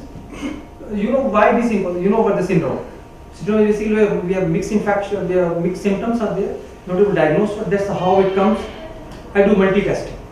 So right now what's happening is if one symptom is there, we'll do one test. If that comes negative, then prescribe next test. Then what happens in that whole process? You're delaying the patient diagnosis. Ultimately, who is the sufferer? Neither laboratory, neither doctor. Ultimately, patient is the sufferer. Till what's happening right now, till the time definite diagnosis is come, 1 or 2 days, sometimes it happens 2 days. Patient is given like empiric treatments. So ultimately to keep the patient benefit, so what's happening currently, when you do multiple tests, it takes even 1 day to even 5 days to reach something. If you do culture also takes some time. Sometimes culture, it's not growing, viruses takes time, you do multi-PCR, you do multiple PCRs to do that. But with this at least you can rule out it within 1 hour. So you can reduce the time. That's how the benefit it happens. And in this, everyone gets benefit. It is not a single patient. It is laboratory who gets benefit. It's a patient, and it's like antimalarial stewardship also. You can work out. So laboratory get benefits. You get faster results. You get better sensitivity, better accuracy of the results. With this, patient management, clinician get the better patient outcome. They can start treatment faster. They can reduce the hospital stay in the patient. And third, antiviral stewardship. You can avoid and use of unnecessary antibiotics. If it's a viral infection or something is not relevant. This is the pediatrics patient. We are meeting a lot of pediatrics a lot.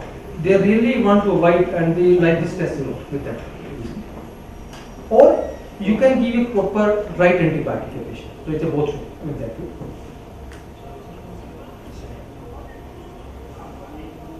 So this is a scalable model, so that to take care of increasing need, like in pandemic, things has gone in different ways. So it is European CIVD as well as US FDA approved technology, which are there, and it has like like single sample you can do one module. This is like single sample module.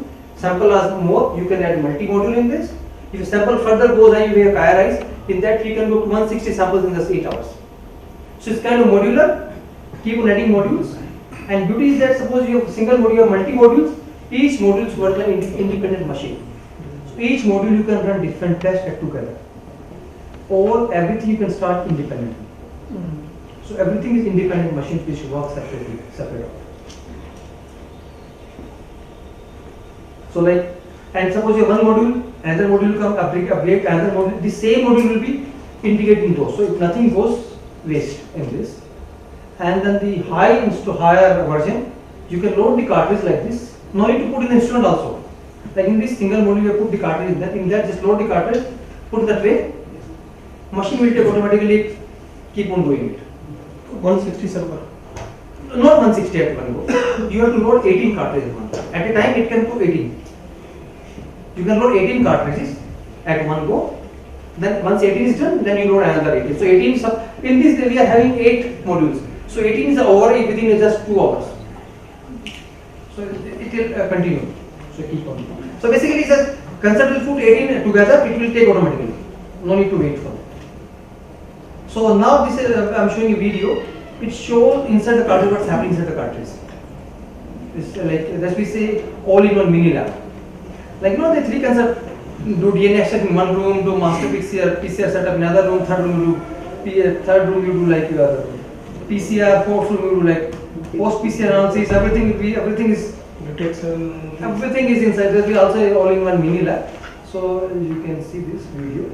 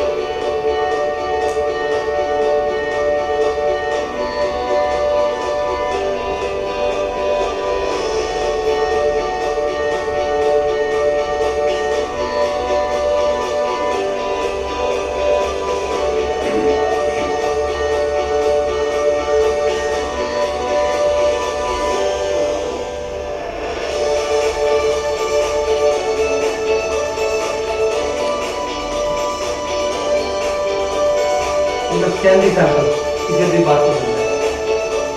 More than manual entries not required. Scan the barcode.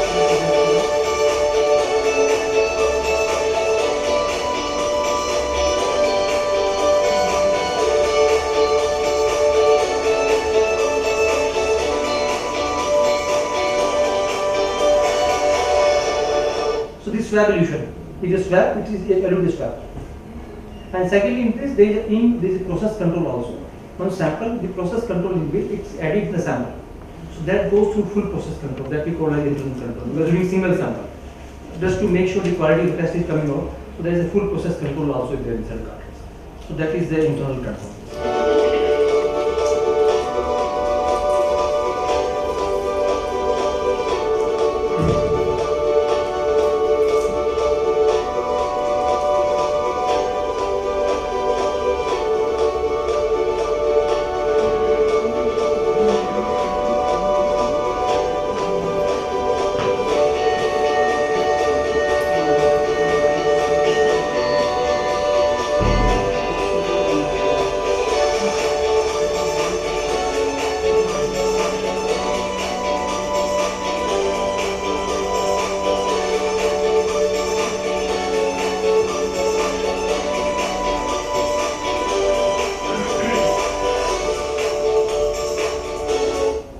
Then the screen you can see the results also. How it's coming, which is positive and which is negative is coming. Then see you can see the graph, real-time graph on the screen itself. That will generate the PDF. I'll show you the report also. So the CT value will generate from there.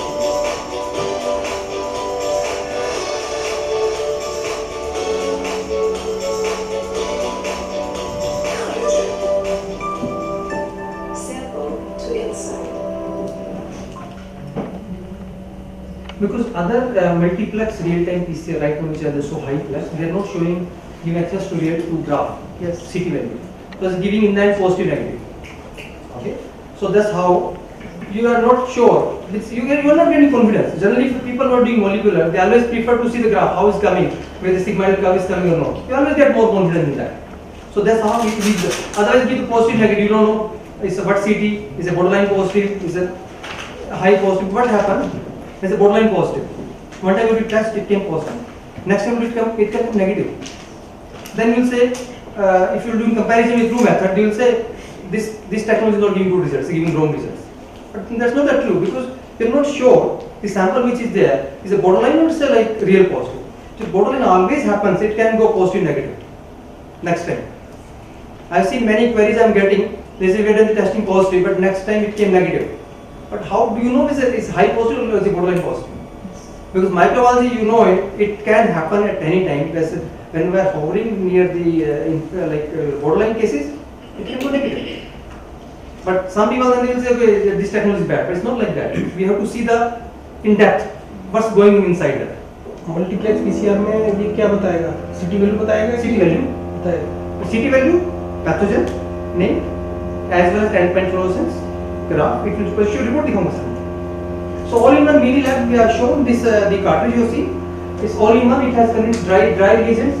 Reaction you can use UTM, BTM, dry scary blend medium. You can load in this up to 48 packs and result in about 1 hour. We have seen that.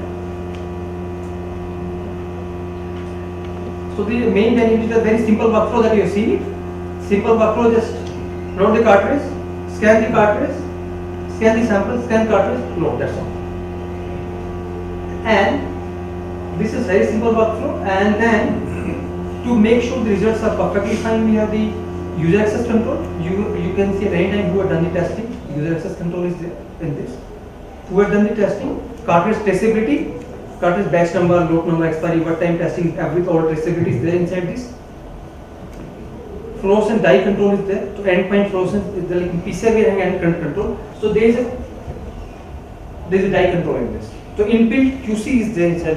The minimum criteria is being met. So because we are doing rehydration of the reagents, so after rehydration there is a minimum fluorescent level that should be reached as a QC parameter. Okay. Then the internal process control is there. There is internal process control is there, which is being added inside the sample itself. It goes to process. It goes to extraction PCR process. That's how. So we can just to ensure the results which is coming is perfect. Yes. Fluorescent dye इसमें एक पहली एक बार fix होगी तो वो fix चलती रहेगी कि you can change the fluorescent dye. So cartridge is fixed है. Cartridge ऊपर हमें कुछ मैनुअली नहीं करना है actually. Trackman probes already fix है बिकॉज़ एक चैम्बर में मल्टीपल रिएक्शंस है ना. The ट्रैकमैन प्रोब्स आते हैं with different dice. Same normal dice आते हैं trackman this what are the trackman this dice आते हैं ना. All are mixed in there. The FAM, NXT, Texas Red, all the same dies are there. Then the CT value, as I told you, the other multiplex PCR they don't give CT value unless you have the CT. We don't know the CT value. You can't tell it's a borderline positive or the. I have seen the cases from some many customers. They are telling that the NABL they are very good habit when they come the NABL. Next every time they come and they say. You take out old positive sample, you run it again, and result comes wrong. They say you are not doing good testing. But if you know the CT value, you can explain or you will avoid a sample which is like 30 CT value. Cut off CT value कितना है इसमें? So it varies to assay. We have set, but it's around 36, 37 depending assay to assay. 36. किसी sample का CT value अगर 16 है और वही disease का किसी का CT वैल्यू 32 है तो हम इससे क्या समझें? सर उसका समझें इसका 32 है इन दैट दिस वायरल 32 वाले का बेसिकली दैट वायरस और बैक्टीरियल लोड इज लोअर 16 वाले का लीड हायर. तो क्लीनिशियन क्या करेगा? क्लीनिशियन क्या करेगा? सर क्लीनिशियन क्या करेगा उसमें जैसे मिक्स इन्फेक्शन में क्या कर सकता है. Suppose this mix infection suppose respiratory का मिक्स इन्फेक्शन आता है. क्लीनिशियन को ही गेट द क्लू. मिक्स की बात नहीं कर रहा जैसे कोई एक सर वो मिक्स इन्फेक्शन होगा इंडिविजुअली नहीं होगा. मिक्स में बेनिफिशियल नहीं मैं ये नहीं कह रहा हूँ जैसे दो पेशेंट हैं एक का CT वैल्यू 16 है या 20 है एक का CT वैल्यू 30 लगभग है ना. वो दोनों को दवा चला देगा कि किसी का रुकेगा वो ये कह रहा हूँ. CT वैल्यू से इंडिविजुअल पेशेंट से कोई लिंक नहीं है इसका. वो तो इंडिविजुअल जैसे ट्रीट करेगा वो ट्रीट करेगा. बट जहाँ आपका सेम सैंपल में मल्टीपल की बात नहीं कर रहा सर उसमें तो क्लिनिशियन पे डिपेंड. क्लिनिशियन के पास तो पेशेंट आते हैं वो एक डिजीज के आएंगे हर्ट वाले हर्ट के पास आएंगे टीबी वाले टीबी के आएंगे तो पेशेंट उनके पास दो आए एक ही बीमारी के एक का CT वैल्यू 16 आया, एक का वैल्यू 28 आया, तो वो दोनों को ट्रीटमेंट स्टार्ट करे कि वेट करेगा दोबारा करा के लाओ, ये पूछ रहा हूँ सर। वो तो क्लिनिकल पेशेंट डिपेंड करता है, Sir, ट्रीटमेंट स्टार्ट करेगा it's all clinical. Clinically, the CT value does not correlate with the treatment. So when it comes जब से कोविड आया ना तो क्लिनिशियन भी समझ गए हैं कि CT वैल्यू क्या है। So if you give the CT value to the clinician, and as sir said, when it comes towards the other side 30 or 32, Yes, right. then you can always give advice to the clinician, wait and watch. Yes. Because for the next subsequent sample which is collected after 48 hours, it will drop down if it is in recovery phase, Yes. and then he can take a call whether to start the treatment or not. That is what we do. Right.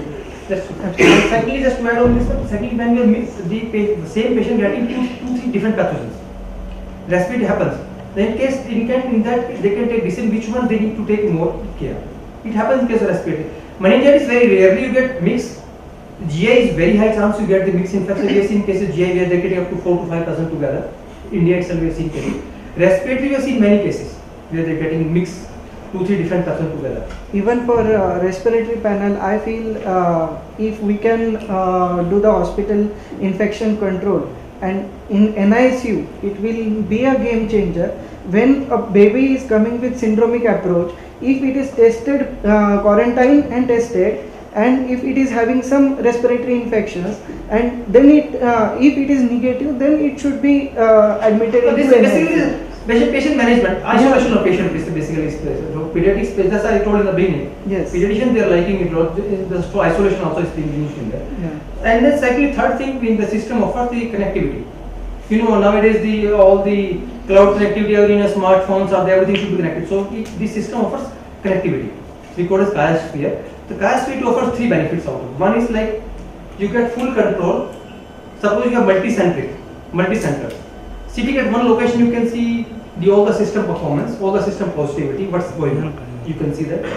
Secondly, we can reduce the downtime. Suppose anything error comes, or sitting at, we can see the system where the error happens and we can check it. Secondly, we can generate the epidemiological report automatically. So how it happens? You can see in the mobile itself. You can see suppose night testing is done. You are at home, and then you can see the mobile. As instrument testing is done, if any error result has come, as you can see, then in a month or year you can see the reference site, the trending. Instrument will do the trending automatically for you just one click, which you can use your data for publication. You can see really the trending. In each month, which person came positive, which came negative. This otherwise you do manual analysis and it takes a lot of time. Here do all together, and if you are multi-centric, sitting at one location, you can see across India or across globe. You can see that. Third thing you can see the trending. Suppose I'll give example. Suppose you're getting now adenovirus positive, just for example. I'll give like earlier this year, East India adenovirus positivity came. Many children came. So you can see your positivity rate is also 5%. For me, against what's coming across the country, positivity rate for that particular pathogen. Am I getting fine? Or what's coming across the globe? So you can see that positivity rate, what's going on with that for that particular pathogen. So that you can see through this connectivity, cloud connectivity. तो आपका तो smart हो गया फिर ये? हाँ sir, ये smart हो गया. इंटरनेट चाहिए इसके लिए? 5G चाहिए? Land connection also. मगर कुछ एरिया जैसे कुछ हॉस्पिटल होते हैं वहाँ इस तरह का नहीं होता है. नहीं तो विदाउट से काम करेगा. ये तो एक्स्ट्रा फीचर के लिए. ऐसा नहीं अब यहाँ नेट कनेक्शन नहीं है, काम कर रहा है. That connection we need only to for the cloud connectivity. लगा के हम चले हैं घर से, वो बताएं कि क्या आ रहा है तो बता देंगे. हाँ, we can check. वहाँ भी चाहिए इंटरनेट है, यहाँ भी चाहिए इंटरनेट. सर कनेक्टिविटी तो उसको चाहिएगा ना, अदरवाइज कैसे होगा. तो जियो का और एयरटेल का दोनों का प्रमोट कर रहे हैं साथ में. 10% देता है जियो. And now this you can check with cloud also, because links also, it's a bi-directional connectivity with the links. So with that, even though you no need to enter your scan the sample, also take data from the hospital directly. You can directly export the result also directly from the system. And then the assays which are there, the assay should be a respiratory assay. Then in this we have 23 targets. Then we have meningitis, we have 15 targets in this. GI we have 23 targets in this. Then we have the viral vesicular panel, which of monkeypox virus was that is there. And then there's some new panel which are coming, I'll show you. So for respiratory, nowadays we are doing just testing do the COVID testing or do the influenza A and B or the RSV. But the other viruses or the atypical bacteria have similar kind of symptoms which are. After ILI is like symptoms you used to do that, then you do multi-testing also. Now we must be knowing the ICMR also, they are doing this now, surveillance study they started very soon. To see the prevalence of the pathogens. To take, so it detects. What is ILI? What is ILI? Influenza-like illness. Because all like these viruses are all the influenza-like illness. In fact, atypical bacteria also give the influenza-like illness in the beginning itself once you see that. So that's why we will say influenza-like illness. So influenza generally we say influenza A, B, RSV, COVID and RSV. But what about the others? Para-influenza, adenovirus, rhinovirus, or the mycoplasma. These are not being tested. Recently, Fortis Hospital last week I was there doing evaluation with that. There was the doctor, the pediatrician, he said, I have a patient who is in RSV positive. I told RSV, but what about other? Rhino, adeno is there. I didn't do the test. If I can do testing, it's better I can know. If I have not done testing, how can I tell it's there or not? So many things are without in diagnosing, they are not diagnosing at all. And it is the pattern, the pattern varies based on the season and based on the adult as well as children. In respiratory, the pattern keeps on varies. And you get the adult and the pediatric patient population, I am not covering that. The pattern is different, which goes to that. And this is just, there are multiple publications on the QIAstat as well as on the proven technology. They have shown the importance of syndromic testing. This is one example of publication. They have shown the when if you do the testing or without testing, control group, antibiotic usage has been drastically reduced in the patient where they have done the syndromic testing. I have not covered all the, just one putting just as conclusion in this because time is not there to show so many clinical study data which is there. So the targets which are in the respiratory, you can see in this 2030 just 3 nanometer UTM, universal transport medium, or the medium, and then the influenza A, influenza subtype H1N1, H1S3, influenza B, coronavirus, SARS, parainfluenza subfamily we are covering, adeno, boca, rhinoentero, and the atypical bacteria. All are being covered in this one cartridge, and it takes approximate 1 hour per test. I'll show the report how the report looks like this. So overall will be, and then you can see overall clinical sensitivity 97.1%, and specificity is 99.8% for the test. So it's a negative in space, it's a negative. Specificity very close to 100%. It's very close to 100%. Basically, saying it's a true negative, it's a true negative. Point 2 का चला गया? Point 2 because really किसका positive आया था? Point 2 sir, if you do only 10 samples, it can be 100% also. But this is large population. हो सकता है. Point 2 आया हुआ है. Clinical study के सर एक हुआ है. जो अपडेट सबमिशन हुआ है, 1.2% में की कोई भी नेगेटिव आया. नंबर ऑफ सैंपल ज्यादा होंगे टेस्टिंग में और पॉजिटिविटी कम आएगा. It's a reality. If 100% कोई बिलीव नहीं करेगा. If ऐसे कोई कुछ दिखाता है 100%, I won't believe that data. Because तो क्लिनिकली से पॉसिबल ही नहीं है ना. ऐसा तो नहीं दिखाने के लिए किया. नहीं सर. हम ना बोले फिर. नहीं सर. डेटा है पूरा. ऑडियंस ना बोले. नहीं सर पूरा डेटा है. डेटा है, आप एफडी साइट पे जाओ. आप खुद ही बोल रहे हैं ना कि 100% नहीं सर, दिखाया नहीं है. मैं कह रहा हूं मैं बिलीव 100% हो ही नहीं सकता. That's ideal but not real. 100% ideal but not real. 100% sir किसी भी टेस्ट का भी agree but point 2 100% ही है. Close to that we can say. Close to that. 99.8 100% समझो. क्योंकि कोई भी अगर technology anything it shows everything 100%.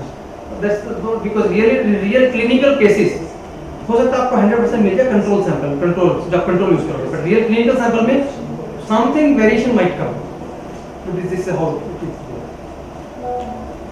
Now we have secondly after respiratory we have the GI. So GI infection,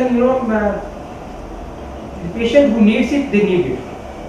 I know not all the patients do the GI testing, but the patients who are clinically they are immunocompromised patients, or the diarrhea is not being cured after doing multi, or the recurrence is there with diarrhea. Then they do the stool culture, hardly you get one or two things. Hardly you get E. coli, maximum you get the E. coli. After apart from E. coli, it's very difficult to get anything in that the stool culture. Mostly, and then C. difficile you are doing a PCR. That's the reason. Viruses we are not doing much testing the stool. We are doing much, and then you can see the GI, the pattern of pathogens it varies a lot, which is there. I'm not going in this study, but you can the current method of the GI testing which are there. The stool culture, so you can do you can do occult blood test, white blood cell count, bacterial culture you do, microscopy, but all those methods, the limitations are like they have to multiple tests. It takes time consuming. Overall clinical sensitivity of the individual these tests is low. It will do. Specificity is very high, of the microscopies, but the sensitivity is very low. So that's how you are missing it, those things. Gastric aspects नहीं है इसमें? Gastric aspirates इसमें नहीं है sir, पर you can try. After purchase Because sir इसमें जो हमने sample type डाला है ना, which is in FDA claims. तो जब GI आया तो gastric aspirates should be. You can. I'll give you an example. Like is respiratory. We have added only the as per FDA claims UTM. Only UTM sample is added, but your customers who are using even your valve, they are happy when your customers use sputum also. They are okay with it. But as an official, we cannot add in the handbooks because if we add anything at a handbook, no, it goes beyond. During every submission, we have done studies, clinical studies only on that particular sample. उसमें क्या है कि जो paediatric tuberculosis होता है ना, तो उसमें क्या है कि वो गैस्ट्रिक इन्फेक्शन की वजह से तो रुके हुए थे हॉस्पिटल में, तो हमने गैस्ट्रिक एस्पेक्ट ले लिया उनका, और टेस्टिंग करें तो कुछ और गैस्ट्रिक एप्स निकाला तो उसमें एमटी भी आ गया, क्योंकि वो स्पूटम दे नहीं पाता है बच्चा जो है ना, तो उनका गैस्ट्रिक लवाज ले करके हमने टेस्टिंग कर लिया, हेलो टेस्टिंग ट्रूनेट से पॉजिटिव आ गया। तो इसमें अभी कर सकते हो, गैस्ट्रिक एस्पेक्ट किया नहीं है पर कर सकते हो, बिकॉज जो सैंपल अभी ले रहे हैं, what we are doing, taking smooth sample, very minute amount, we are mixing with the carrier media, basically we are taking liquid only after mixing, the chances we can put it, it's not that because the technology doesn't stop that you can't use it, with technology made like this. So in this also you can say 24 targets, and this we need the median carrier media, and our clinical sensitivity is 96.7%, the specificity 99.9% in this. So as compared to which gold standard? If you are mentioning sensitivity and specificity, it should be mentioned along with the gold standard. It is with the clinical samples, not gold standard. It's a clinical samples with classical, cultural. So I'll tell you how it happens. The study is being done with that. There are two things. One is the doing gold standard. It's very small studies. Means you are taking anything, one like reference technology, and you do the testing. That is one thing. Currently, gold standard is suppose you are doing the two comparison studies. We got anything, result is not matching. Then you are going and testing third technology. Culture is the gold standard. You right? Yeah, already in microbiology, culture is the gold standard. Culture is gold standard. So these are testing against culture as well as the third technology. You did apply for the index cases, not for the gold standard.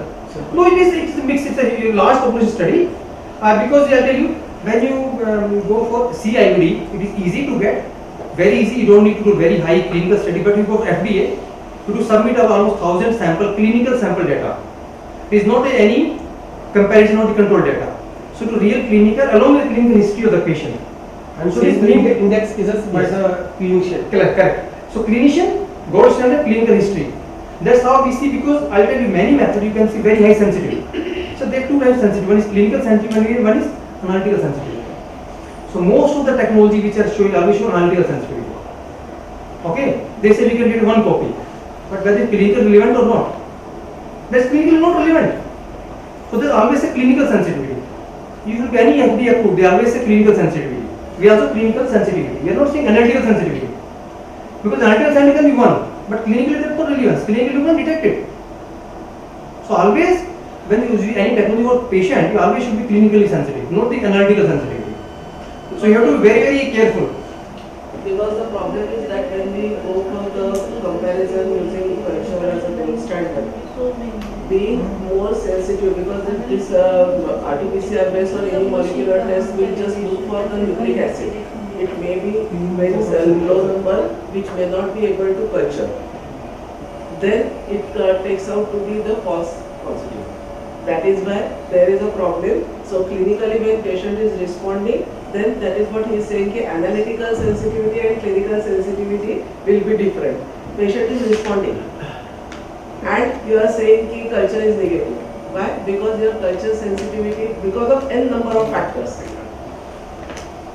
is low. Though we say it is a gold standard, now we are slowly shifting from culture to the molecular method as a gold standard.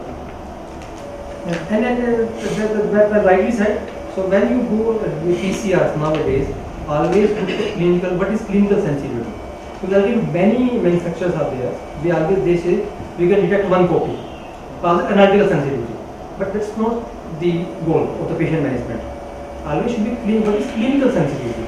That you can detect only if you do the clinical studies, clinical data along with clinical history. Then you can find out the clinical sensitivity. And analytical is just that.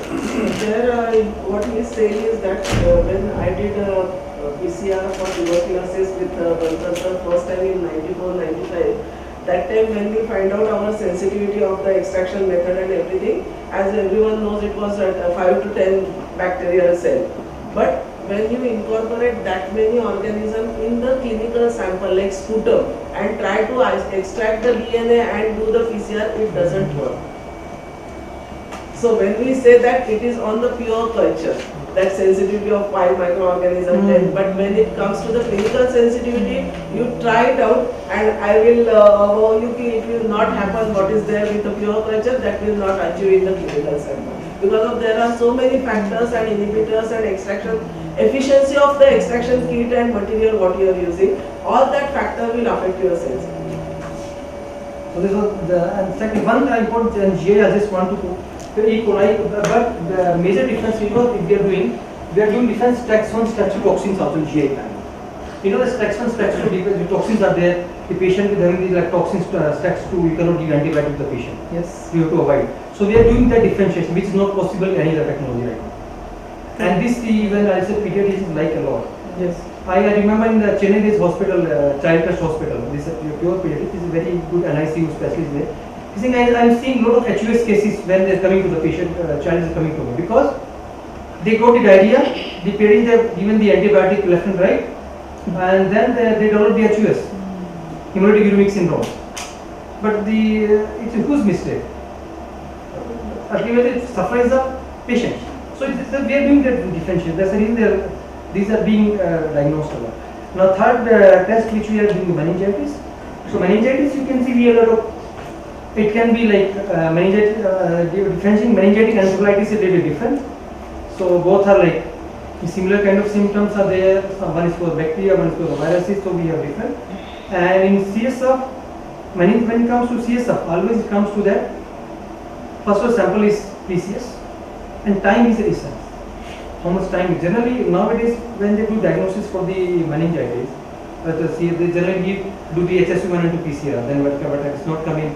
Or you are using the classical microbiological method. In that sometimes you are losing the time. And the causative pathogens, it varies based on age. You can see in this like neonates, it can be mostly it's a bacteria, it can be bacteria also, it can be viral and fungal. But when the age keep on patients age and this causative pathogens also keep on changing. We have seen a few really good cases with the really patient like us. We have seen cases in India, the enterovirus also we have seen the Neisseria itself failing the disease also, which was injected with this, so which is not coming in the culture. So in this, current the methods which are your direct distinct bacteriology, virology assay, do blood culture, gram staining, all those things currently we are doing. Latex agglutination test we are doing it. Then we have single plus PCR we do. And then all these methods, you can see it takes a lot of time, and it's like sensitivity is again an area of concern. The specificity is very high. And on all those testing takes around 2 days time, but here you can detect even just 80 minutes. The test, the targets which are being covered in meningitis, you can see We are covering bacteria, which comes with gram-negative and the atypical bacteria as well as viruses and the fungi, which is there.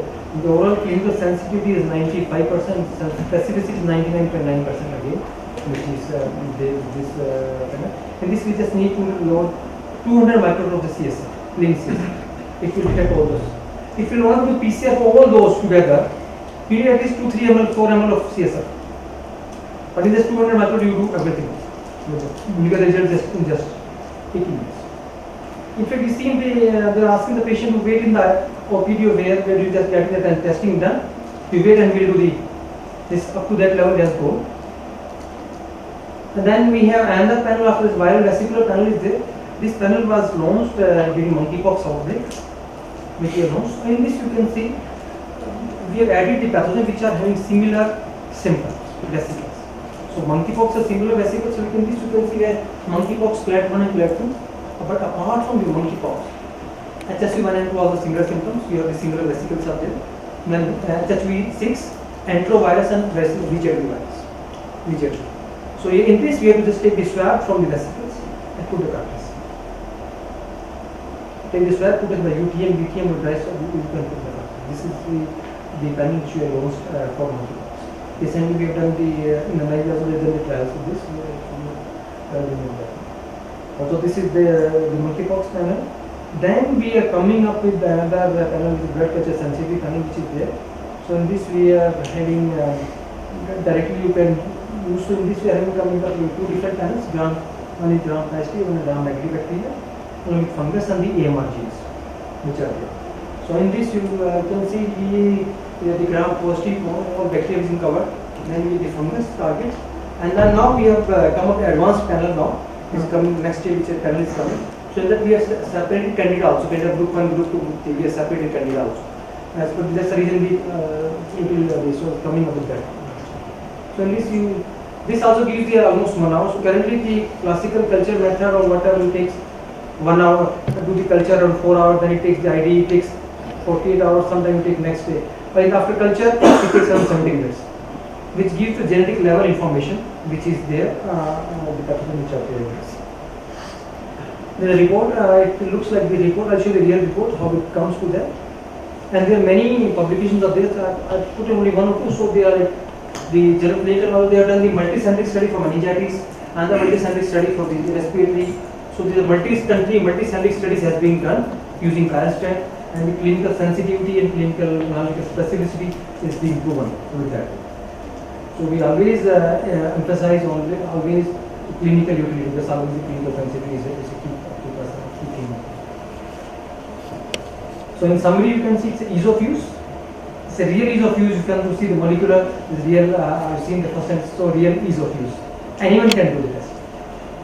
I remember at one hospital, no one was there. Urgent sample came. The security guard was there.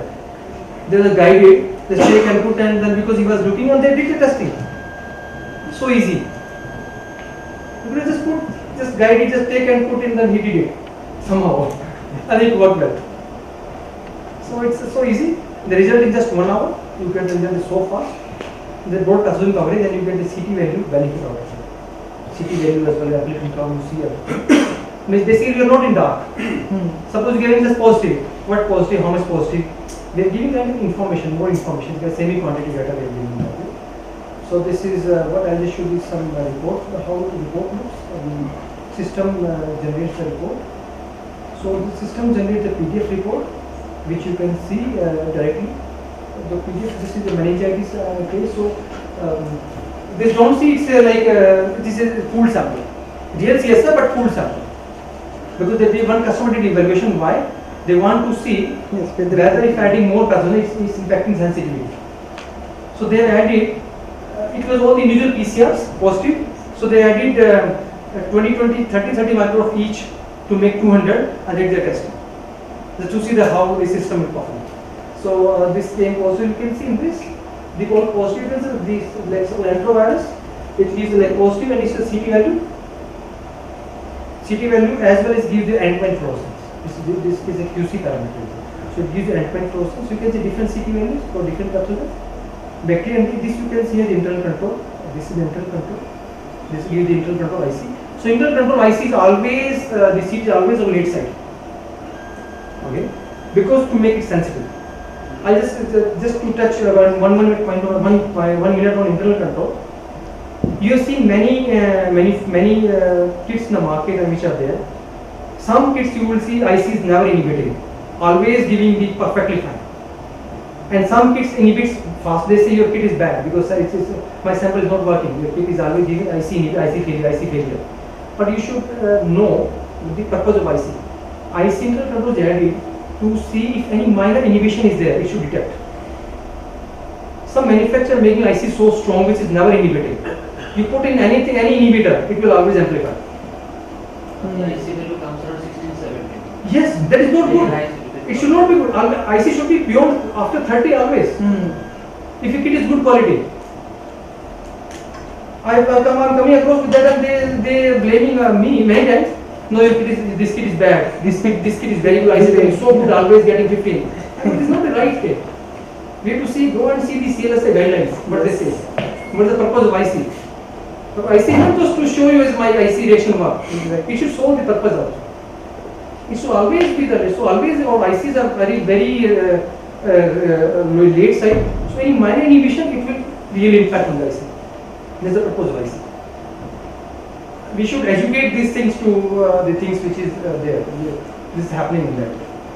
And it show the serial number of cartridge, lot number, everything it does is show. And then it shows the graph also next page. So you can see the graph, color coding graph, easily accessible graph you can see. And then logarithm in this logarithm. So you can see this. So this is system generated report. It's nothing in line. And you want, you can export directly this report PDF to your LIMS. System LIMS, directly it will go to LIMS. This is. So there is no memory intervention. So it is a GI. This means that we have the GI report is also there with us. So this is where the CID blood culture sensitivity report is there. So that also comes like this. So the CP value, then AMR genes. Which gene is positive, it will give the AMR targets also in this. And then you again the IC and the, so the ICs are all in this is like 32 IC. And if you see my GI, this is DCID, this is my respiratory report. So this respiratory also in multiple targets. So in this also you can see IC 34, 35. Always keeping IC too late because how the IC is so outside the cutoff limit. Yes, we are getting very close to cutoff limit. That's how it should, because inhibition, because PCR is enzymatic reactions. A lot of inhibition happens. So you should detect those inhibitors. If you will not detect those inhibitors, you will give the false positive, false negative. The kits which are the high IC, CT value are 15, 16, you will, high chances are there you can give the false negative. Because inhibitor, sample is not amplified, IC amplified, inhibitor is not impact inhibitor. If target and negative, ICM is negative, I will give the report. But you can give false negative. So this late CT, Another problem when you add more IC, then whatever the DNTP and primers are there, it may get utilized. Yes. And if your original target volume is small, sample copies are very less, then it may not get amplified and you may get a false negative. So always you have to adjust the internal control in such a way that it will show like whether there is an inhibition. At the same time, it should make the available enough DNTPs to work the reaction. So this is what it's. Any question, anything is there, you can see then give another things. So this is what. One thing I would like to appreciate that in gastrointestinal panel you have E. coli 0157. So it is a dirogenic E. coli. When I was in Byramjee so many years back, at that time when I wanted to introduce E. coli, you just have to convince microbiologists, you have to put ID card for detecting E. coli also. They people are resistant to that, and they were saying we could not able to find E. coli 0157. But I had given them a 20 test pack size and said every E. coli test just running. Out of that, 2 E. coli 0157 they had isolated from neonate NICU, and it was a game changer. And clinicians are very happy with it. Why is the clinicians are liking? So this is the technology. And then when it comes to the, I think sir was telling the cost effect. So it is not costly. Yes. I'll tell you reason. It is suppose we are target 25 targets, 28%. If 25 individual PCRs, how much costly it will be? correct? And sample size is also required. And you need sample also.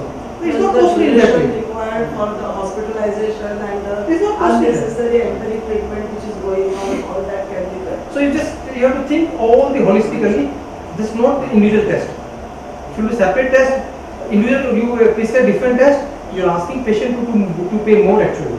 Yeah. And then if you can stay another 1 day extra, it's like a critical patient 10,000 rupees pay. So it's not costly. So if you see the there are a lot of publication already proven that with these technologies, using this technology, they can reduce the hospital stay.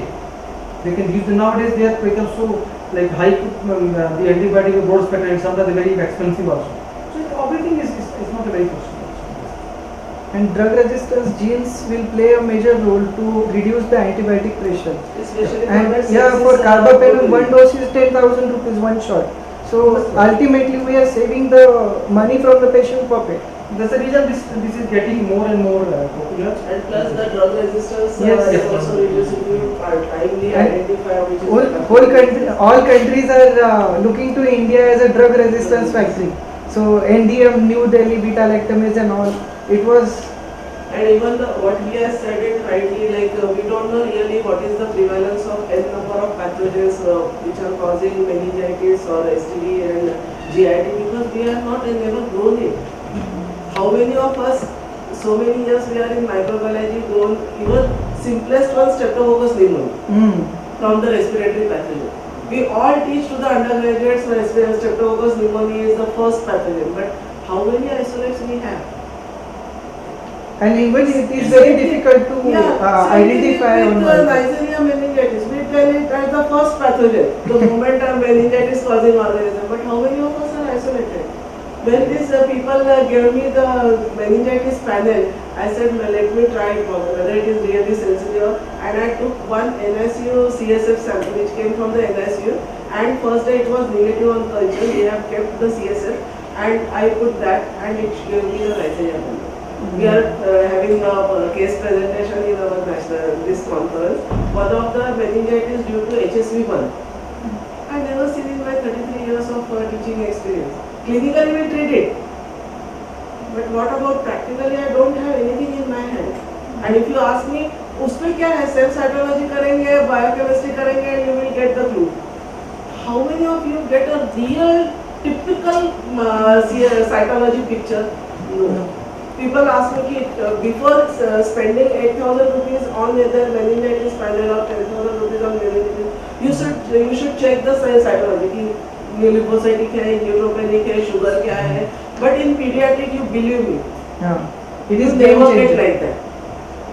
And you just go and visit the NSU, you can't able to see that baby for a longer time, and you don't have anything in your hand to say that what the infection is. So if with this, at least out of 15, any one of that is positive or negative, within 70 minutes you are able to tell them.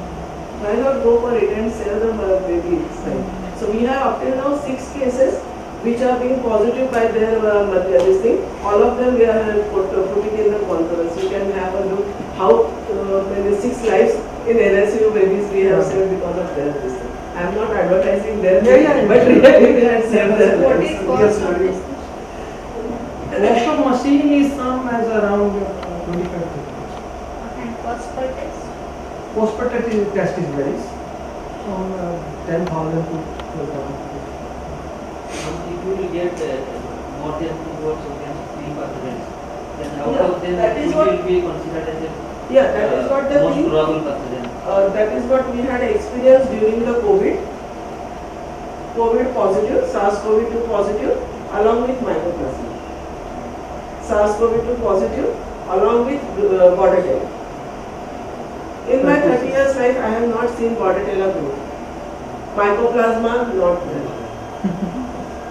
But that mycoplasma first case when we did it with their cartridge, that she was a physician working in our own institute. She said, no, it's not symptoms like in COVID. I am treating COVID patient and my symptoms are something different. You please check, don't put your COVID PCR. You do something different for me. So then I put this cartridge for them and I realized that along with the SARS-CoV, she has mycoplasma infection. Later on, I did antibody testing for her. She came IgM positive also for her. So that is how the clinical picture, if you see that, it really varies.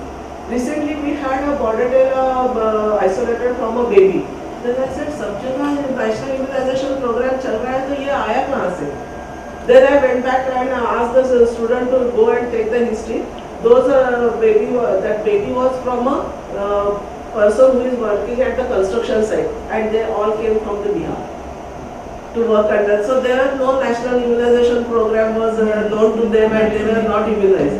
So then we sent our PSM team over there to immunize the whole all babies in their family. So that is how it can help you even in epidemiologically also to control the things. Even if you can pick up one such case, it will be of use to the public also.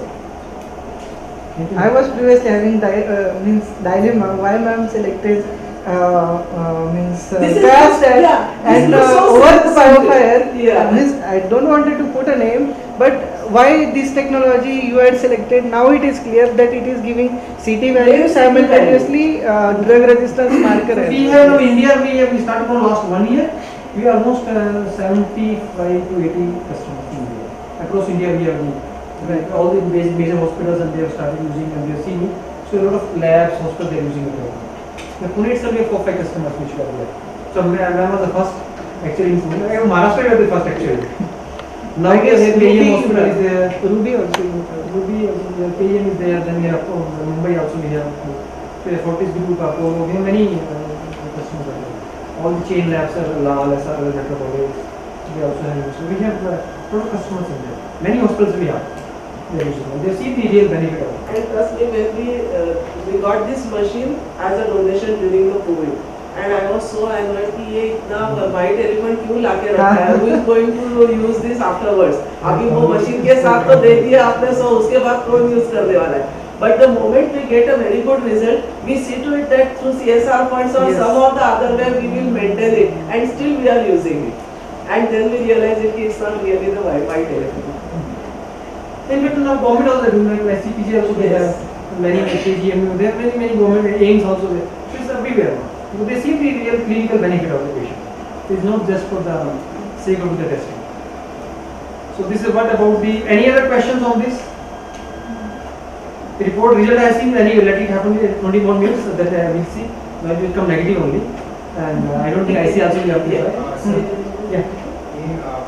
जो technology है इसमें exogenous internal control है तो इसको concentrated को avoid कैसे करेंगे अगर एंडोजेनस इंटरनल कंट्रोल नहीं है First thing we are saying basically the exogenous नहीं है.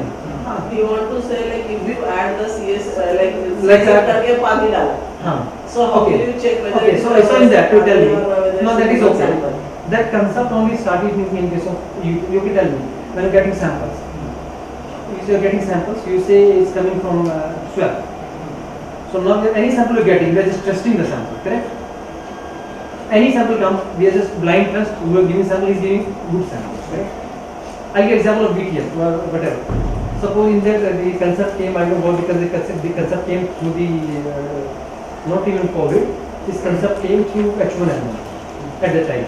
That where they are saying it should be H1N1 beta RNSP or beta, it should be there. That is the concept came from that. But when the sample, how do you know that the sample has been taken from nose or anywhere else? Because RNSP can come anywhere, beta can come anywhere. So if you can't trust that also, no? That the real sample came from the nose only. You can't trust that also. Agree or not? But I know because that is a debate. human origin का है कि नहीं वो हम कैसे बताएंगे? But that is not required. That is not necessary. How you will guarantee that what they are claiming is the sample whether it is rightly being collected? So that you cannot do that. Even during the COVID, I had been there to give the training to the medical officers in the district health services, and they asked me कि madam हमको target दिया है इतने samples collect कर रहे इतने. So how do you come to know कि हम लोग क्या करते हैं अभी 5 कम पड़ रहे हैं क्या उठा के स्वाब डाल देते और भेज देते, लेकिन आपके पास सैंपल क्वालिटी पुअर करके कैसे रिपोर्ट आता है उसका? I said I had a gene in my kit, but when I told them, then they just put it swab like that and put it. How do I make out? Human gene निकल आया. Yes. Absolutely. You just trust everywhere. RNA so everywhere it will be the trust. So it's being a healthcare profession, you have to be honest when you are giving the sample and when you are reporting. That's the only thing we can do. Whatever technology you develop, people are there because it's from the human mind, so they will only overcome to find out the excuse for that. Really, the people ask me कि हम लोग निकाल के डाल देते हैं swab और आपके पास भेजते हैं, लेकिन उसी को आप कैसे poor quality करके भेज देते हैं? Because I said I don't have the RNSP in that, so we reported poor quality and repeated. Then they said, how you do it? Where is that RNSP come from? Yeah. So when I said like it's from the, I can make out whether it's a human sample or not. तो कहीं पे भी डाला तो आ जाता है क्या? Because people were having so much phobia कि मुझे positive COVID report नहीं चाहिए. लेकिन sample तो देना है तो negative report चाहिए. तो then you are saying giving poor तो मुझे जाने को नहीं मिल रहा है. So ठीक है मैं कहीं से ये करके डाल देता. That is true. The reason this concept is not WHO FDA, they don't believe in this concept. That's in the kids. They are FDA approved WHO pre-clinical, but they are not using this concept because there is no logic of that concept. Because you trust when the sample is coming. If suppose you are giving sample, your patient A is coming sample, they are giving writing patient B, you trust. If you just verify one of his human, how does it prove? It is not adding any value. This is but the real practical scenario which is there. Otherwise, just trust. There is nothing else. So this one is exogenous control. So internal only inhibitor control they have, but they don't have RNSP. But at every step they have, as per the POCT norms, they have the QC step. POCT norms are different for the quality control. Otherwise, what we usually say like having a one-sided one-directional flow and everything is there. But for POCT it doesn't work because it's only one time you are adding it. So what is that one-sided flow, one-directional flow? You will use it for POCT. So they have a different norms for it. Like as you have rightly said, in the normal, they say it should be batch control. There should be batch control, external control should be there. But in this POCT, batch control concept is not there. Otherwise, it's not a POCT. If you make a batch, then POCT concept has gone. So that's the reason it's like this. I want to know how this analytical sensitivity is measured, how it is calculated. Analytical sensitivity? How it is calculated. Analytical sensitivity is being calculated by non-copy number. Whatever is analytical sensitivity, you will take a culture, non-culture. In that you will find out first to quantify that culture. Then you will do serial dilutions. Okay? Clinical, okay. Clinical sensitivity, clinical sensitivity is being calculated based on the it is not like spike sample first thing. It is not a like non-copy number size, no. The real patient sample is being taken. Whether it's being clinically patient is having response to that, patient is responding to the clinical, and based on the clinical sensitivity is being that's why we always say clinical sensitivity. The gold standard is just like in other 50% so here the response. Can the idea get here the gold standard is the clinical response for the clinically, based on clinical as well as then there used to be the other method, like multiple things are there. Basically, it's basically clinical sensitivity. Like you have the bacteria virus, whatever is there. That virus bacteria can cause you ill, whether symptoms are there or not. They might be. So just one. So clinically, you have the bacteria inside, but you might be having symptoms or not symptoms. But if you can develop the symptoms, right now not symptoms, and you can develop, then that cutoff is clinical. But your bacteria that cannot develop symptoms, and lower than that, if you detect that is not clinically relevant. So lower than that, your analytical sensitivity can detect, but that is not relevant. So it can clinically that is there which can develop the symptoms. So that's why always when we see only FDA things, they always focus on clinical rather than the analytical. Because we are not doing research. Might be doing the research something, then analytical might be the good. But when the patient treatment comes, analytical is the more important rather than the clinical analytical. We can discuss other things later on. I think we have to do the other topic. So after this, I think we have some more technologies are there. So these are point of care, real-time PCR. You can say the basic technology, real-time PCR, nothing new. Only we have made it so simple, so compact, and everything inside this. Thank you very much for your kind interaction as well as your patience in listening. Thank you very much. How many of you familiar with digital PCR term or using? Using already? But you know the concept. Okay. So not many at least.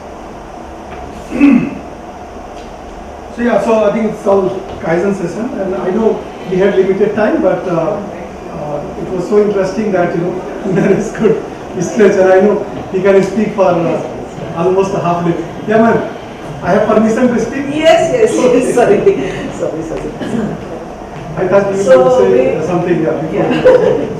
So we have seen how easily you can go for multiplex PCR, and now one more type of PCR which is highly sensitive, and what purpose you can use it. He will be elaborating it on the digital PCR. I don't think many of us have seen it or heard it about that, or maybe only in theory you must have been heard about. You can have a practical thing about its uses and application. Thank you.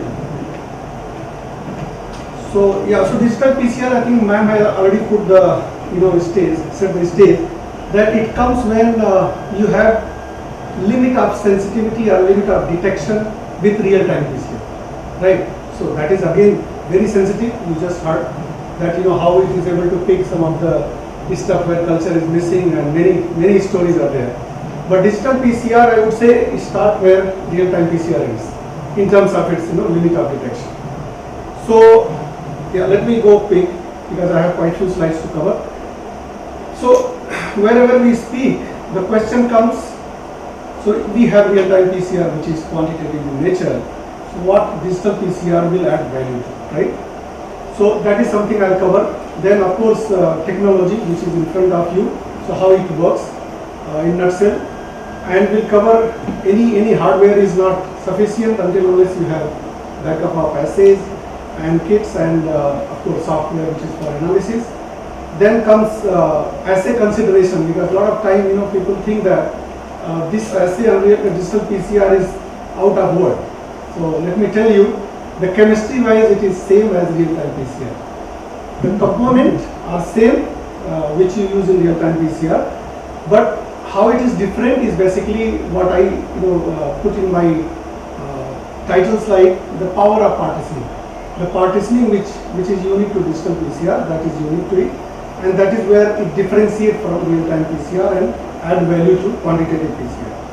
And then of course little bit on the assays which are available on Jeejeebhoy. So just little disclaimer, this machine and some of these assays which I will discuss there, these are not currently for IVD purpose. So but we also know that many NGS or many other solutions we are using which are not IVD certified, because IVD means something what you saw here, right? So from machine to cartridge to everything is CIVD or FDA approved. So that kind of setup, and there of course you don't need extraction also separate. But if you are using a platform like digital PCR where extraction has to be done upfront, so until unless you have everything IVD, it doesn't make sense. So you can work with RU also.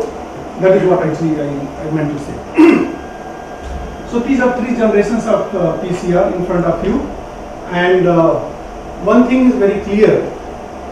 I mean, to this audience, I don't have to explain what happens in endpoint, right? By now, I think we have covered most of these points. In real-time PCR, you saw that fluorescent chemistry comes in picture, and there is an amplification curve. So real-time, you are able to see that amplification. Therefore, the term comes real-time PCR. Digital PCR takes little bit of real-time, little bit of amplification. So basically, dots what you see, that is the result. So there are positive, which are percent dots, and there are negative, which are like empty dots in between. So that is how data is represented in digital PCR, what you see here, right? So it's basically binary distribution of positive and negative. So once partition is done, then some partition will have positive, some partition will have negative. So there is a binary distribution of the target, positive and negative. Therefore, the term is coined as a digital. Otherwise, your real-time PCR is also quantitative in nature. But there the main difference, if you see right side, it does absolute quantification without requirement of reference or standard. In real-time PCR, any quantitation, you need to have serial dilution of reference, which is not required in digital PCR. Another advantages which are there associated with digital PCR and this. So I think again coming back to these slides, these are already discussed, right? Fluorescent chemistry, how it works, probe-based, did we discuss, ma'am? Yes, Right? yes. Then intercalating dyes are there, where you don't need probe, just dyes are added and you see fluorescence chemistries, fluorescence coming. CT values are determined, as I said, in real-time PCR you need to have a standard reference with serial dilution, where known copies are there, and then CT and known copies, and then for unknown you extrapolate by using these references. So that is how you determine it. So in nutshell, if you see the sample partitioning is actually real differentiator between real-time technology and digital PCR. So that's your real-time, this is your digital PCR. Same reaction component, here everything get amplified in same tube or when you have set up, and then you get CT values and all that. In digital PCR, the same reaction before amplification, it will be randomly distributed in the partitions. And that is where different platforms and technologies differ.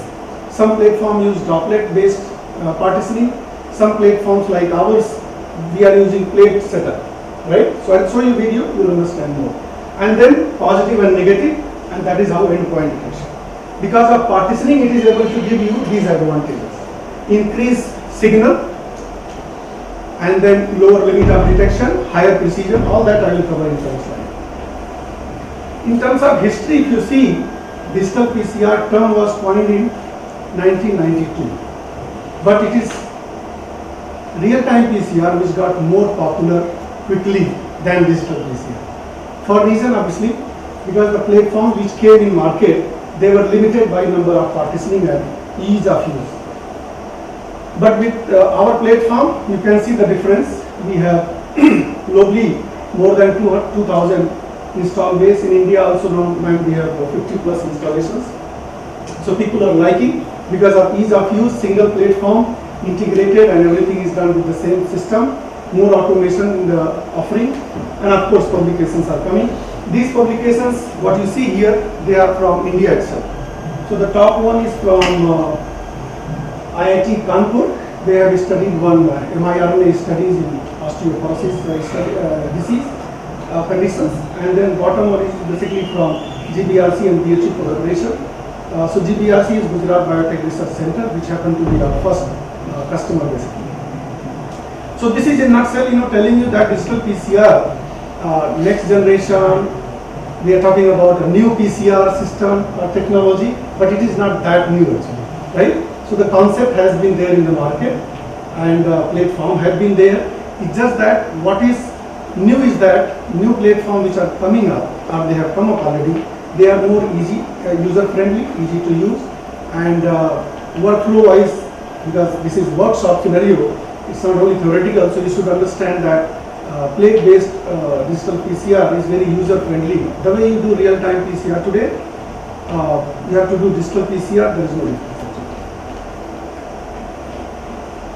So as I said in the beginning, that the workflow-wise, the reaction components are same. It's this step where digital PCR platform and separate platforms are required, because you need to partition those reactions first, and then endpoint detection, and then imaging. So historically, these three steps, step 2, 3, 4, have been, in the market. Even today, vendors are supplying, where systems come first to do partition, then comes PCR, basically PCR machine to amplify it, and then third step, you need to take plate and then put it on the reader. So there is a lot of manual interventions which are involved. And this is where we have made major difference with our technology. And just for your information, how calculation happens without reference and standard. So based on this calculation, this is the fundamental of calculation. Otherwise, software will do automatically. You don't have to do manually. Basically, there is a formula which applies here, where there is no reference or standard being involved, and there is a partition. Volume is fixed for that. So the lambda integer, which is calculated based on positive and negative, you can see positive and negative fractions are being used to calculate lambda integer, which is basically average copies which are distributed across partitions, and then further divided by volume of each partition. So what you notice here, why I have put this slide, a lot of people get curiosity by this time that without reference, without the standard, how you are able to quantify it. So this is how it is done. Based on, so type of plate, we offer two types of plate. One is 26,000 and one is 8,500. Both are displayed here. And why we offer two different partitions? Because there are certain applications where you do not require very high number of partitions. So that is very good. So this is a very layman way of explanation that what is difference between real-time PCR, which is bulk in nature, bulk reaction in nature, versus digital PCR. So just because of timing, I am just going a little fast. So this is your real-time actually. Consider you have target, which is your red jelly beans, that is your target particularly, and consider your hand as a polymerase, you have to pick that. So consider this is what you are doing in bulk jar as a real time versus digital PCR. Once you have randomly distributed across partitions, and now if you have to pick by hand, which is as a polymerase, how easy it becomes. So this is where, because of this partitioning effect, you are able to reduce the background noise, which will be there in the bulk reaction. You are able to increase the signal to noise ratio, and also since readout is in positive and negative, you are calling it digital PCR. And you are able to do absolute quantification without requirement of reference or standard. Is that clear? Any questions so far? Because this is the basic principle. Any technology you use Kaizen, BioLab, thermofisher, the principle remains same, right? Same thing is explained here how partitioning is helping you in terms of effective concentration enrichment.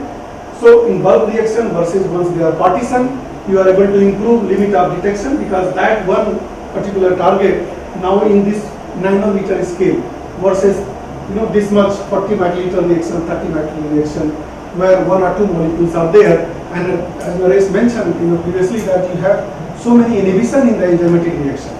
So that inhibition will be more here and less here. Therefore, signal is better, limit of detection is better.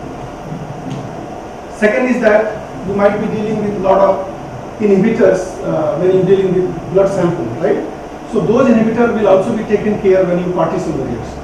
Your target, non-target, or you can consider as a inhibitor in the reaction that will be purified during the partition. And third real advantage, I don't know how many of you do research work where you deal with gene expression or copy number variation, right ma'am?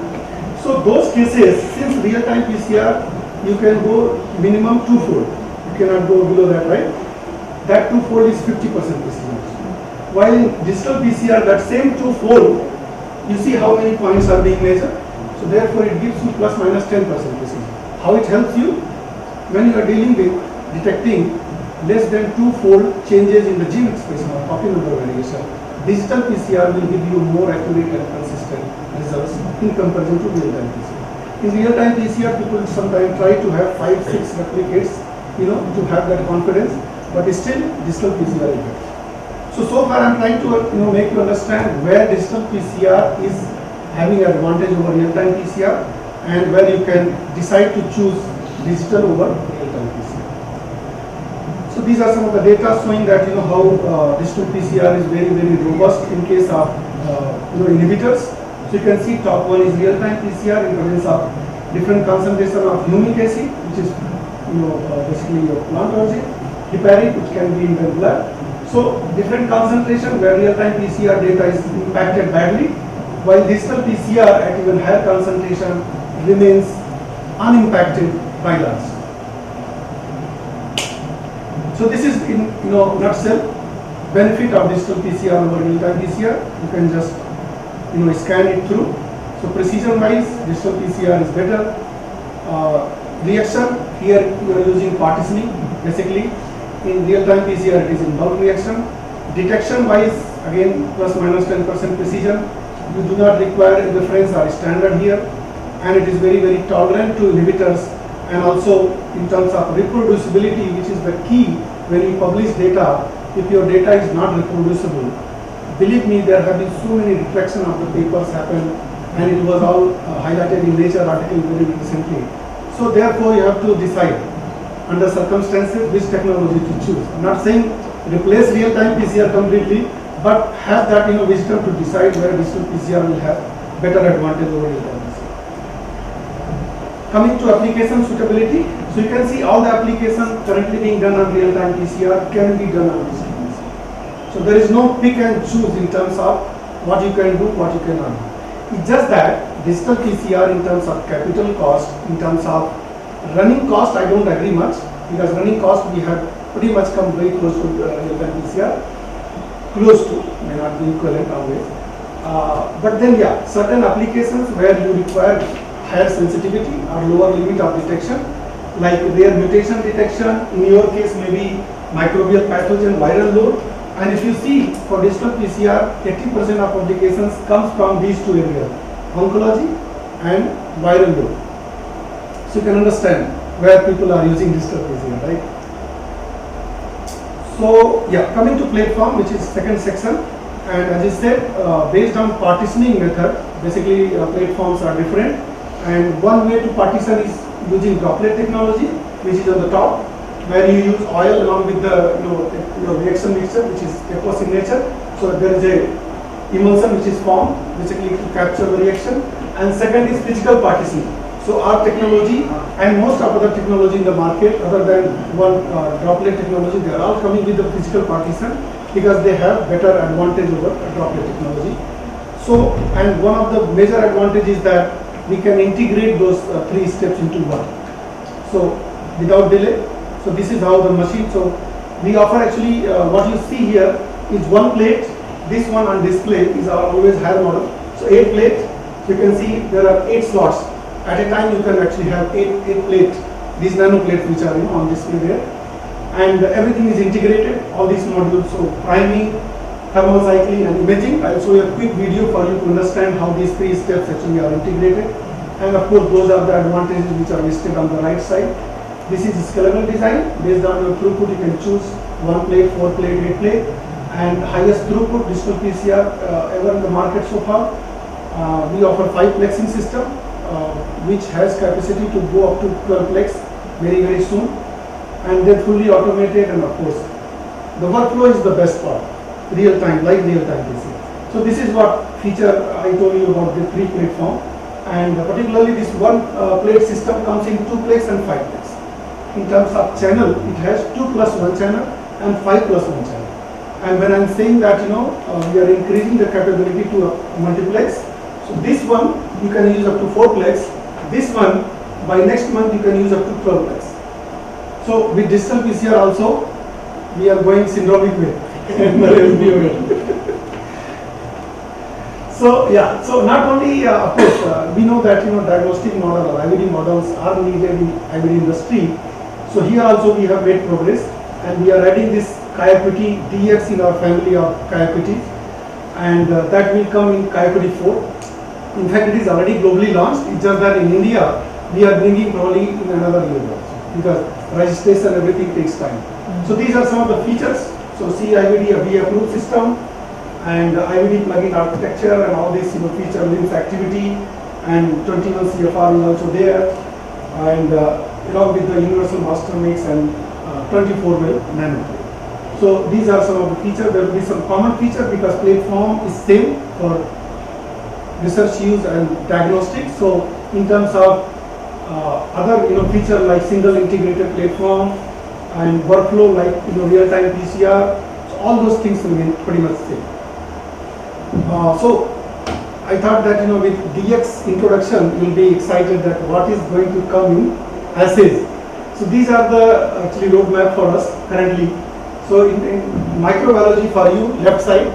So these are the assays. Nothing as of today available, but these are the focus basically to come up with.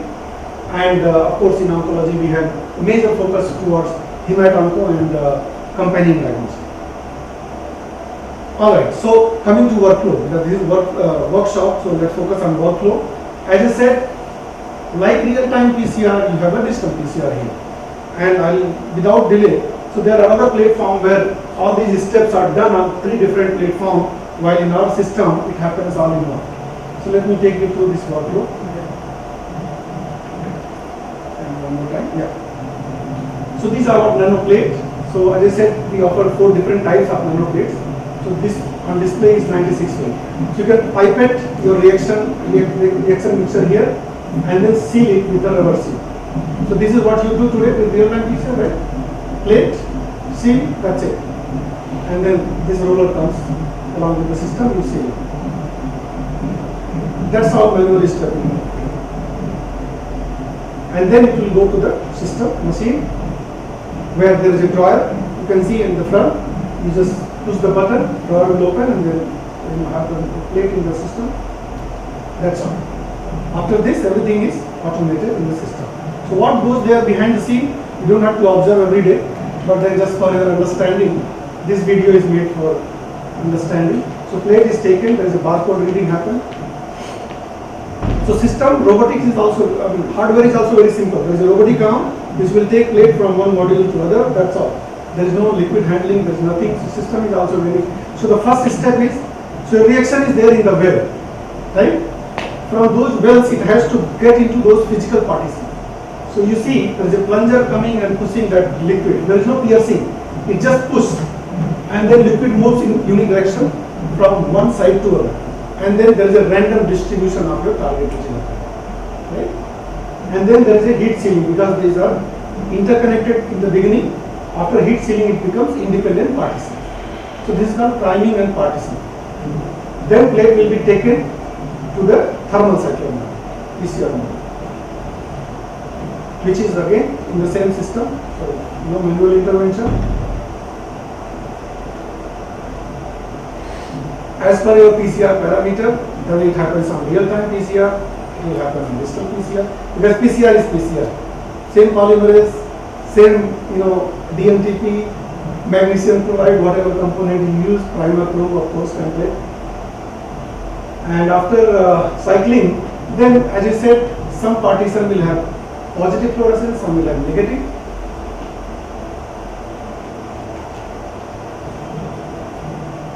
It will be then read or imaging is done on an imaging model.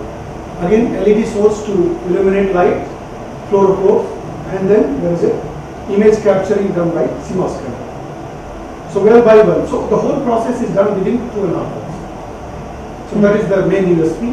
And in terms of experimental setup also, as I said, it is just like real time. That's all. So anybody doing real-time PCR today for any pathogen analysis, if you transition to digital PCR, believe me, you don't have to do anything different. The only thing is that how data is analyzed here. Of course, partitioning comes, positive negative fraction comes, then calculation without reference standard. But again, those things are automated. You don't have to do anything, right? So things are getting automated for you. So this is just for your understanding how these wells looks like. So and then in between you have the partitions. You can see that single well detail on the right side and the cross section to see in detail that how liquid moves in a microfluidic channel. So coming to what assays we have, or master mixes we have. So before that, nanoplates. So because nanoplates are at the heart of technology, and we offer 4 different types of nanoplate. So there is 8,500 partition, comes in 24 well, 96 well. You can see different application which it can meet. And similarly, we have higher partition plate, 26,000 comes in 8 well, 24 well, and that is suitable for low pathogen load, rare mutation detection, MRD analysis for hemato-oncologists. So those applications where RNIPT anybody doing on digital PCR, that is also now being done. So that is about the plate. Now coming to the master mix. So master mix also we have probe-based chemistry. We have evergreen. Evergreen is alternative to cyber green. So in digital PCR or higher saturated, basically even in HRM analysis, have you anybody done HRM analysis for genotyping? So in real-time PCR itself you can do, basically where you amplify the product and then you melt it and then see the melting curve. So there also instead of cyber green you use evergreen dye. So these 2 dyes are used, and we have a lot of master mixes optimized around evergreen and probe chemistry, and also one-step chemistry particularly is interesting because you can do RNA virus and bacteria, which is DNA based, into one reaction. because both can be done using that one step, where RNA will be converted to cDNA and DNA is converted to DNA. So I'll go a little fast now because so these assays, of course, we have microbial assays, which I'll cover in coming slide, and then in terms of kits, we offer residual DNA. For your interest, maybe mycoplasma, if anybody doing, or food pathogen testing, anybody doing. So we offer meat tracker, kits and all, which is again legacy of our American food testing kits. So this is in nutshell, I would say summary of what I discussed so far. Complete solution, not only hardware, but we have nano plate and master mix as consumables, and of course we have the software.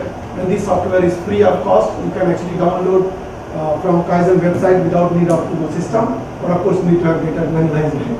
And of course we have been assays available, assays from Kaizen, assays from third party. You can see here on the right side.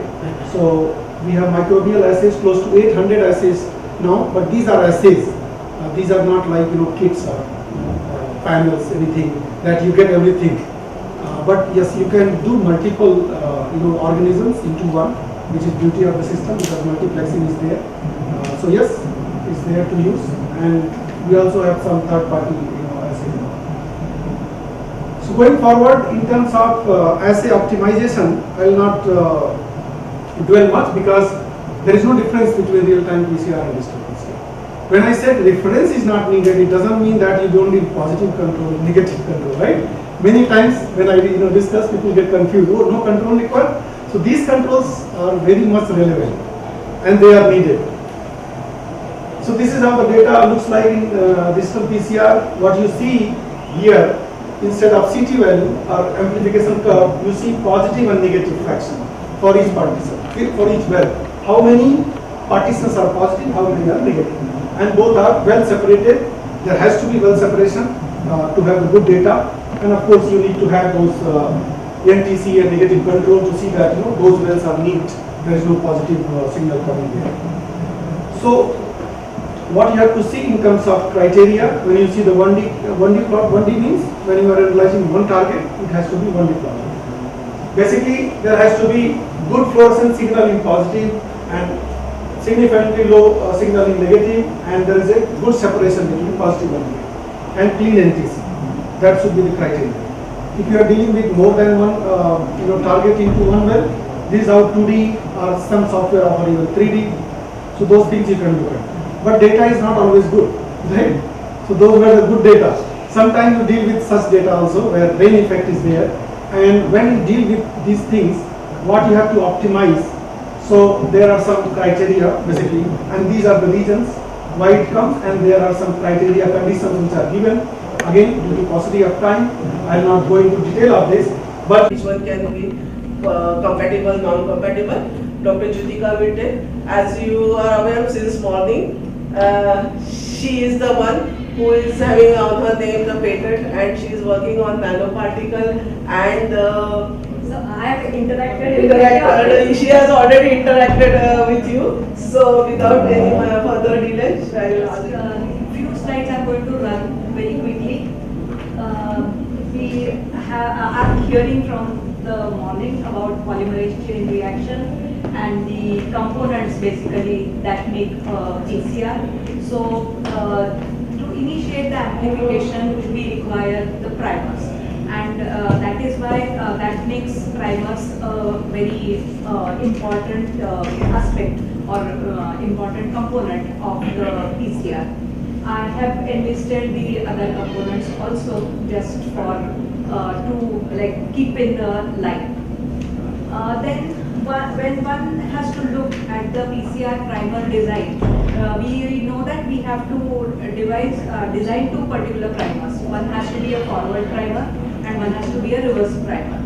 So there are certain criteria for the primer design which I have put in the left side. So the design criteria are that the length should be around 80 to 24 bases.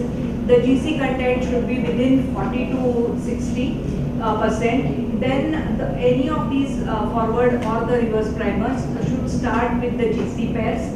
Then the melting temperature is important, that is the TM of, this is the temperature at which 50% of the DNA gets denatured. So that temperature should be around 50 to 60%, and primer pairs should have a TM within 5 degrees of each other. That is one of the criteria. The last but not the important criteria is that the primer pairs should not have complementary regions. So if they have the complementary regions, then stem loop type or looping structures will be formed, and then no amplification will occur. So one of the examples which I have put here, so that all the tips for the primer design are met by the primers which I have just enlisted, like for an example I have put here. Then apart from the PCR primer, so many of the machines or many of the machines are compatible with hot start PCR. So in hot start PCR, what happens is initially when you give the conditions for the PCR, so initially when you put the annealing temperature or the first temperature to denature the strands, what happens is that those temperatures are just enough to start dimer formation, and if primer dimer formation begins, then the DNTPs, whatever you have added, start getting consuming or used in the reaction. And that is why many of the suppliers suggest that you have a hot start PCR, and this will eliminate the non-specific reactions. So many times it is always better to have the hot start PCR so that the primer annealing, which occurs at lower temperatures during the initial part of the reaction, are done away with. So that is the importance of hot start PCR. Then we have all discussed about all these things which are the different variants of a PCR. So starting from the PCR, we went to the qPCR. Then we had the that is a quantitative PCR. Then we have the reverse transcriptase PCR or reverse transcriptase quantitative PCR. The RT-qPCR was very much popular during the COVID. Then we have just now heard to the digital PCR, digital droplet PCR, and the microfluidic PCR, which is the last one. But this is a very new technology still, and lot of they say that lot of unwanted compounds are being made in the microfluidic PCR. But this is still in the research stage. There is restricted choice of materials also to make the microfluidic device. So like the technology is still in the nascent status. That's what we can say. Then having a look at these two reactions, we all have seen, just it's a comparative thing which I put, the Cybergreen assay on one hand, and on one hand Tachman assay. So because these are the most popular reaction chemistries. Apart from that, we have the molecular beacons and the scorpion probes, but these are more for the research applications. They are not much being used or employed in the point of care devices. So each has little bit of pros and cons are there in each reaction, but then they are still common. And for particularly for developing new reactions in the initial stages to minimize the costs, even Cybergreen reactions are also advocated to begin with. Then when it comes to the quantitative PCR, we need to quantify the templates. So what is done is, sir has already explained, but I have just put it in the terms of a graphical representation. There is a serial dilution of the standard DNA which happens. Like you start with the 10⁸ copies, or for example, and then go on serially diluting, just as we dilute to find out the number of bacteria in a sample. We do the same way. You just go for dilution, and then typical questions like what is the viral load in the sample. To answer such type of questions, you will require serial dilution, and then you carry out the qPCR amplification. So where the viral load is very high, the typical curves or the curve will, the sigmoidal curve will start appearing very early, and as the target is diluted, you will have the CT values or the cycle threshold values very like higher values will be obtained. Then one can do the standard curve construction also using the data which is available from this particular, like the P is the qPCR amplification. The CT values which we obtain in the P are now represented in the standard curve construction where CT is plotted against the log copy number. And this curve will tell you to find out the PCR efficiency as well as the unknown samples. If you have to find out what is the viral load, then this comes out to be very useful. We particularly use this standard curve reconstruction when we developed a piece, like the PCR was there for a viral pathogen. Like we detected WSSV. That in the example I'll show you the WSSV primer probe design also. But when we did that assay and we wanted to compare that with our that lateral flow assay which we developed, then we need to tell the people that how what is the comparison between the lateral flow assay and the molecular diagnostic that was developed. So it is accepted and it is well known that PCR or qPCR can detect up to 10 copies or even lower of the viral DNA which is present. And in fact, whatever the tissue sample we are getting, in terms of the total protein content, we find out and then we run the PCR as well as the lateral flow assay simultaneously. And then we find out that the limit of detection of the lateral flow assay is say 10⁻3. So below 10⁻3 you will not get a visual signal in the lateral flow assay readout, whereas in the PCR you get a signal which is corresponding to even 10 viral copies. So that is the way it is used normally.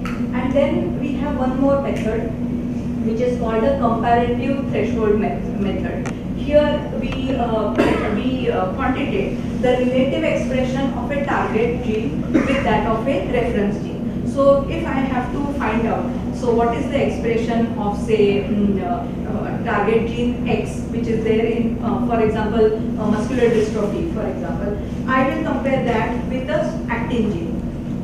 Like muscle cells are there, I will compare the expression of the target gene with the reference gene. Sometimes in the microbiology work or in the like our plant science work, we did the gap DH that is a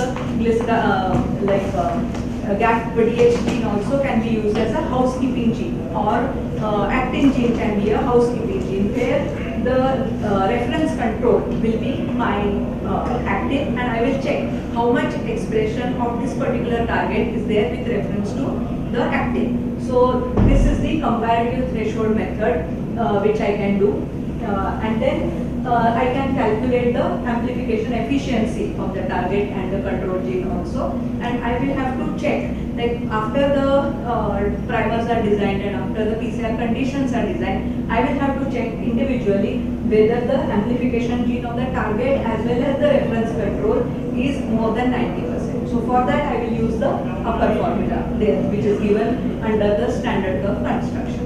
So those things I will bear in mind when we have to develop a new test. Now another thing is how do we calculate? Sometimes we have to not only with the gap DH or the actin, we have to give the fold expression. Sometimes we have to see in respect to a some particular treatment what has happened to the gene expression level.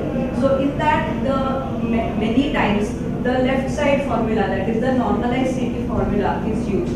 So it gives you, as in the earlier we have seen, that normally if we use a qPCR for that, we will go for the fold expression, and that will always be in like log values will be there, and that will be the to the base 2 always, because we have we know that the target is always amplified in logarithmic way, two-fold way it is always amplified.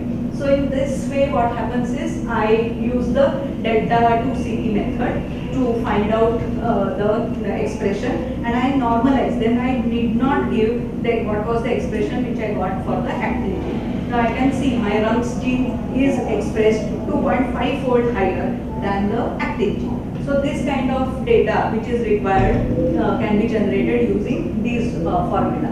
Now another thing is when you run the PCR, you have to check whether the PCR is giving a single product or multiple products.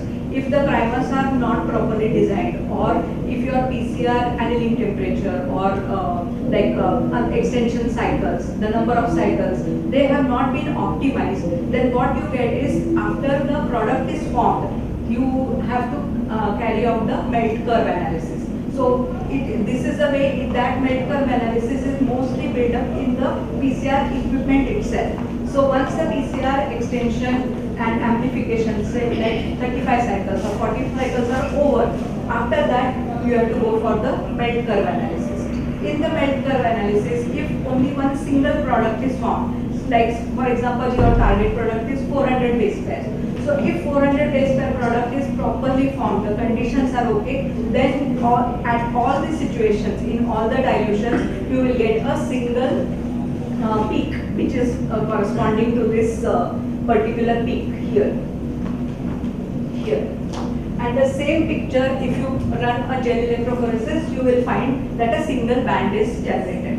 In this case, you are going to say that all your reaction parameters are good, your PCR products are properly formed, and this is the optimum way in which the reaction is now running. So in the gel electrophoresis also shows that there is a single band. Now, in all these conditions, you have to standardize the annealing temperature also, because after one cycle, one particular cycle, the strands have to anneal and then again dissociate. So this annealing temperature also can be analyzed using some of the variants which are available, like in that case you have to have a gradient PCR. So some of the machines are in such a way, designed in such a way that the PCR block itself has, from say the columns in the PCR, we can have 0.2 degrees difference in temperature. So one well, like column will show 56,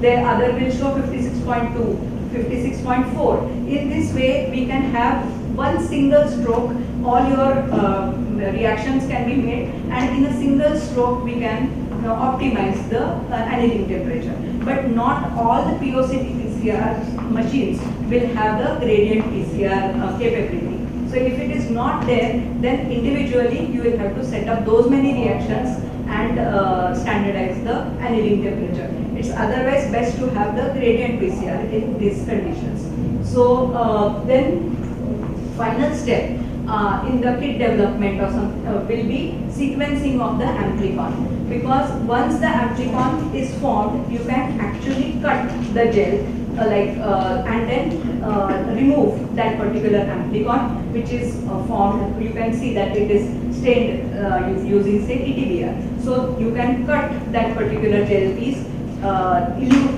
the amplicon from there and send it for sequencing. And then the sequencing result, you can say that the target which you have amplified is actually the one which was of your interest. So this is mandatory procedures when you are developing new PCR reactions.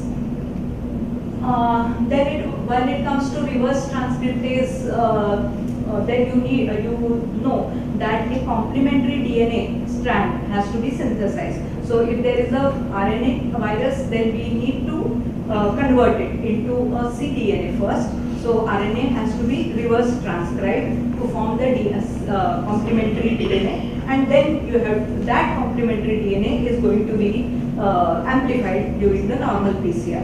So while setting up those kind of reactions, you will have to consider, like say 1 hour or 45 minutes at least for the first phase, in which the reverse transcriptase is going to work and the cDNA is going to be formed. So this is what we have all done during the real-time qPCR for COVID-19 diagnostic.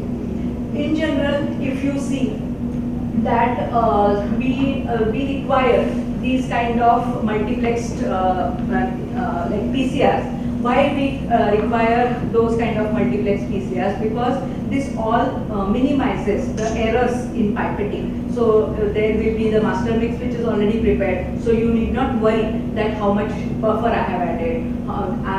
Have I added equimolar proportions of the DNTPs or not? So all these smaller things are taken care of, and during the multiplex real-time PCR, only few steps will be broadly there. Like target selection will be one, then nucleic acid isolation, design of the primer probe, going for optimization, and directly run first the uniplex reactions and then confirm them in the multiplex mode also. So this is the general workflow. And when we have to devise the multiplex PCR reactions, here I have listed some factors which are really important to ensure that your reaction is complete or the right one in the all like in all terms or in all ways. So the multiplex PCR reaction was first demonstrated by Chamberlain et al. In 1988. And from the original paper, they describe all these as very important factors. So one of the most important factor is a primer to template ratio. Like how much primer we need to have. So this particular ratio should be 10⁷ molar excess in that particular reaction to ensure that the DNTPs are sufficient to run the reaction time. In your primer dimers, most of the DNTPs are not lost. All these things also affect the PCR efficiency.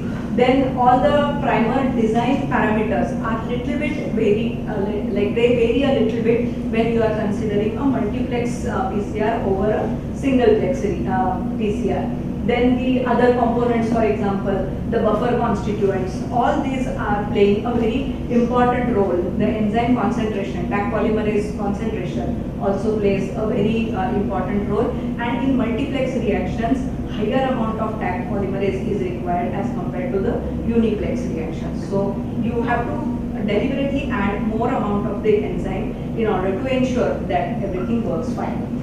Then annealing temperature, for example. So individual loci, whatever they are amplified, then what happens is in the multiplex reaction, the reverse has to be done. So annealing temperatures are usually said to be lower than the uniplex reaction annealing temperatures. So these are the small minor things, but which play an important role in devising the multiplex reactions. This the thing is slightly cut at the end, but there are certain additives also in the PCR reaction. Something like TMSO or formamide is important to be added in these reactions. BSA. So what happens is these molecules, they keep the templates apart. They will help in keeping the template apart. So nothing will be written on the tube which is being supplied, but definitely these kind of additives are added to the solution to ensure the fidelity of the reaction. This particular diagram is from the original paper by Chamberlain et al., which just explains all the steps. Like for example, the primer sequences, then you have the alignment or the test, which I'll show you the screenshots for the step 2, step 3 also I will show the screenshot. And then how the multiplex PCR is done. So initially equimolar proportions of the primers are there, and then you have 4 kind of outcomes. Sometimes you are having all products which are coming up weak. Some products are coming very strong. Some products are not getting amplified in a proper way. So all these permutation combinations always come up as a, like for example, what comes up in the reaction. But then smartly you can have some troubleshooting steps going on, and depending, like say long products are weak or unspecific products appear, then there are all these ABCD troubleshooting steps which I have given. And for all those interested, I can even share the original paper, so you can read about it and alter small, make some alterations in the reactions to ensure that everything is working properly. So this is one of the major step in the setting up of new reactions. Then here I have again, like whatever the data was in the earlier slide, little bit again I have put in the form of some considerations and the effects that these particular have. Like for example, while developing the multiplex reactions, we have to consider how much, what is the machine, what is it tailored for, what are the different dyes available, their absorption maxima, little bit of chemistry on the dye, how they work, that is also required. But those things can be solved, right, taking proper precautions. And once you learn how you are going to do it, uniplex reactions will be much better to optimize, and then you can go for the multiplex reactions.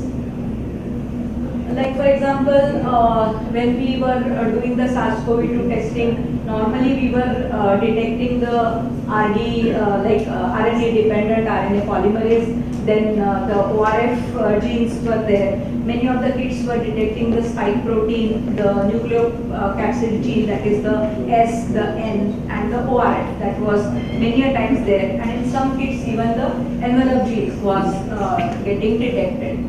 So as an example, if we go for the TACPath COVID-19 combo kit, what was there is they had targeted the 3 different regions. So one was the ORF 1A, 1B region, then the S protein was there, then there was the third, that is the N protein, that is the nucleocapsid. Now, what was the typical workflow? That the sample was collected, it was prepared, that is the RNA was extracted, then the real-time PCR, and then there was analysis and reporting. So in this assay, what was there is that many of these machines, the applied biosystems machines were quite popular, and the dyes the reaction was calibrated for detection of the FAM dye, the WIC dye, and the June dye. So all this, if you see the excitation and the emission of these dyes, they were distinct. There was no overlap, and that is why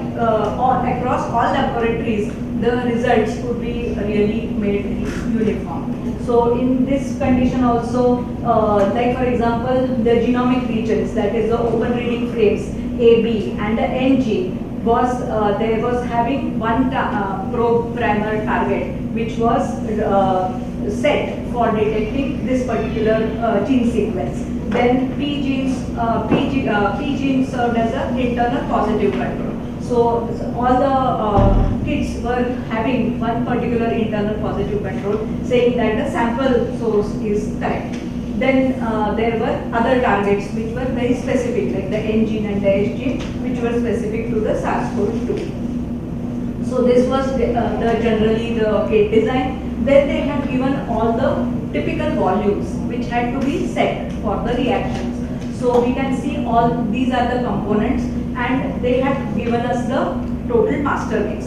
So in that master mix, we just have to multiply, like one reaction requires so much, you are going to put 96 in a well, and then just multiply by a factor of say 100, so that 2 or 4 reactions extra we used to put, just to have some pipetting errors are there sometimes. So to just make up all those things. So this kind of for 94 samples or 96 samples, we used to carry out all these. Typically, the plate layout I had shown there, that the team used to start with the NTCs. They would put all the reactions for the samples, and then the plate would move to a next person who will put only the positive control.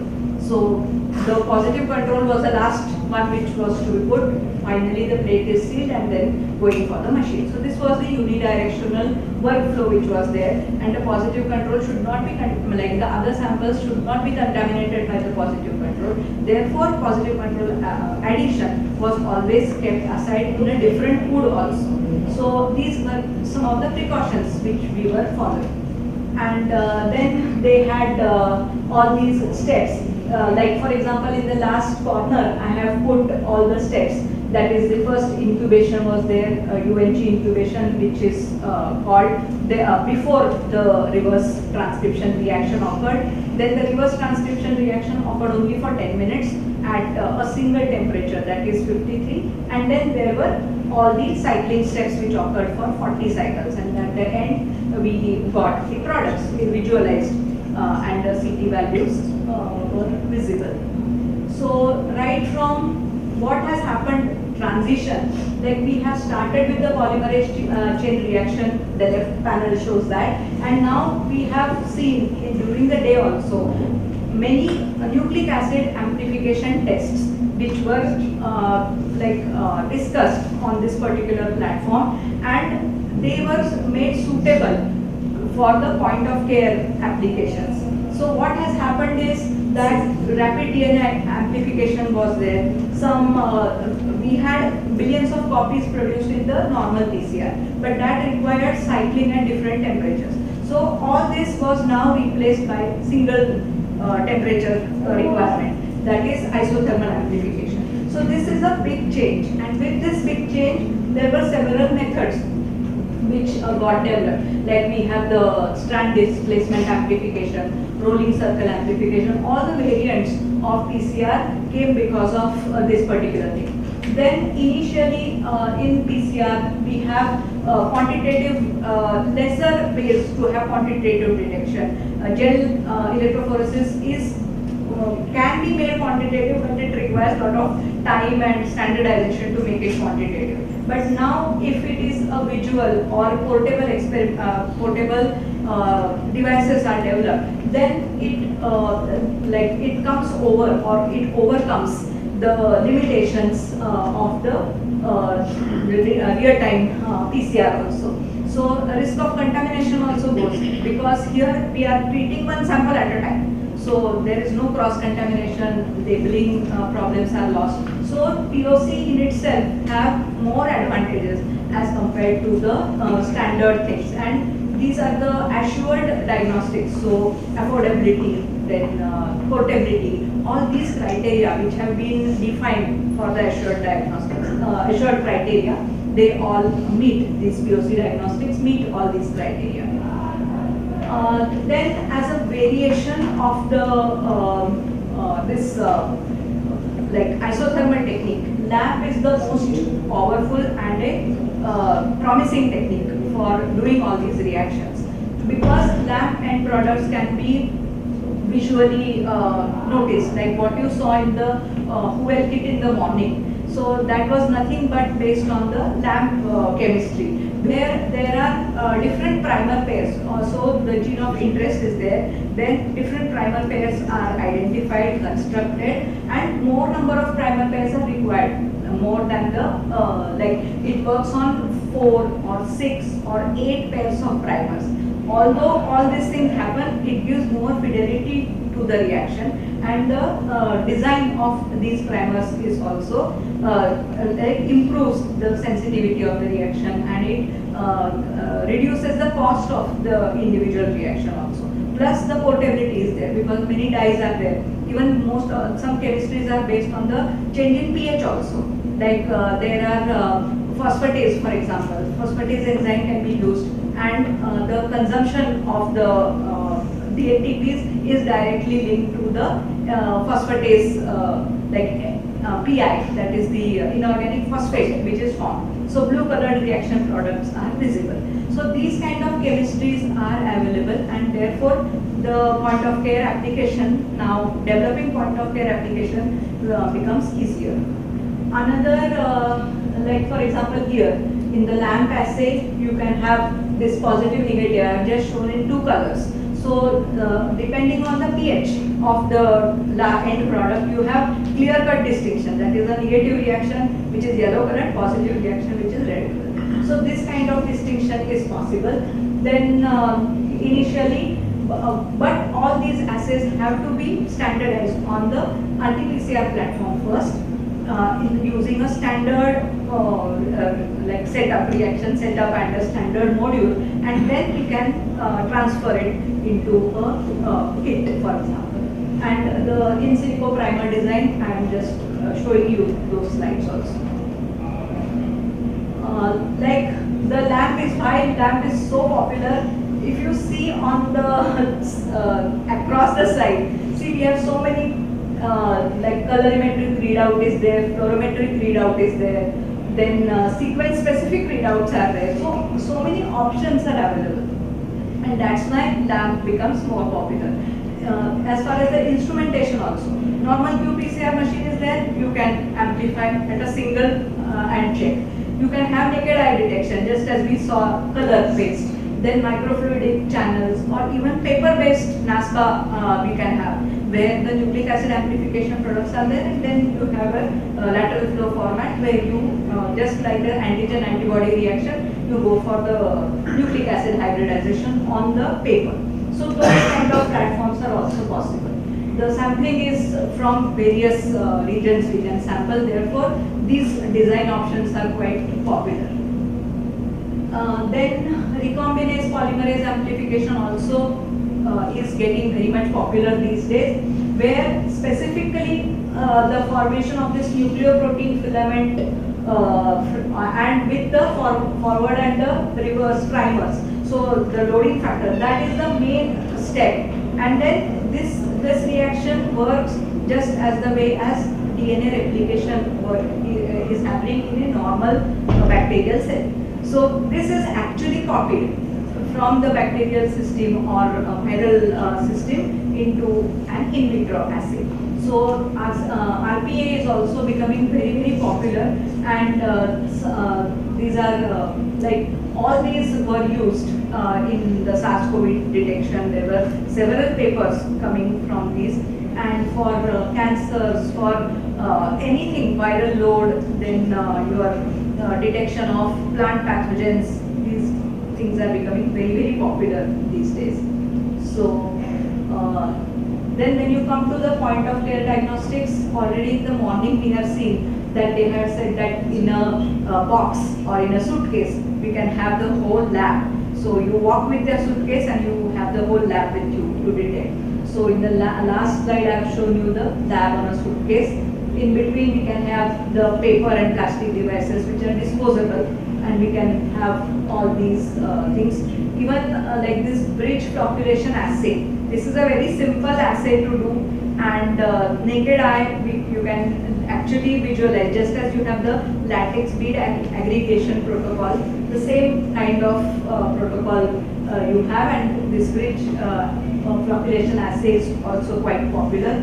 The last assay already I had shown you on the lateral flow assay, and it can be multiplexed also because we have those printing machines where it can set up all the targets on the small paper chip. Then interestingly is our CDs can also be, because the CDs have grooves on them, and those that technology also can be used to in the diagnostic assays. So now solid phase amplification reactions can be done on CD format also.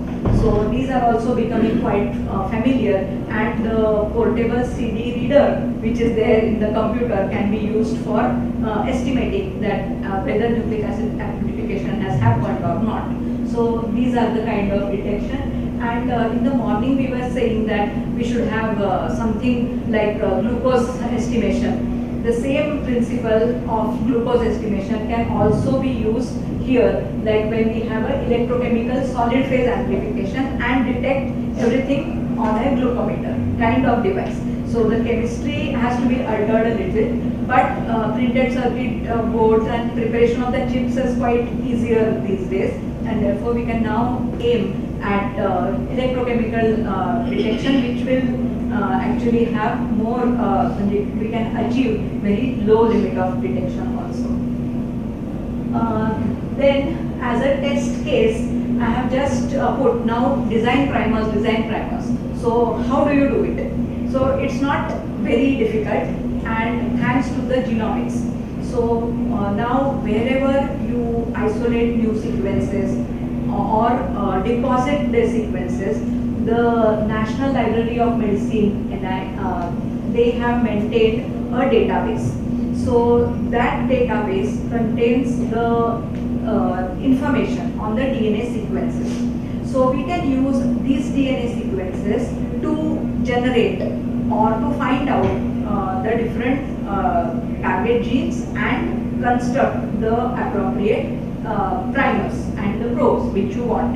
So as a test case, I have put, if you type out ncbi.nlm.nih.gov, this particular panel or this is the screen which comes, and on the screen we have all these facilities where whatever can be done.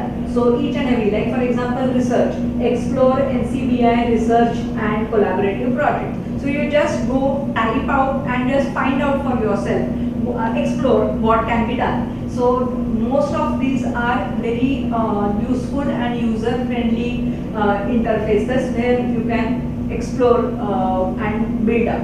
So like for example, when you do some transcriptome analysis, get the data generated, or you identify an organism, then you go to the submit and you deposit data. So your accession number will be generated, whatever your submission will be there, it will be given accession. It will take 1 or 2 days, but it will be unique, and that accession number you will get for your newly deposited strain, for example. So that can be done. Similarly, other functions also can be explored. Then after that, for example, now I have to design probe like primers for detection of the white spot syndrome virus. And I know that the VP28 gene or the region is a well conserved. So what I do is I put here in the, I want to search for a nucleotide sequence.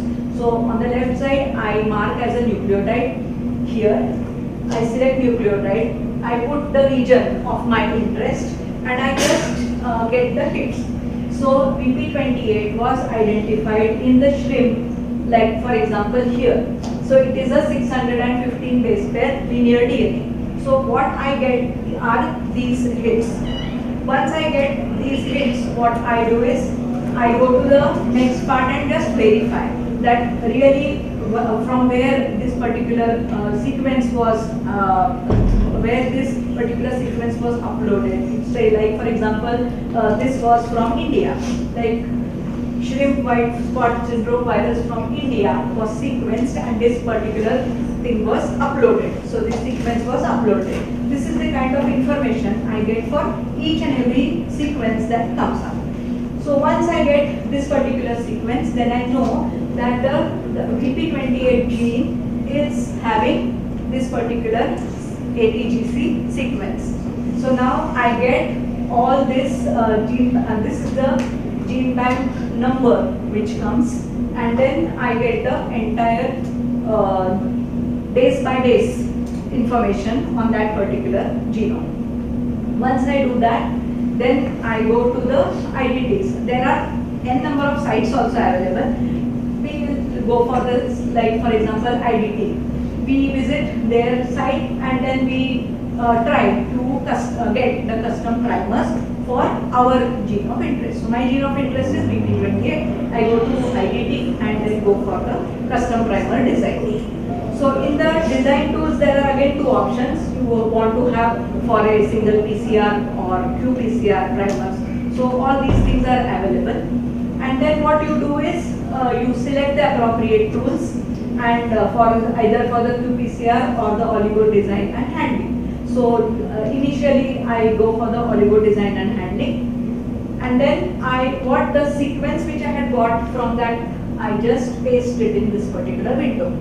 And once I paste it in this particular window, then I choose the design. So I want PCR 2 primers, qPCR I want 2 primers plus 1 probe.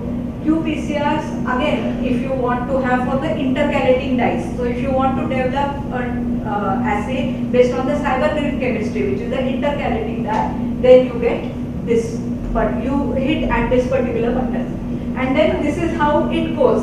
So it is not complex when it comes to somebody, you define and somebody else is doing the analysis for you.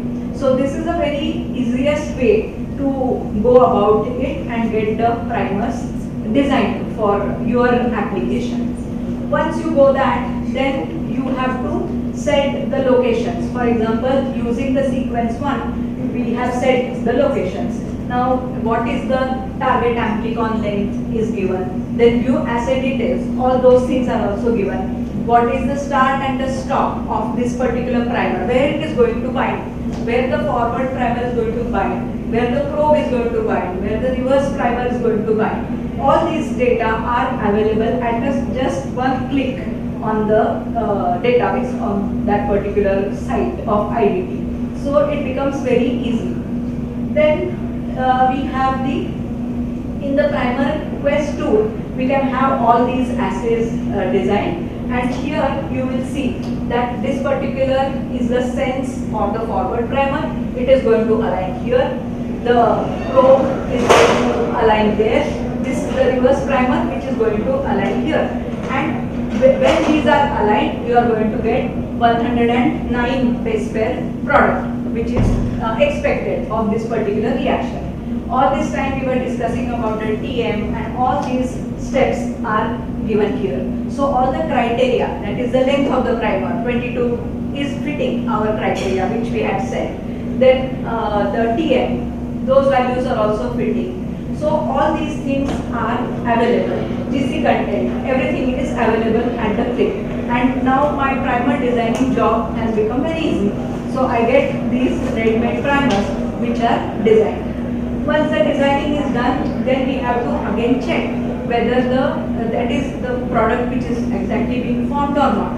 So for that you have the basic or you perform a blast. That is the basic local alignment search tool. So when you use the blast, then you have this kind of a result. So you give the query here and then fill up all these fields.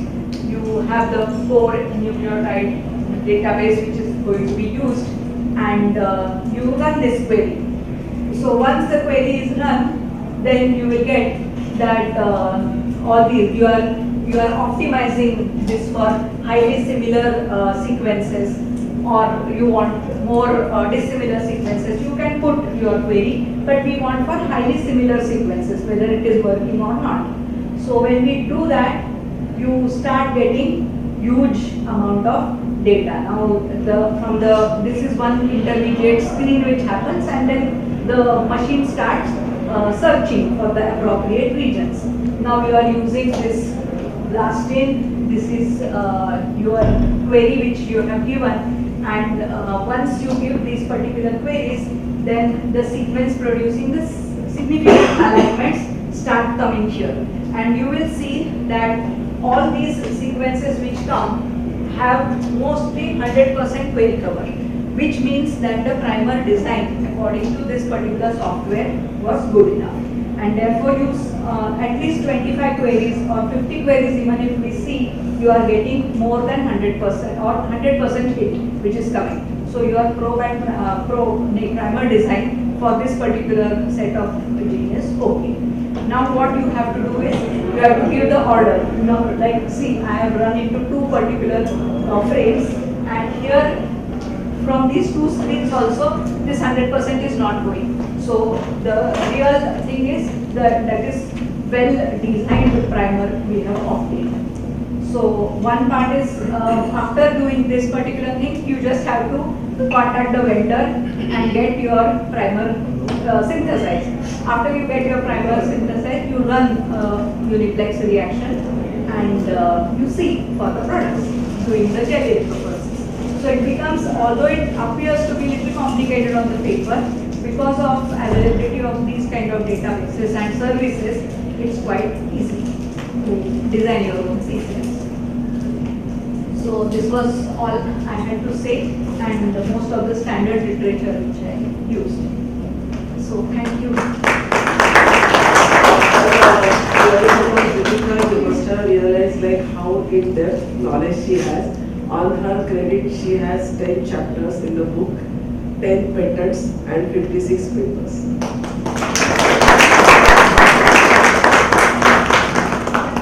Said that I am open for any collaborations. Yes. Also, and that's the beauty of everything work is so much hard and so busy. But still, if you give her a call, immediately she will pick up and she will help you out. That is a thing great forward. So thank you, Judika. I hope I have not bored you. No, it's very interesting because people doesn't know. It's still in your hand to choose as per your choice and as per your requirement. And how it is easy, she is always there to help you out if I am not there. Because I am not a person who will help you in that. After real-time PCR, click on this product. It can be sequenced or Yes. directly. That I had told you. Yes, directly we can use for sequencing, and we have to verify that really those whatever we have done is correct or not. Sequencing results will be added. So I ask Professor to verify. Thank you. So this primer designing, I think you get a clear idea now how to go about it, at least a bit. I promise you, if you require in the next year, we can have a separate workshop on only for designing primer of your interest, or only on RT-PCR, only 2 days for microarray as per your need. I am ready to take it away. But I want you people to get in-depth knowledge about the molecular test, because you are the one who are giving them the idea to the industry how well and how good kit can be produced in the and bring it in the market. Thank you. So intellectual input you give. Yes.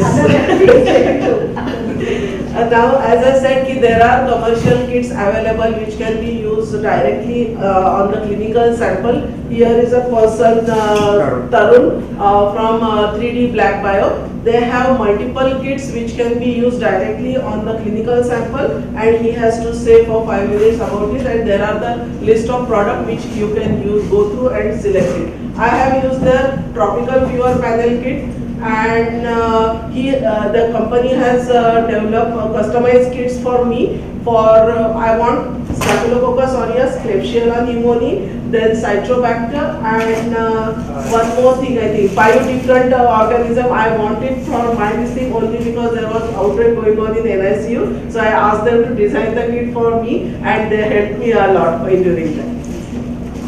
Thank you for the introduction. We are at PB Black Bio, we are a Bhopal-based company, and I am Tarun Pariha, the application specialist.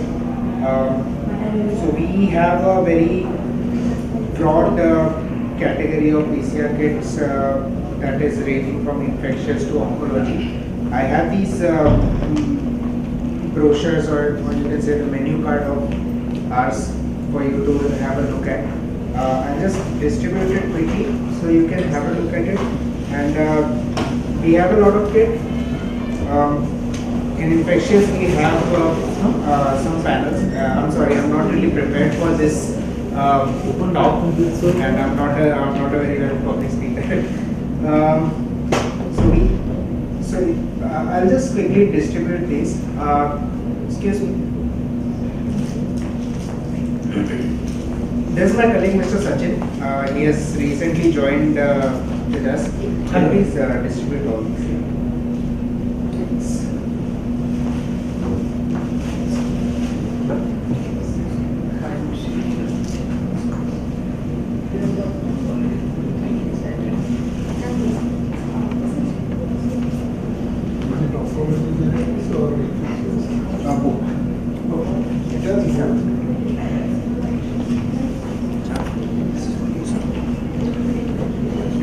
Look at it, and if you want any technical details, you can directly call me anytime or message me on WhatsApp. That's my WhatsApp number on my card. And whatever question you have in technical front, you can let me know. And I'll say, Suvarna,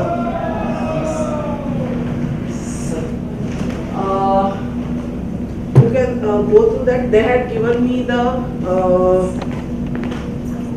kit for urine sample, which can be used directly on the urine sample, and on CSF, plus in that urine sample, AST PCR master mix is different. only my query to Tarun is that in case of urine sample, we are taking only significant bacteriuria.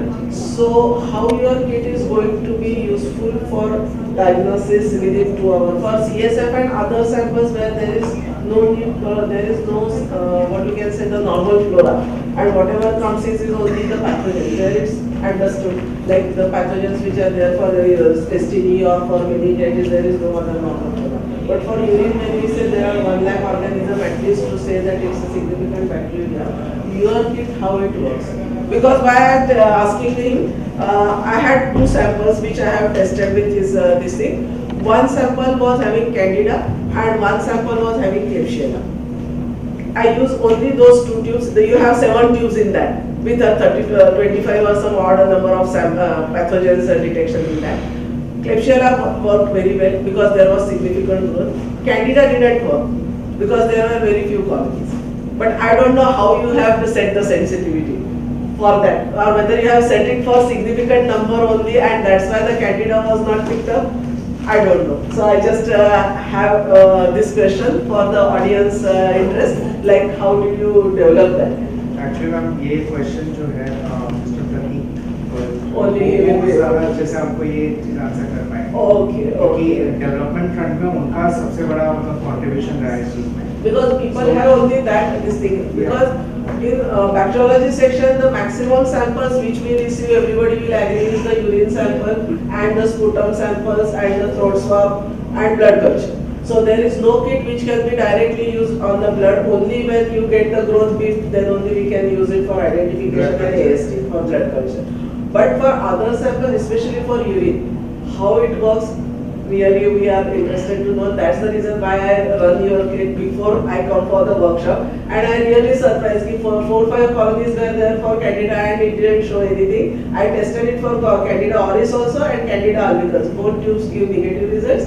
But for Klebsiella pneumoniae it gives a good. So allow me some time. Yes, yes. So I just wanted to answer this tomorrow like that. First thing. Yes, no problem. Okay, ma'am. Yes. I'm sorry about this. No, that's all right. That's all right. Thank you. Thank you. This is from our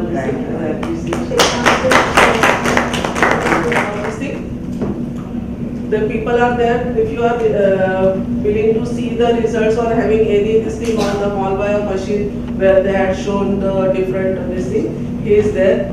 They are really helpful during the dengue this thing. The moment I used to get, I'll tell you the problem which I faced. Even though it looks simple, initially what used to happen, like once we have the extracted 100 microliter dilute, my technician used to put it directly 6 microliter Pataxate, and what happens that lyophilized powder used to go here, there is that tube, and then invalid. And when he used to come and put it, everything is valid. So I never realized what mistake my technician is making. Then I saw like what is happening, and then I told them, why you are doing that, you make sure like you will go slowly so that lyophilized powder will not go here there and it will mix nicely, get dissolved, and only that single simple step solve my problem. And but every time I used to call him and he used to come out from all the way from Aurangabad to say कि मेरे पास तो वही lot अच्छा काम कर रहा है and why it is a problem. You won't believe 100 different kits I invested for that, and I couldn't distinct HPV चल रहा है लेकिन HCV नहीं, dengue चल रहा है लेकिन ये नहीं चल रहा है. I said what is happening? I am saying that this is a good kit and it's not working. But being so simple, only thing is that lyophilized powder when you are dissolving it, you have to make sure that it will not get here and there and mix properly, because otherwise you won't get the optimum concentration and the PCR will not run. That was the simplest thing it was there. Thank you. Moisture has come when we try to reconstitute that dilute now.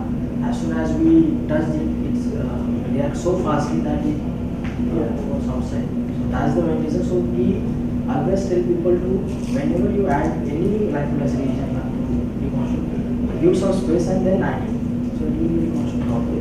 And in this conference, we had from our department 3 different papers on their kit machine. This thing. One is on the chikungunya, one is on dengue, and two are on dengue. One is comparison between rapid NS1 and copy number by doing this quantitative this thing. What I like is that the copy number directly you get it on their kit rather than having a standard quantitative PCR where you need to run the standards of different concentration of known copies. So for one sample at least 10 reactions because standard has to be run in duplicate. All that problem is being solved in their machine while you get directly the copies, and that help us to find out which cases to be monitored for the dengue shock and all that. So we had one paper on that, and one those which are IgM positive and having a viral load, and IgM negative and viral what is the viral load. So does the IgM modulates the viral load and helps in disease progression, halts the disease progression. We have one on that. So you can have it during the conference. We have the posters also. That from one of the two participants and have a group photograph, and we have sent you the on the Google form for the feedback. Please fill that and give us so that we can next time have a still better way of doing it. I am not saying we have done it best, but still there are scope because of so many changes last minute and all that. We managed to do it in the shortest possible time. Try to cover maximum possible things. Election नहीं होना चाहिए, उस दिन election नहीं होना चाहिए. Yeah, that was very much surprise for us. Ki all of a sudden they declared, and that way we had kept it last week of November, and still it turned out to be like that.